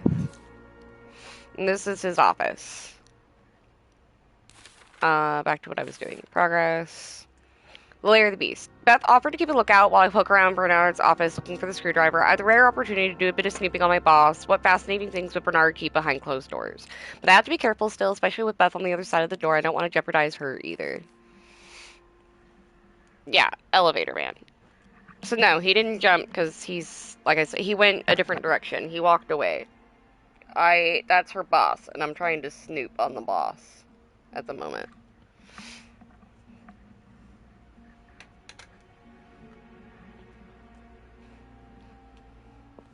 And I stream this long also because I play video games anyways. So it's like, why not? I mean, I would be sitting here playing games all day regardless.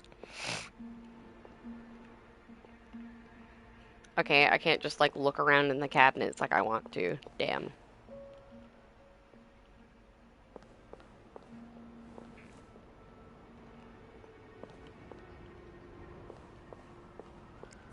I guess we're gonna close that. Bernard's office will be a skating rink by the end of the day. Best to avoid that.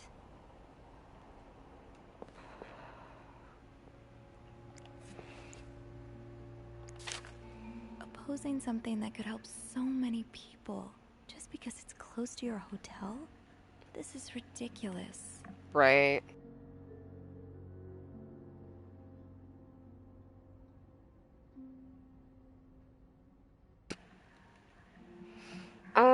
So what is this game? It's a mystery game. So you are a maid. It is set in the 1950s. This is like 1957, I think, or something like that.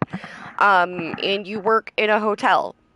And, at the moment, there's kind of like, and like, you're just like solving mysteries and stuff. You start out, you're cleaning a room, and all of a sudden you find a fucking creepy ass, like, makeshift dark room, and suddenly you find pictures of yourself. Like, somebody took some fucking pictures of you while you were cleaning another room. And what's worse is you were in the middle of snooping through the fucking people's stuff, and they took pictures of you, and it freaked you out. And then come to find out they're actually stalking someone else in the hotel. So now you're trying to figure out what the fuck's going on. That's basically what it is. It's like a mystery situation. I would have left the window if that bites back later. It's Mr. Jefferson, run! I know, right? Okay.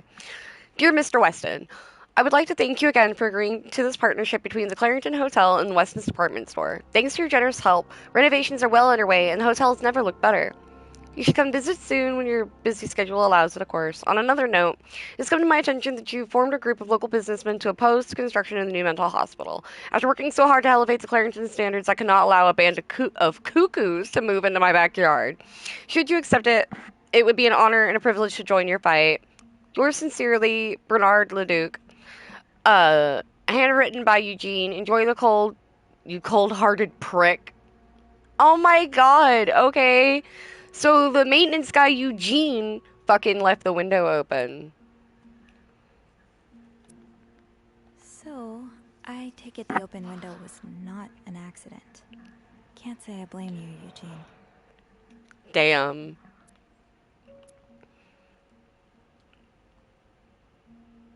Okay. Just want to make sure there's nothing else.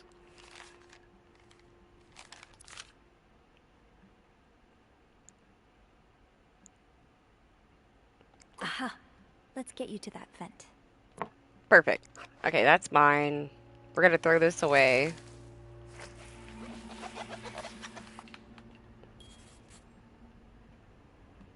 Okay, cool. Clean all that up.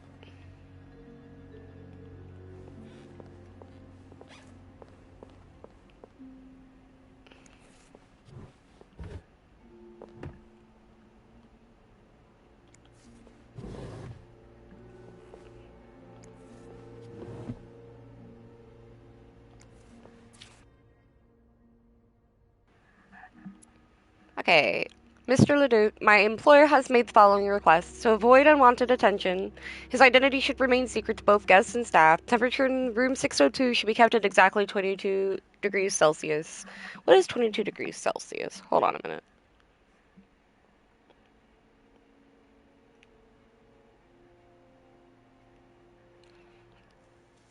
(71.6 degrees Fahrenheit). Okay, so about 71 or 72. Interesting. Okay. His dog should be fed the very best roast beef. His room should be cleaned every day at 11:30 a.m. on the dot. Eggs should be banned from his room service orders. No one should disturb him between the hours of 4 and 5 p.m. More requests shall follow once my employer takes possession of his room. Thank you. Okay.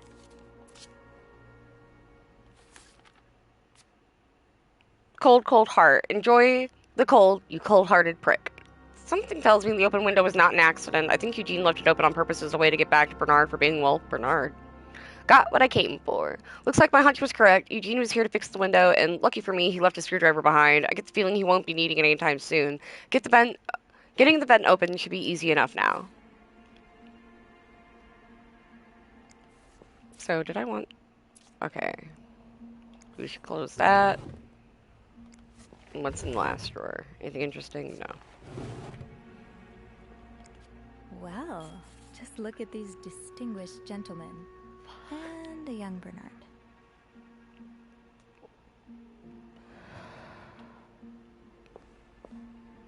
Time to see what secrets that vent is holding.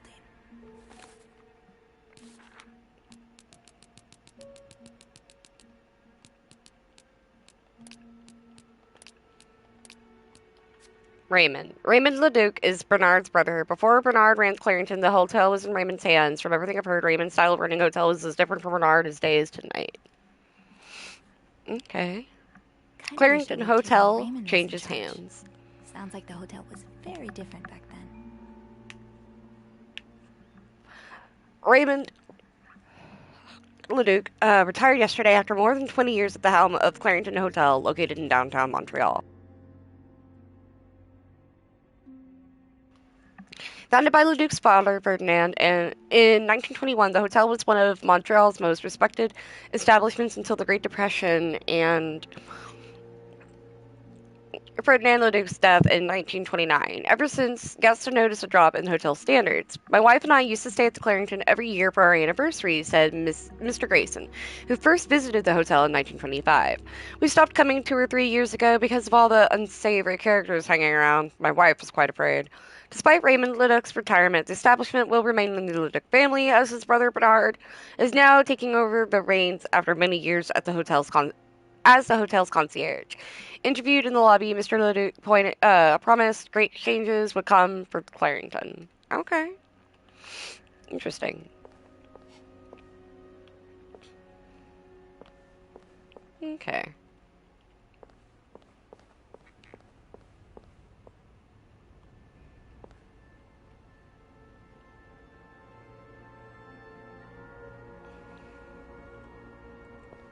Can I not?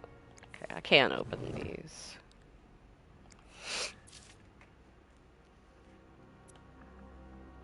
Check on room 602. Ask Eugene to fix the radiator. Call Weston's office. Apologize to Mr. and Mrs. Drake for Valentine's Ball mishap. Speak with the contractor about cost overruns. Call Weston's office again. Decide winner for Employee of the Month reward.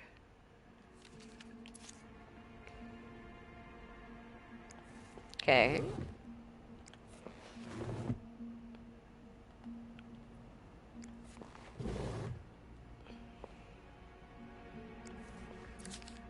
This does not look like a nice brotherly check-in. I had no idea things were this bad between Bernard and Raymond.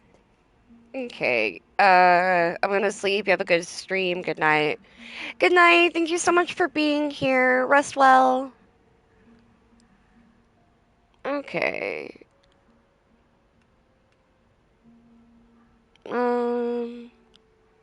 Let's see here.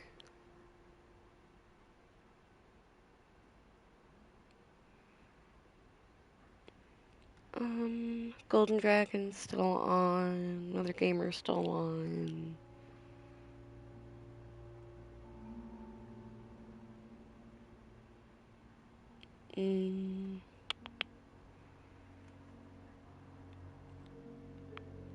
Let's go check out Grandma Sky for a minute.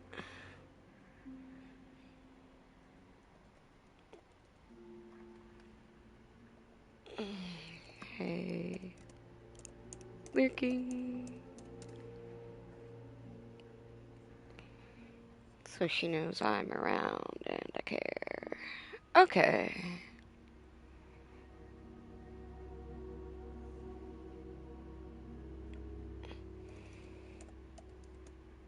Checking.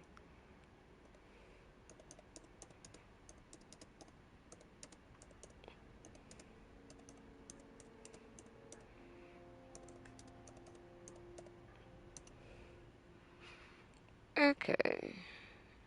Back to us. Dear brother, I thank you for your invaluable input, but need I remind you of the terms of our agreement? I did my part. I got you out of jail and have ensured that news of your deviant ways would not leak. Now I expect you to keep your side of the bargain and stay out of my way. You are not in charge of the hotel anymore. Damn. I've worked relentlessly the last few years to return the Clarington to its former glory. A great challenge considering the poor state you left it in. I'm glad Father never got to see how you so shamelessly destroyed his great legacy. As for me, I will be dead too before I listen to a single word of advice from you. You ask I lower our prices, but I can tell you I plan on doing just the opposite. My guests will only be la creme de la creme. Your deviant friends can find themselves another place for their sinful debaucheries. Enjoy your retirement. Well, shit.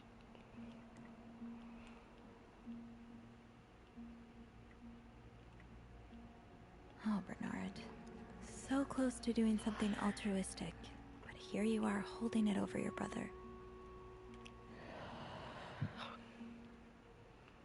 Right. What Bernard considers sinful debaucheries could fill an encyclopedia. Could be anything from wild parties to guests walking around with their ankles exposed. That's funny. Well, damn.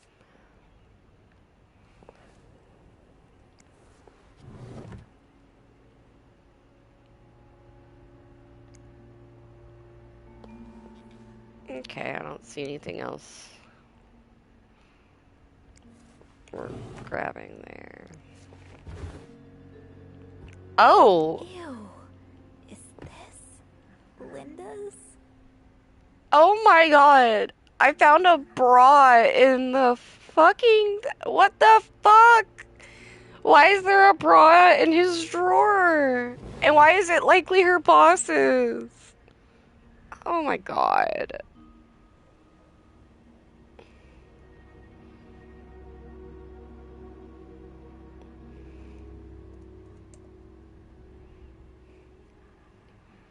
That's fucking ridiculous. Funny, but ridiculous. Goodness gracious. Okay.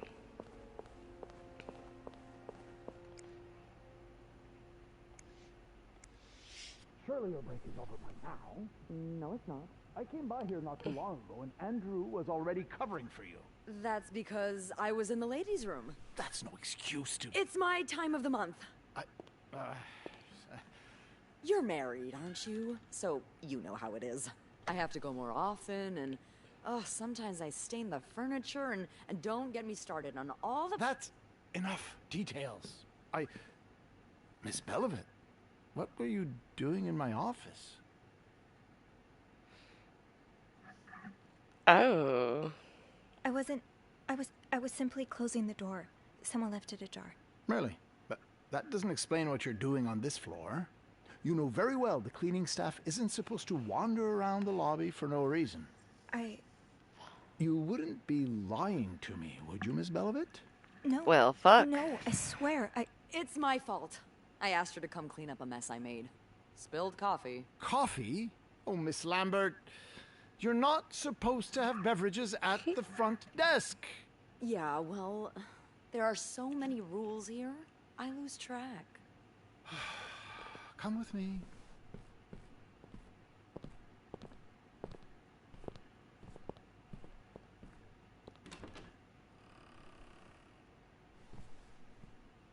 Sorry. Aww. Shouldn't have said that. You messed up while talking to Bernard, forcing your acolyte to step up and take the fall for you.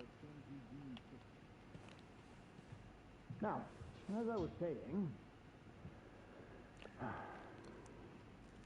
I'm really disappointed in you, Miss Lambert. When you first started working here, I never would have thought that you had so little... Decency's overrated. Personally, I think it gives the lobby a bit of character. Clients love the fact that I embody the Disney-bug trans woman spirit. That was close. I should have known it wouldn't be as simple as walking out unnoticed. Bernard was waiting on the other side of the door once I finished up in his office. I'm really glad my job keeps me from interacting with him too often. I don't know how many more times I can handle hearing him call me Miss Belivet. I only managed to get away thanks to Beth. I really ought to thank her later. I hope whatever Bernard has in store for her isn't too bad, and I hope whatever I find on the 5th floor makes his sacrifice worth it. Okay. Unfortunately, I need another little quick break, guys, so I will be right back.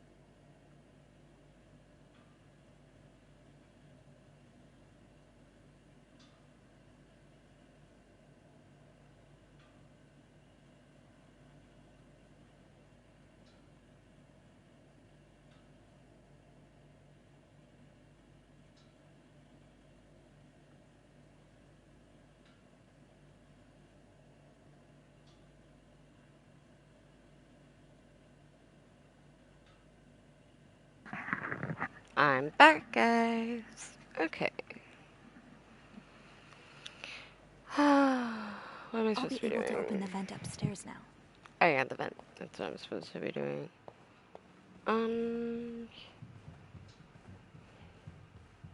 Bobby made it very clear he doesn't like anyone walking into his kitchen uninvited.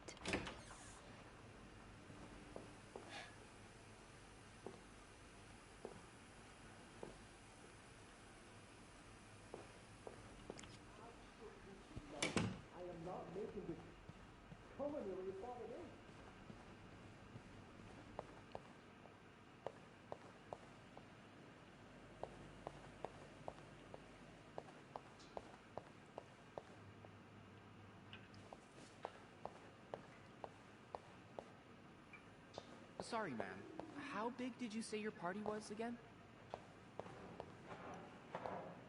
Whew, that's big. It might be... Poor Nicole. No one should be stuck cleaning up the reception hall after a ball, even if they did draw the short straw. Maybe we could squeeze you in after the... no, that won't work. Just wanted to check around, see if there's anything else to look at. Yes. There's something so peaceful about looking out of the storm. From the inside. Where it's warm. And dry.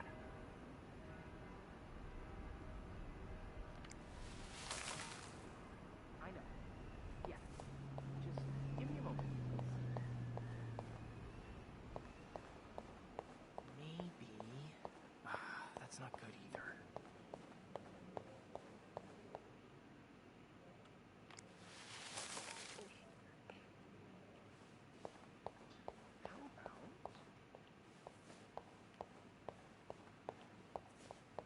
Yes, I was throwing away those stupid pamphlets. I hate them with a passion. Okay.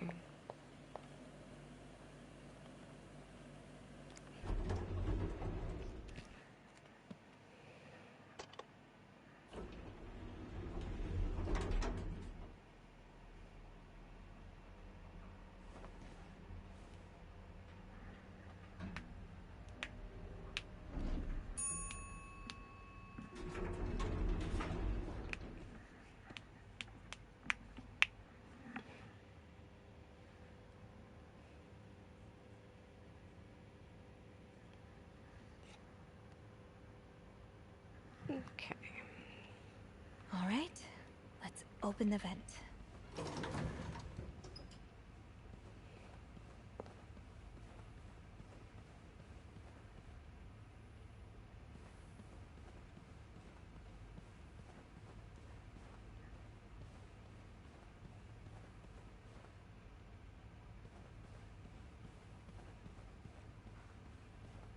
Oh, I guess I'm free to disturb room 508 now.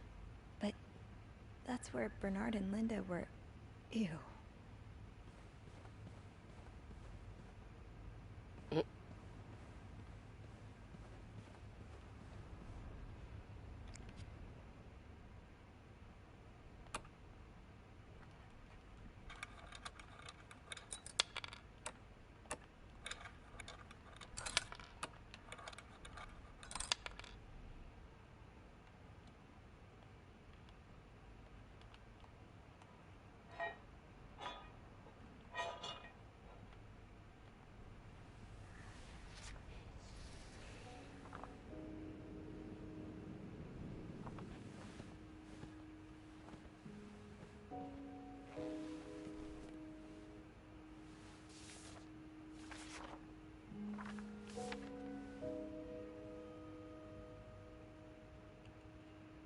Alright.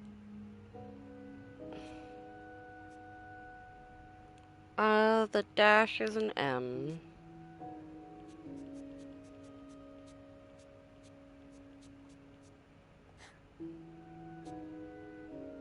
The next one is, it looks like 3, so it's an E. This one's a T. Meet me. Why is this gonna stay tonight? I'm guessing.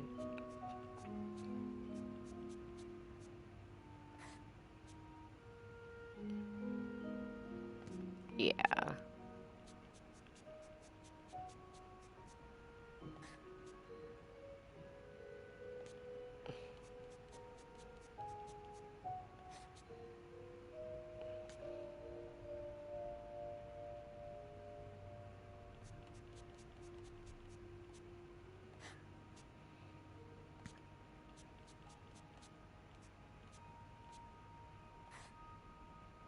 I think I spelled that right. Please don't laugh. Where's the squirrely thing? Yeah, tonight. Meet me tonight in my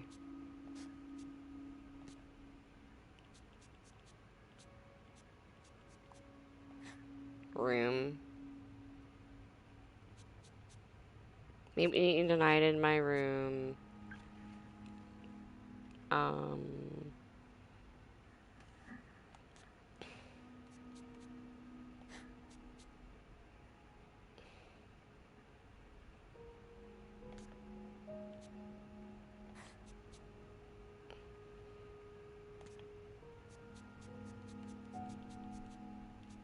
Michael.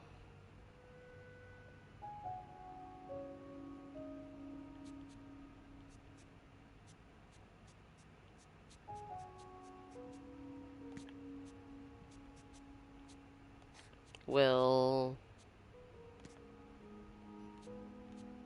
be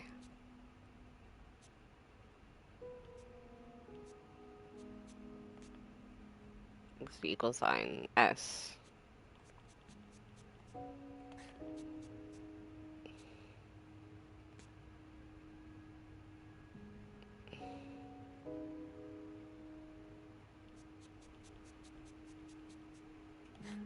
Michael will be sleeping.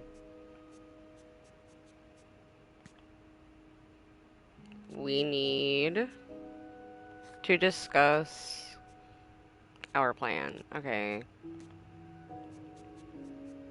Meet me tonight in my room. Michael will be sleeping. We need to discuss our plan.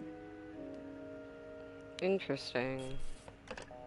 What's your plan? Clarrington Hotel reception desk, Beth speaking. It's me. Oh, hello, Bean. Anything new to report?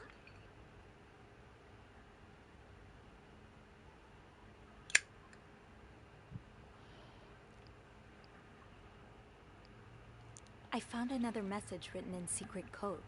I love that she calls her Meet Bean. me tonight It's so in my cute. room. Michael will be sleeping. We need to discuss our plan. Michael? Who's that? Another husband? I don't know. It's the first time I'm hearing of a Michael in this story.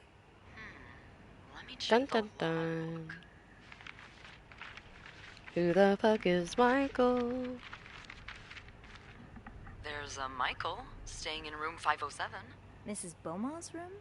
But she doesn't have a husband. She's here alone with... Oh, Michael must be her son. I got him some extra blankets the other day so he could build a fort. Could Marcella? Yes? No, never mind. So, what's next? I guess I should go have a look at 507, but it's not on my list. There's a do not disturb sign on the door. Dun dun Well, dun. I could call the room to make sure no one's there. Good idea. Hang on.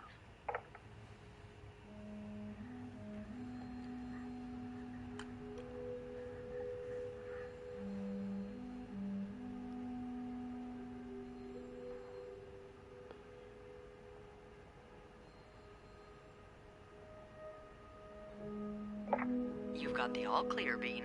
Head on over. Thanks, Beth. I'll call you back.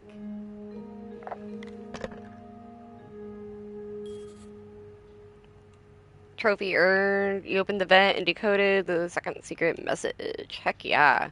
But yeah, I think it's so cute she calls her Bean, considering my biscuit Bean. Yeah, my cat's name is Biscuits. Biscuits Bean. Looks like I'm headed to room 507. Okay, codes upon codes. Just as that encoded letter promised, there was indeed a note left in the vent, written once again in code. I'm confident I'll be able to decipher this one too. I'm becoming quite the expert. Another secret message. That's another code broken and another lead to follow. I asked Bess to find the Michael in the logbook, and just as I'd hoped, there was only one staying with us at the moment. Michael Beaumont, the son of Anne Beaumont in 507.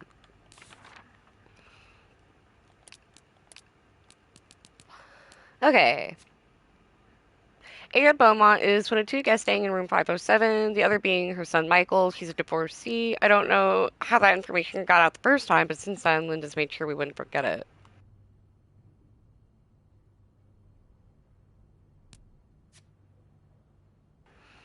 Michael Beaumont.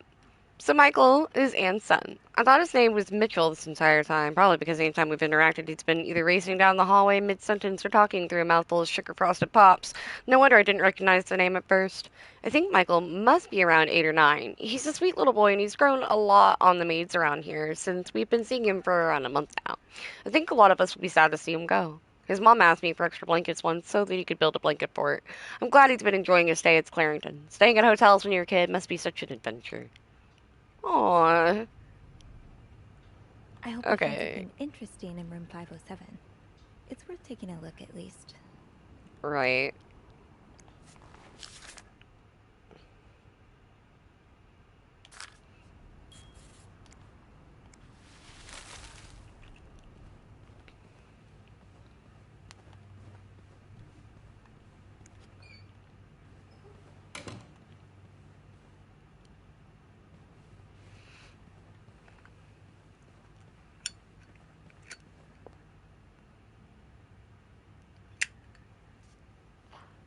Actually, I wonder...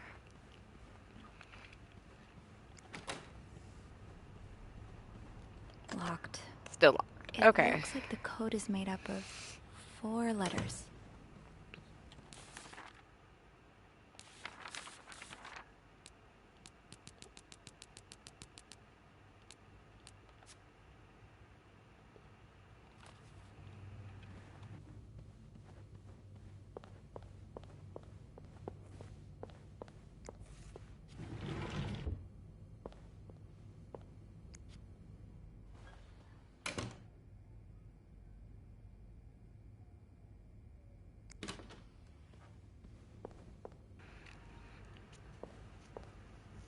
I forgot 508's open too.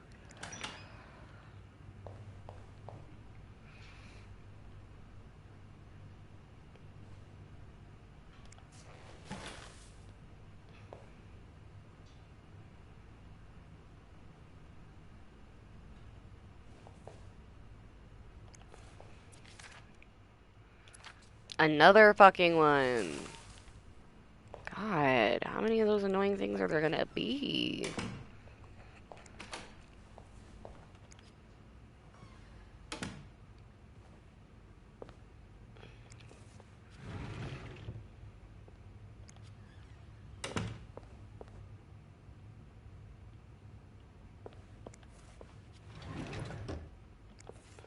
I didn't know I could open different sides of these things. That's cool. So this whole time I've been missing shit. So wait a second.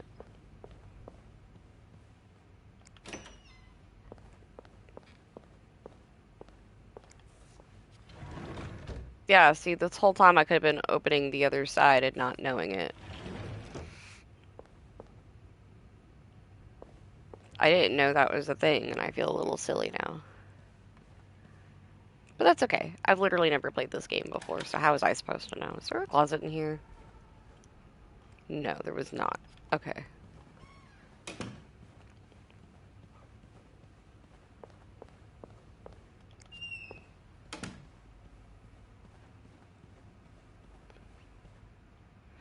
Did I do 506? I don't remember. I guess I did.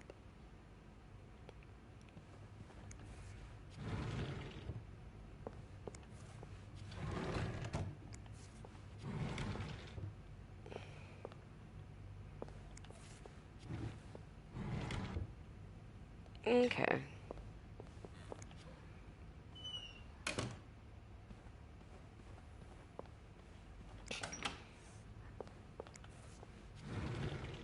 Yeah, I really didn't know I could do that. So that was cool to know.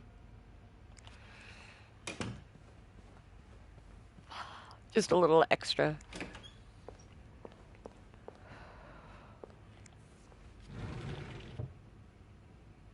Okay.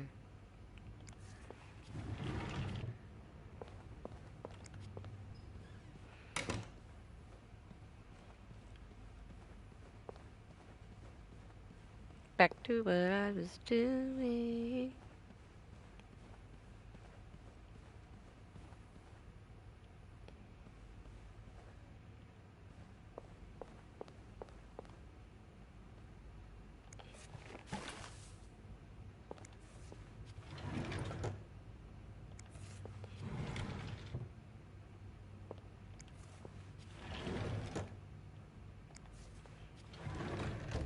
There we go.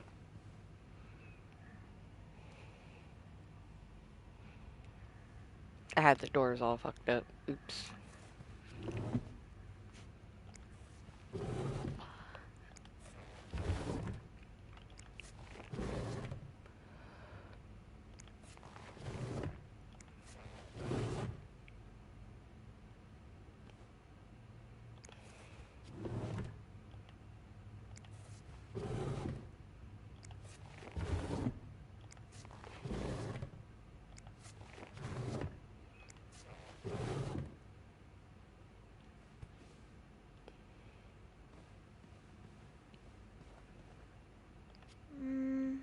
I should wait till I have more to report before calling Beth.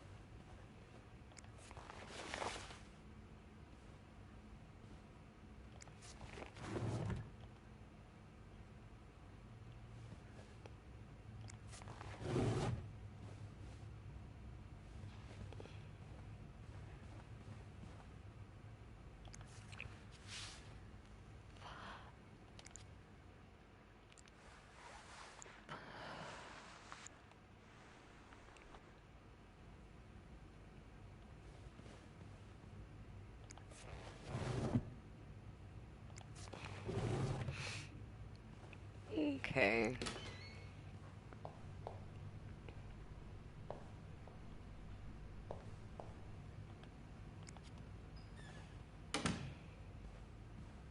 That was an easy clean.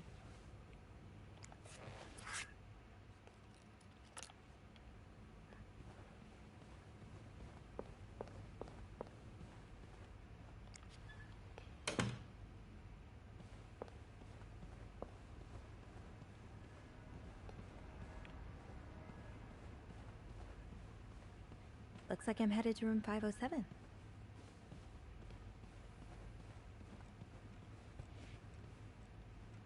I'm sure I'll find more laundry to add to the pile.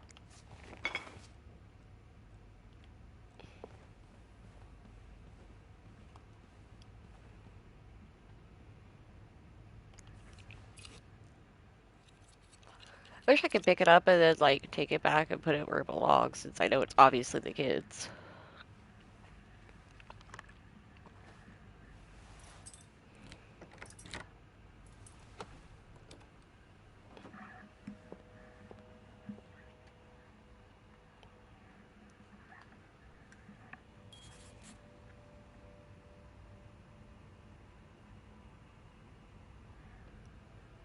Okay.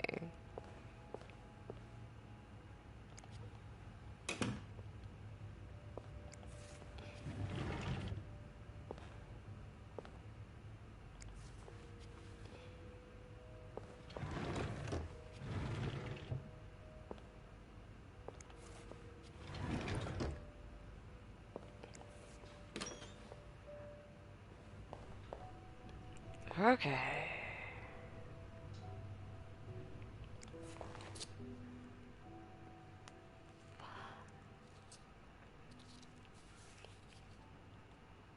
The white cat.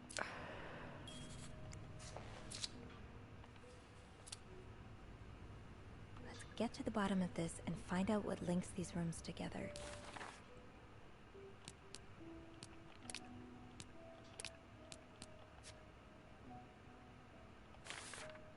Let the snooping commence. It's a bit of a mess in 507, but nothing out of the ordinary for a mother and child staying for such a long period of time. Where should I start investigating? There's an open suitcase lying on the bed that immediately drew my attention, but there's also other things lying around too. Okay.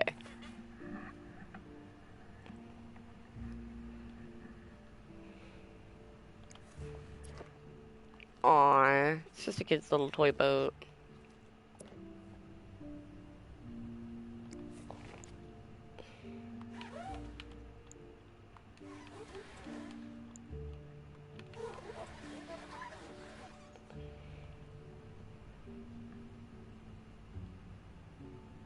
Okay, cool.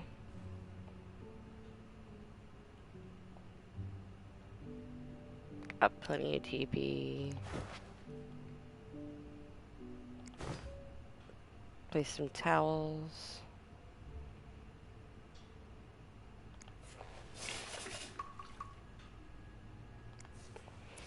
Looks like someone grew tired of looking at your face, Mr. Beaumont. Damn.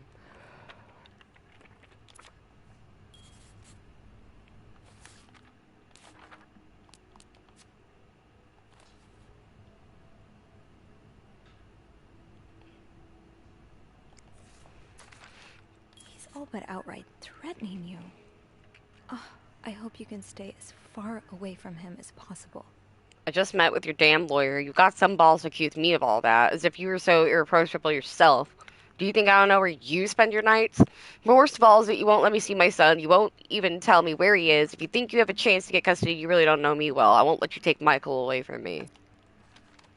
Okay.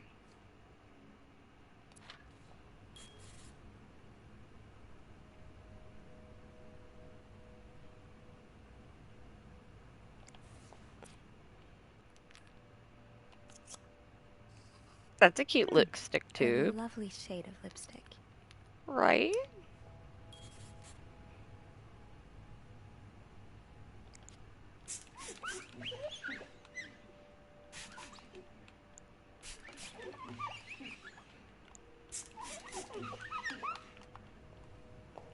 Okay. Bathroom's been cleaned.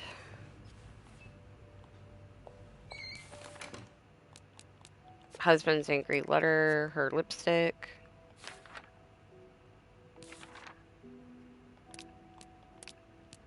Mr. Beaumont. Anne's husband for now. The relationship is not in a good place, to put it lightly. It seems his wife fled with her son and is trying to divorce him.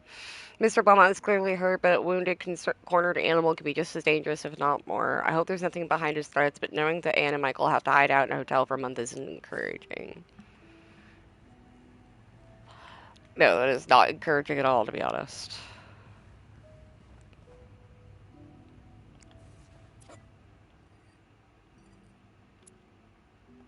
It matches the lipstick I was looking at earlier. Must be Anne's.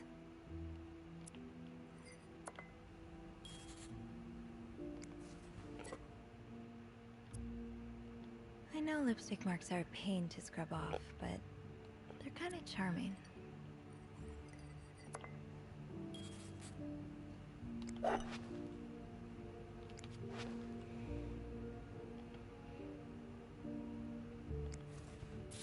Mr. Cruz, huh? Interesting. Numbers, dates, times. What does it all mean? Right.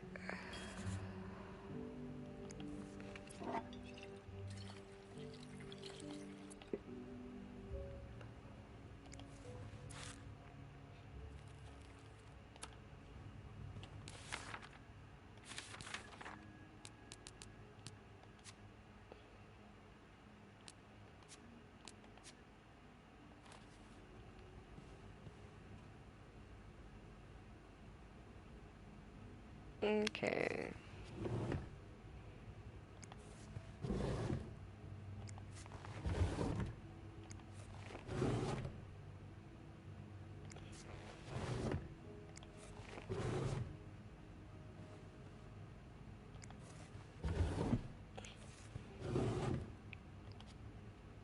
And I can't open these. Okay.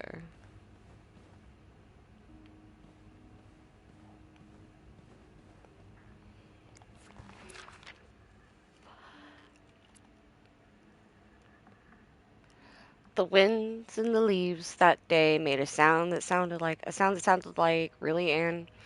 The winds and the leaves that day made the tree whistle a soft melody that came to my ear. I remember every part of this day, for it was the day we met. Jesus, this is bad. I was looking for my cat when I heard the sound of the leaves blowing in the wind, like a melody in my ear on this summer day when I met you. A suitcase wide open on the bed? You're almost making my snooping too easy. What are you doing snooping like that, girly? Okay.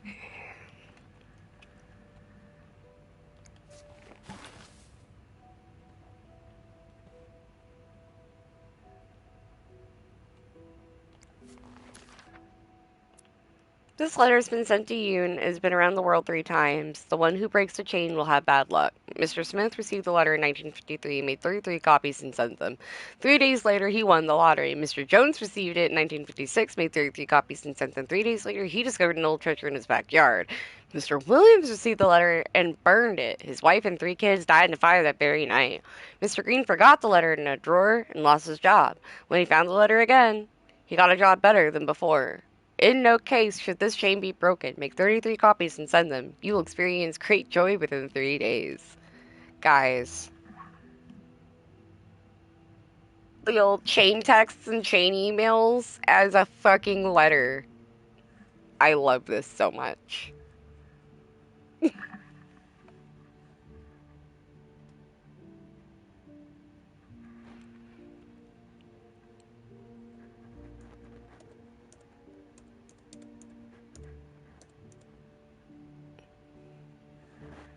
Yeah, that's fucking chainmail.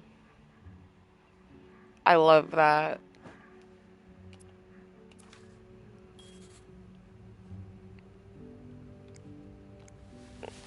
That's trash. It's funny, but it's also trash. Those few coins in my tip jar were getting pretty lonely. They'll appreciate the company. Yeah, it's not my money to take. Unless... Aw, that's so sweet.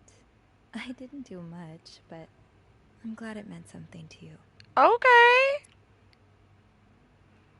So, I guess that is for us. Cool. Well, thank you, lady. That look in your eyes.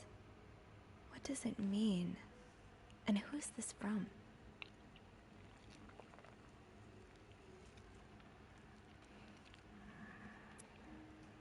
You don't need to know my name, but you see me.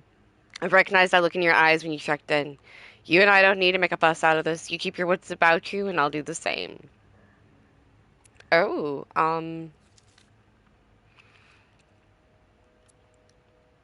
yeah. Maybe a guest got a hold of our stationery, or this came from someone on the staff. Right. Oh, shit.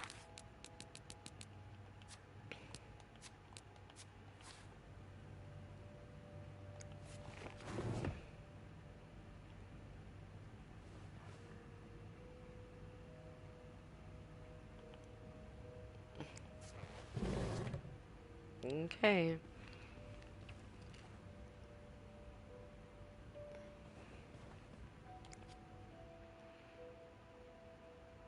Locked. The key has to be around here somewhere.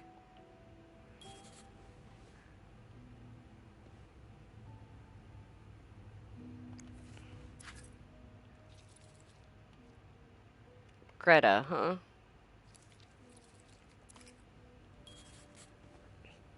You know the drill, Sophie. Let's sweep and snoop.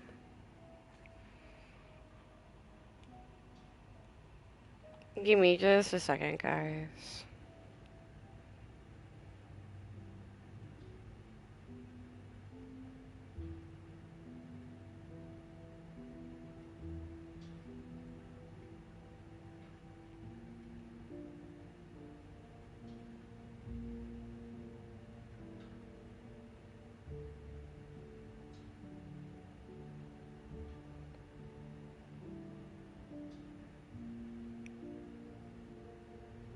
Give me just a second, guys. I need to take a quick break.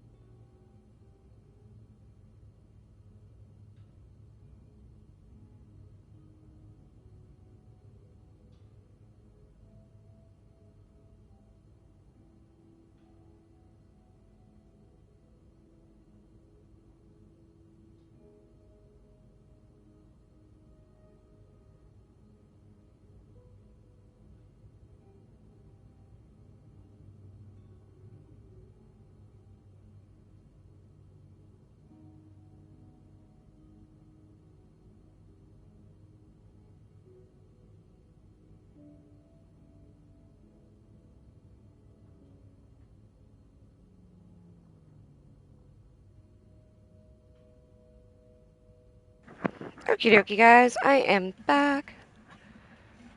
Oh, let's see here.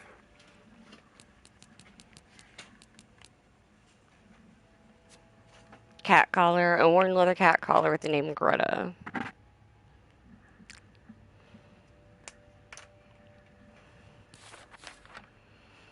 Okay, and then a chest full of secrets. There's an ornate wooden chest sitting in the suitcase on Anne's bed. It is so beautiful.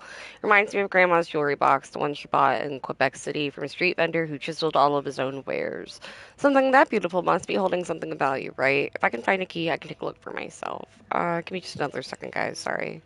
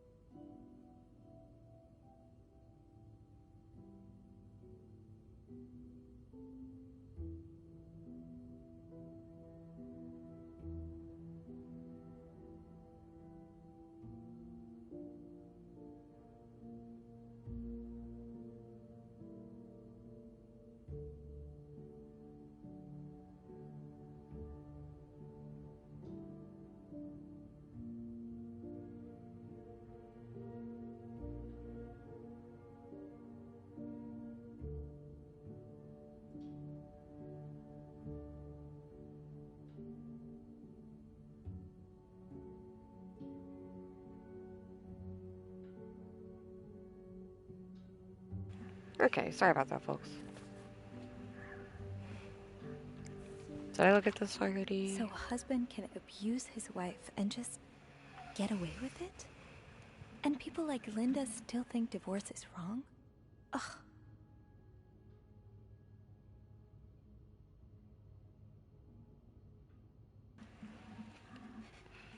Okay, I met with Lewis, and he's asked me to give you the enclosed letter. I think I should reiterate that some of your accusations, such as wife abuse, are not grounds for divorce in Quebec. I understand you are hurt, but I do not think antagonizing your husband is very wise at the moment. Do not forget to be in court at 11 a.m. on the 20th. Be on time. Also, a friendly reminder that my fees from January need to be paid before the end of this month. I am happy to help you out, but I cannot work pro bono on this. Sincerely, Howard. Okay, sorry, it feels like I've got one of those my hair's attacking me. I hate that. Okay. Well, poor lady. Sounds like she's trying her best.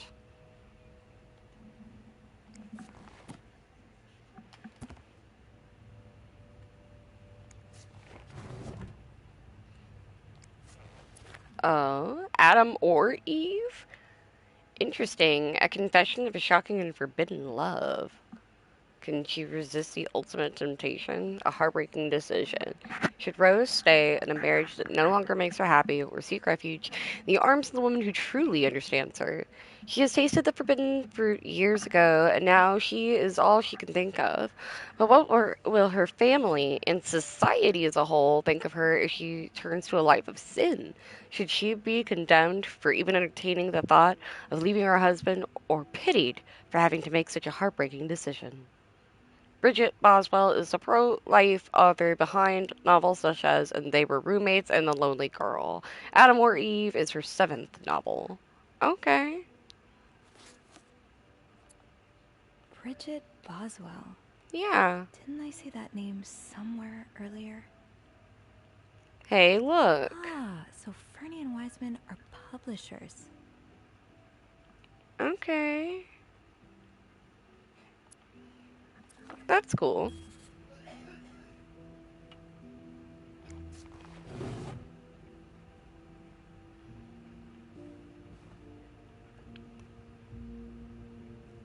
Funny how some games really stand the test of time.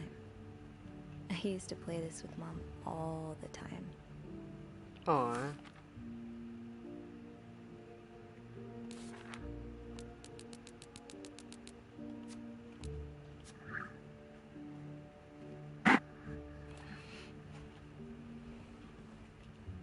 funny how some games really stand the test of time. I used to play this with Mom all the time. Aha! Keys are Snoop's best friend. That's a pretty key. I don't think I've ever seen a key like that. Sounds like this is from your school days, but the name of the sender is smudged.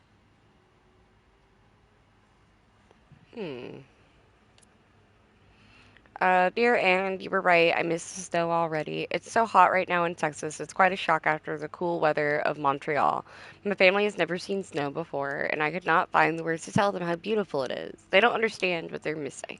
I wish I could build my brothers a snowman like the one we built together a few weeks ago. I know it's childish, but I had not had that much fun in years. Christmas was exhausting. 9 days of eating, singing, dancing. It's great fun, but I'm glad it's over so I can rest a little. Of course, celebrations will resume for New Year, but it gives me a few days to relax. How are things going with your family? I know you don't get along well, but I hope you're still able to have a good time. I will leave for Montreal on the 8th. I cannot wait to be back. I miss finding black cat hairs all over my clothes. I miss our late night studying sessions at Harry's. I even miss Sister Miller's classes, if you can believe it. I will see you soon. Warm wishes.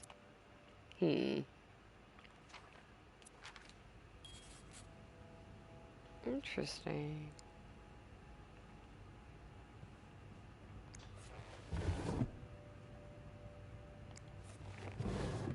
I think I can open the chest now.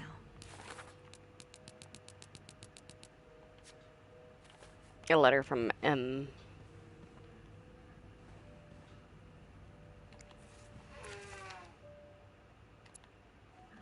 To Anne, Michael's withdrawal from school. Dear Mrs. Bursey, we've successfully processed your request to withdraw your son, Michael Bursey, from his school schedule and system under the agreement that you will continue his education from home.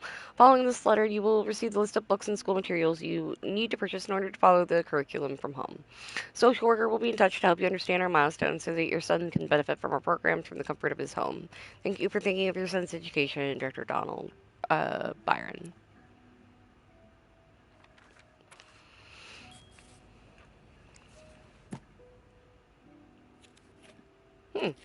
Okay.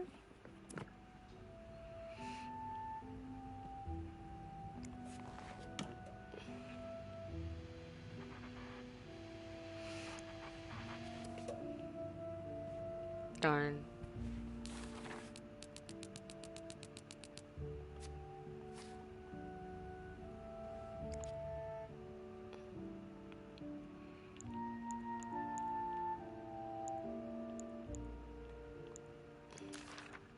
Oh, Michael. Adults can be so confusing. I promise it's not you. Aw, poor kid. Dad, I'm sorry, but Mom asked me not to tell you the name of our hotel. She allowed me to talk about our room, though. We have 2 little beds, a radio, and even a television. Mom let me build a fort, and the maid brought us extra blankets. She's really nice. The hotel is nice, too, but I miss home. I wish Mom and you could be happy, and I wish everything could go back to the way it was before, but Mom says it's impossible. She says she no longer loves you. Do you think she'll ever stop loving me, too, Michael? That poor child.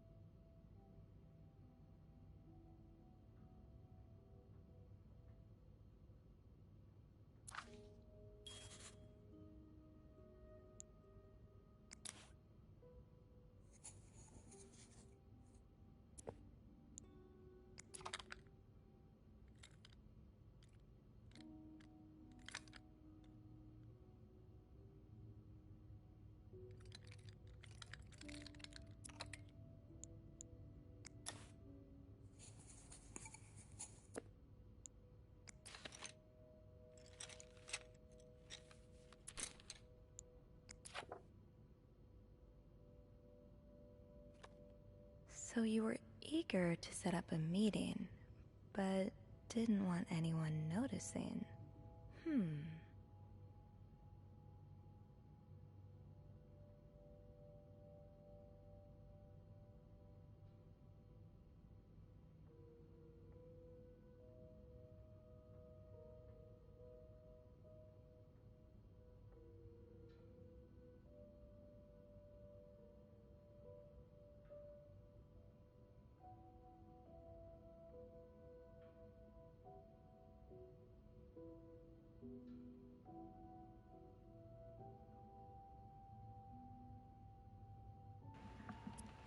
Says, I hope you're well in spite of the circumstances. We've been on the train for 2 days now. It's a long ride, made even longer by the fact I could not wait to see you again. We were scheduled to arrive in Montreal on the eve of Valentine's Day. I booked room 509. It's a marital suite. When we arrive, please refrain from talking to me until we can figure out a safe way to see each other. Say hello to Michael for me, M. Okay. Did Marcella send this? Right?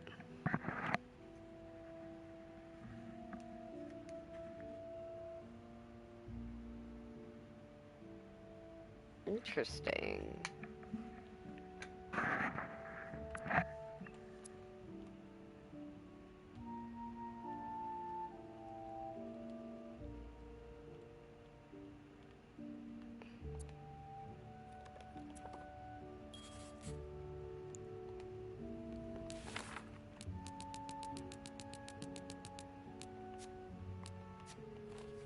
Okay.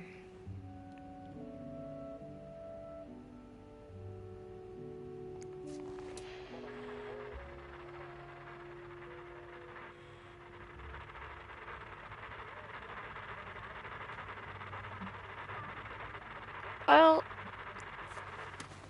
it's trying.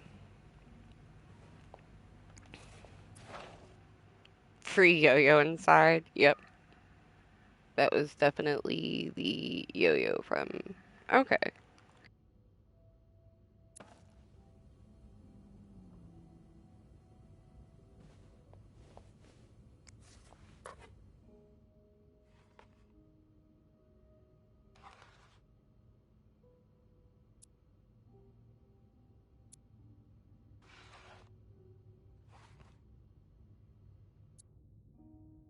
You almost look like Marcella.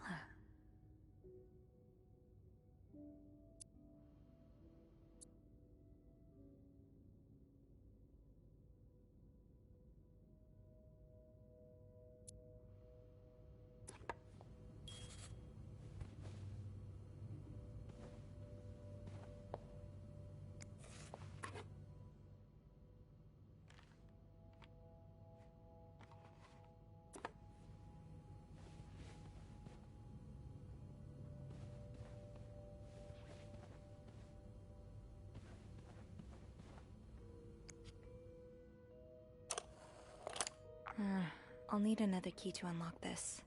Haven't I seen one just like this somewhere? That key looks so familiar. Why do I associate it with room 505?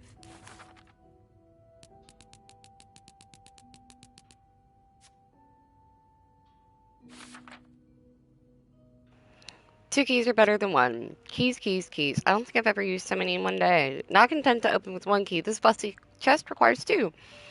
Which is a little daunting, but Anne wouldn't have brought the chest without both keys, right? I just had to look around. It should be easier now that I know what I'm looking for. It's not designed like your everyday key after all. Okay.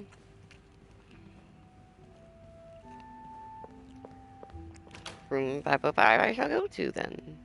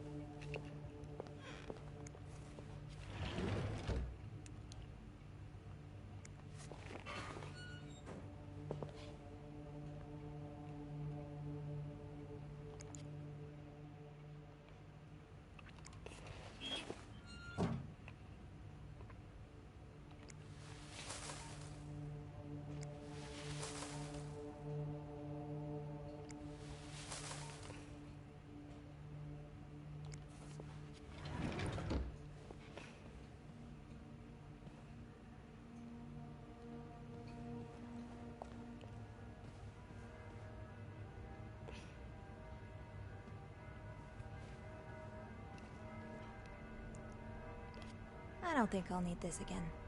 Okay, not that key then, huh? Was it in here? No.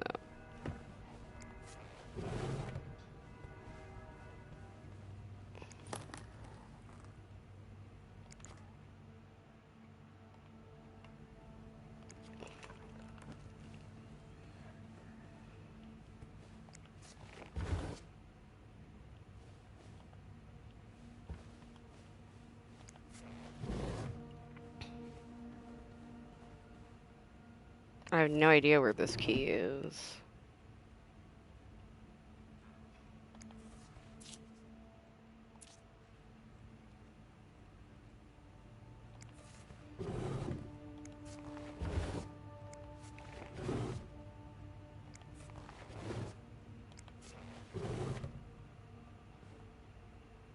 Is it on the wall? No.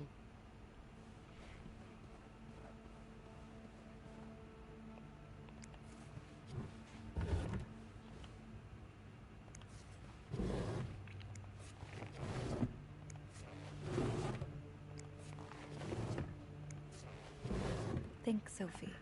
Where have you seen a key like that one before? In a safe? Was it in the safe and I just don't remember?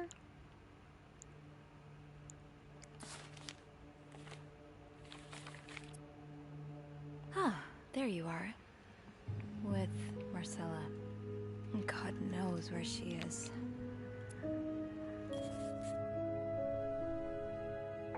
Clarington Hotel reception desk, Beth speaking. Hey, Beth. Bean, I've been meaning to speak with you. Oh, about what? Well, a little birdie told me Mr. Morgan and Mr. Cruz had an argument yesterday evening. Really? Who's your little birdie? Jacques. Apparently it got so heated he had to get involved.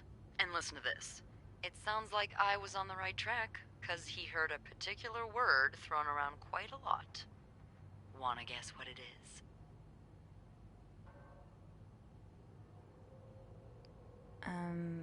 Blackmail? No, that was your theory, remember? It's a fair. Affair?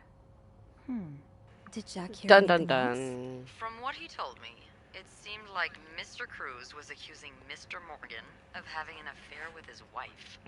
Wouldn't have expected Mrs. Cruz to fall for a man like Morgan, but I guess the heart wants what the heart wants. Maybe, Right. but that doesn't explain Mrs. Beaumont's involvement with Mrs. Cruz. What do you mean? I found a chest in room 507. I think it can only be opened by turning 2 keys at once. I found one of them in Mrs. Beaumont's things. Oh, and the other one?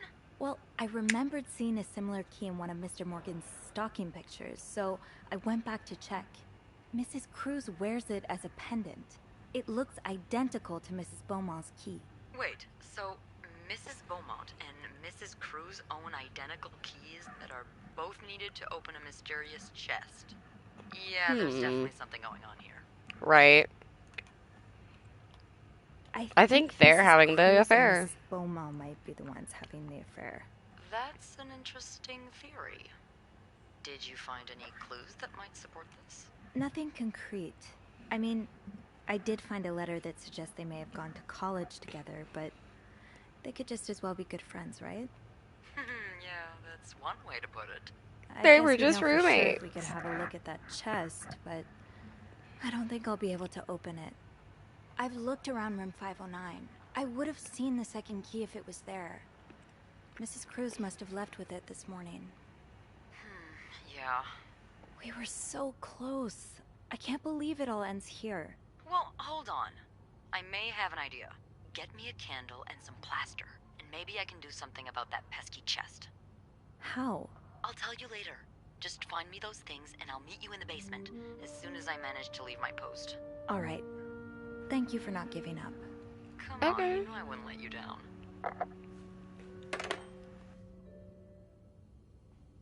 Well, I know where one of those things would be. Okay. I had a feeling I'd seen that peculiar kind of key before, and my feeling was right, sort of. I have seen it before, in a photograph. It's in the picture of the cruises in Mr. Morgan's safe. Marcella had the key around her neck while walking with Hector in the lobby. Chances are she still has the key on her, and she's nowhere to be found for the moment, so what now? This feels like a dead end. Getting crafty. I have no idea why Beth thinks we can open Anne's chest with candles and plaster, but I was promised an explanation once I made my way to the basement with these two items, so I'll just have to put my trust in her. Now, plaster shouldn't be hard to find in a hotel that's undergoing renovations. I walk by bags of the stuff every day. I'll start with that, then see about getting some candles. Okay. Yeah, I don't know where the fuck I would get candles from, but I know where the plaster is.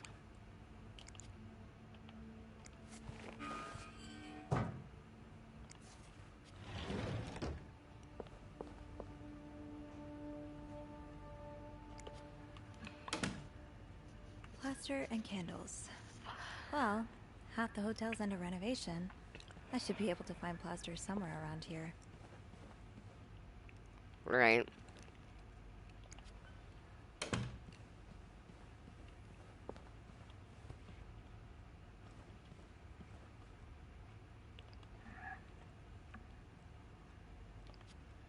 Oh, I can't open that. Darn. Wonder if there's any more of them to open around here. I should take a quick look around.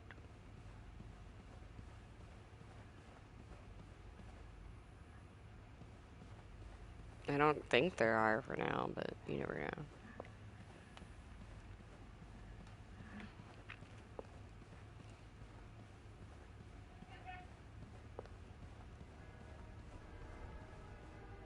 Great.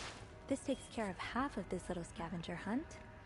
As for the candles, doesn't Rebecca keep some in her locker downstairs? Right. Possibly. I can probably find the rest of what I need in the basement. Okay. I can delete. I got the plaster that Beth requested, so that just leaves the candle. Rebecca is always super prepared and terrified of the dark. If I recall correctly, she keeps a stash of candles somewhere in the hotel. If I want to find them, I think my first stop should be the basement, where she spends most of her time. Okay.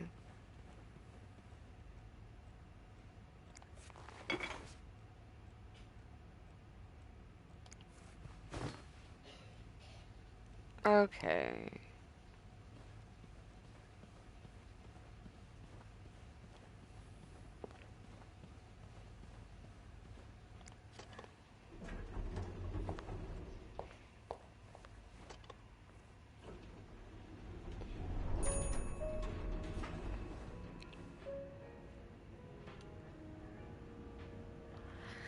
Candles, candles, candles.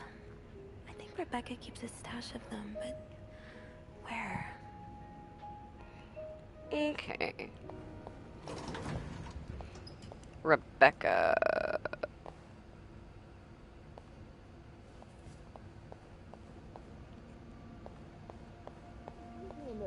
Have you asked Eugene? I told him fixing the window should be a top priority. Lived to fix another day. Protected Eugene so he did not get fired by Bernard.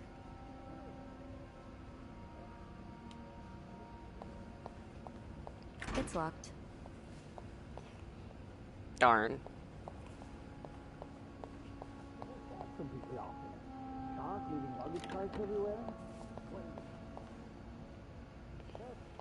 Oh, don't even get me started. That maid.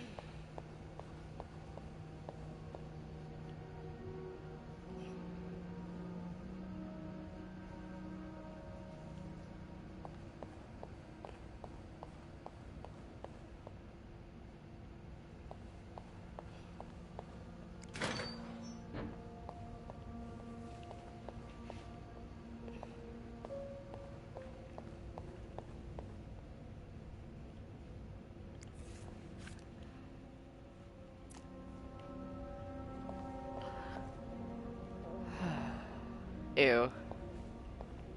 Of course they're kissing and shit. I should start by checking out Rebecca's locker.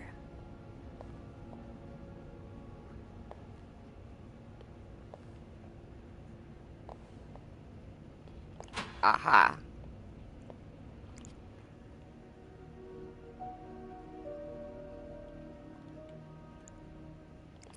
So you do have a stash of candles. But where is it? Yes, where is your candle stash? Rebecca, the kitchen is out of power again, and I can barely see a thing. Bernard wants us to continue working, but I'm not risking chopping up my fingers for that blowhard. Didn't you stash or start hoarding candles since the last power outage? I remember you saying you never wanted to be caught in the dark basement again. Where's your stash is urgent, please, Bobby?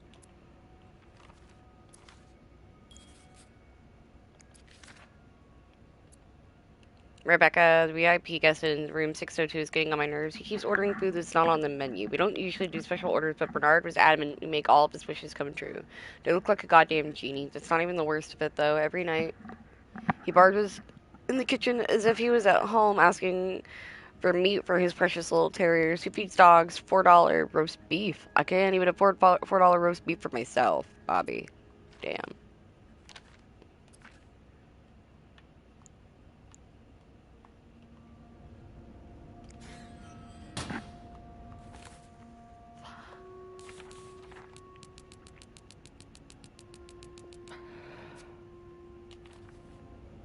Maybe Bobby took some candles from Rebecca already.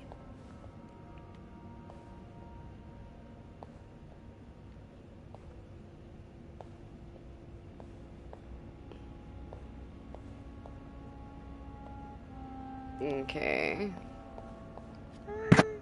I'm good.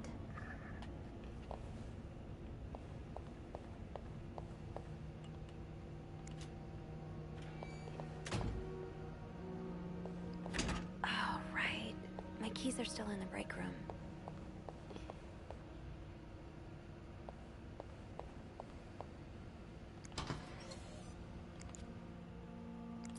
No candles, but this looks like the laundry room.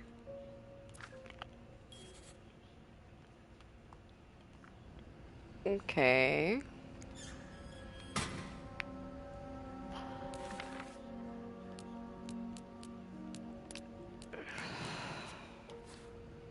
Have I checked the break room? I think I left my keys there during my break. Okay, so where's the actual break room? This way. Oh, hey, look, the break room's actually open.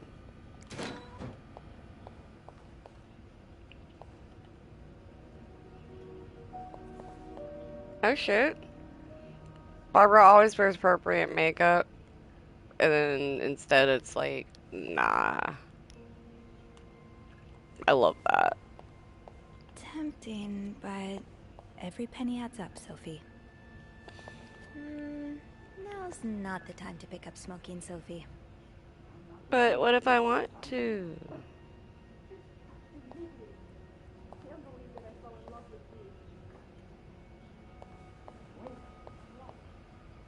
Okay, someone else did the thing. Somebody decided to fucking draw all over this shit.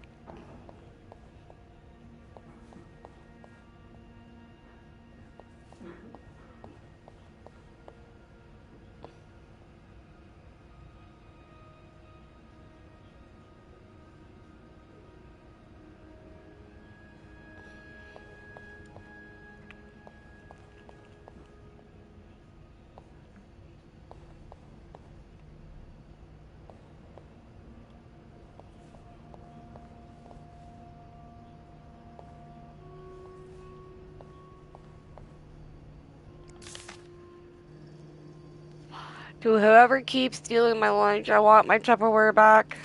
Damn.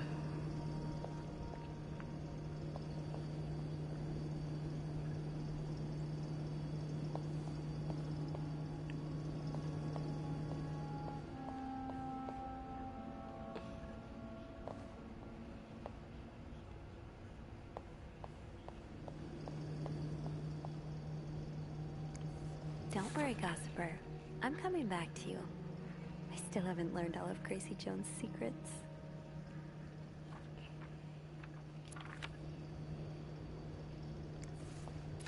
This is probably Beth's latest project. It's really cool how she has an eye for this kind of thing. Very pretty fashion. don't always get fashion, but vague instead of fun to look Vogue. at when half the pages haven't been cut out. Chloe! It made me think of Life is Strange. Of course it did. Gotta hold on to these tight. It would make sense for Rebecca to keep her candles by her workstation.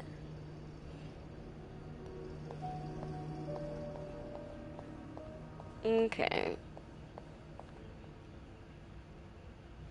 Did I find everything?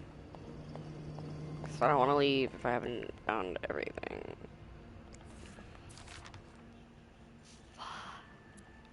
Baby, you realize it's the person with the lowest score who wins, right? Okay.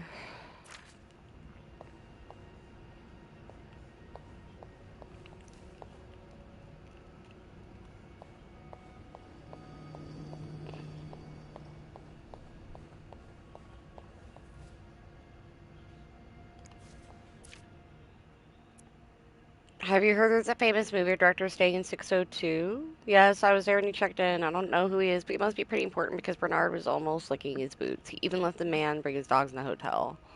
Is he shooting a picture in Montreal? I heard he's here on a scout. I don't know what that means. Maybe he's making a picture on Boy Scouts. Do you think he'll shoot in the hotel?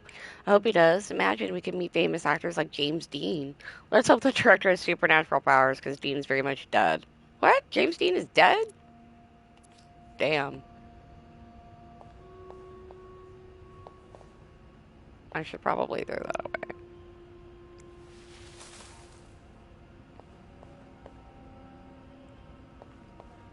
I can't go in here.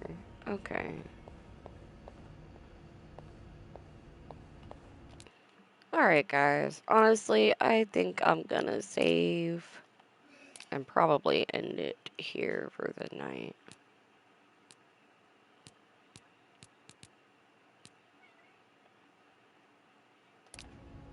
There we go. Okay. Thank you so much to everyone who's hung out, who's lurked, who's chatted. I appreciate you guys so very much. I hope you guys have a great day or night wherever you are, and I will see you guys next time. Bye.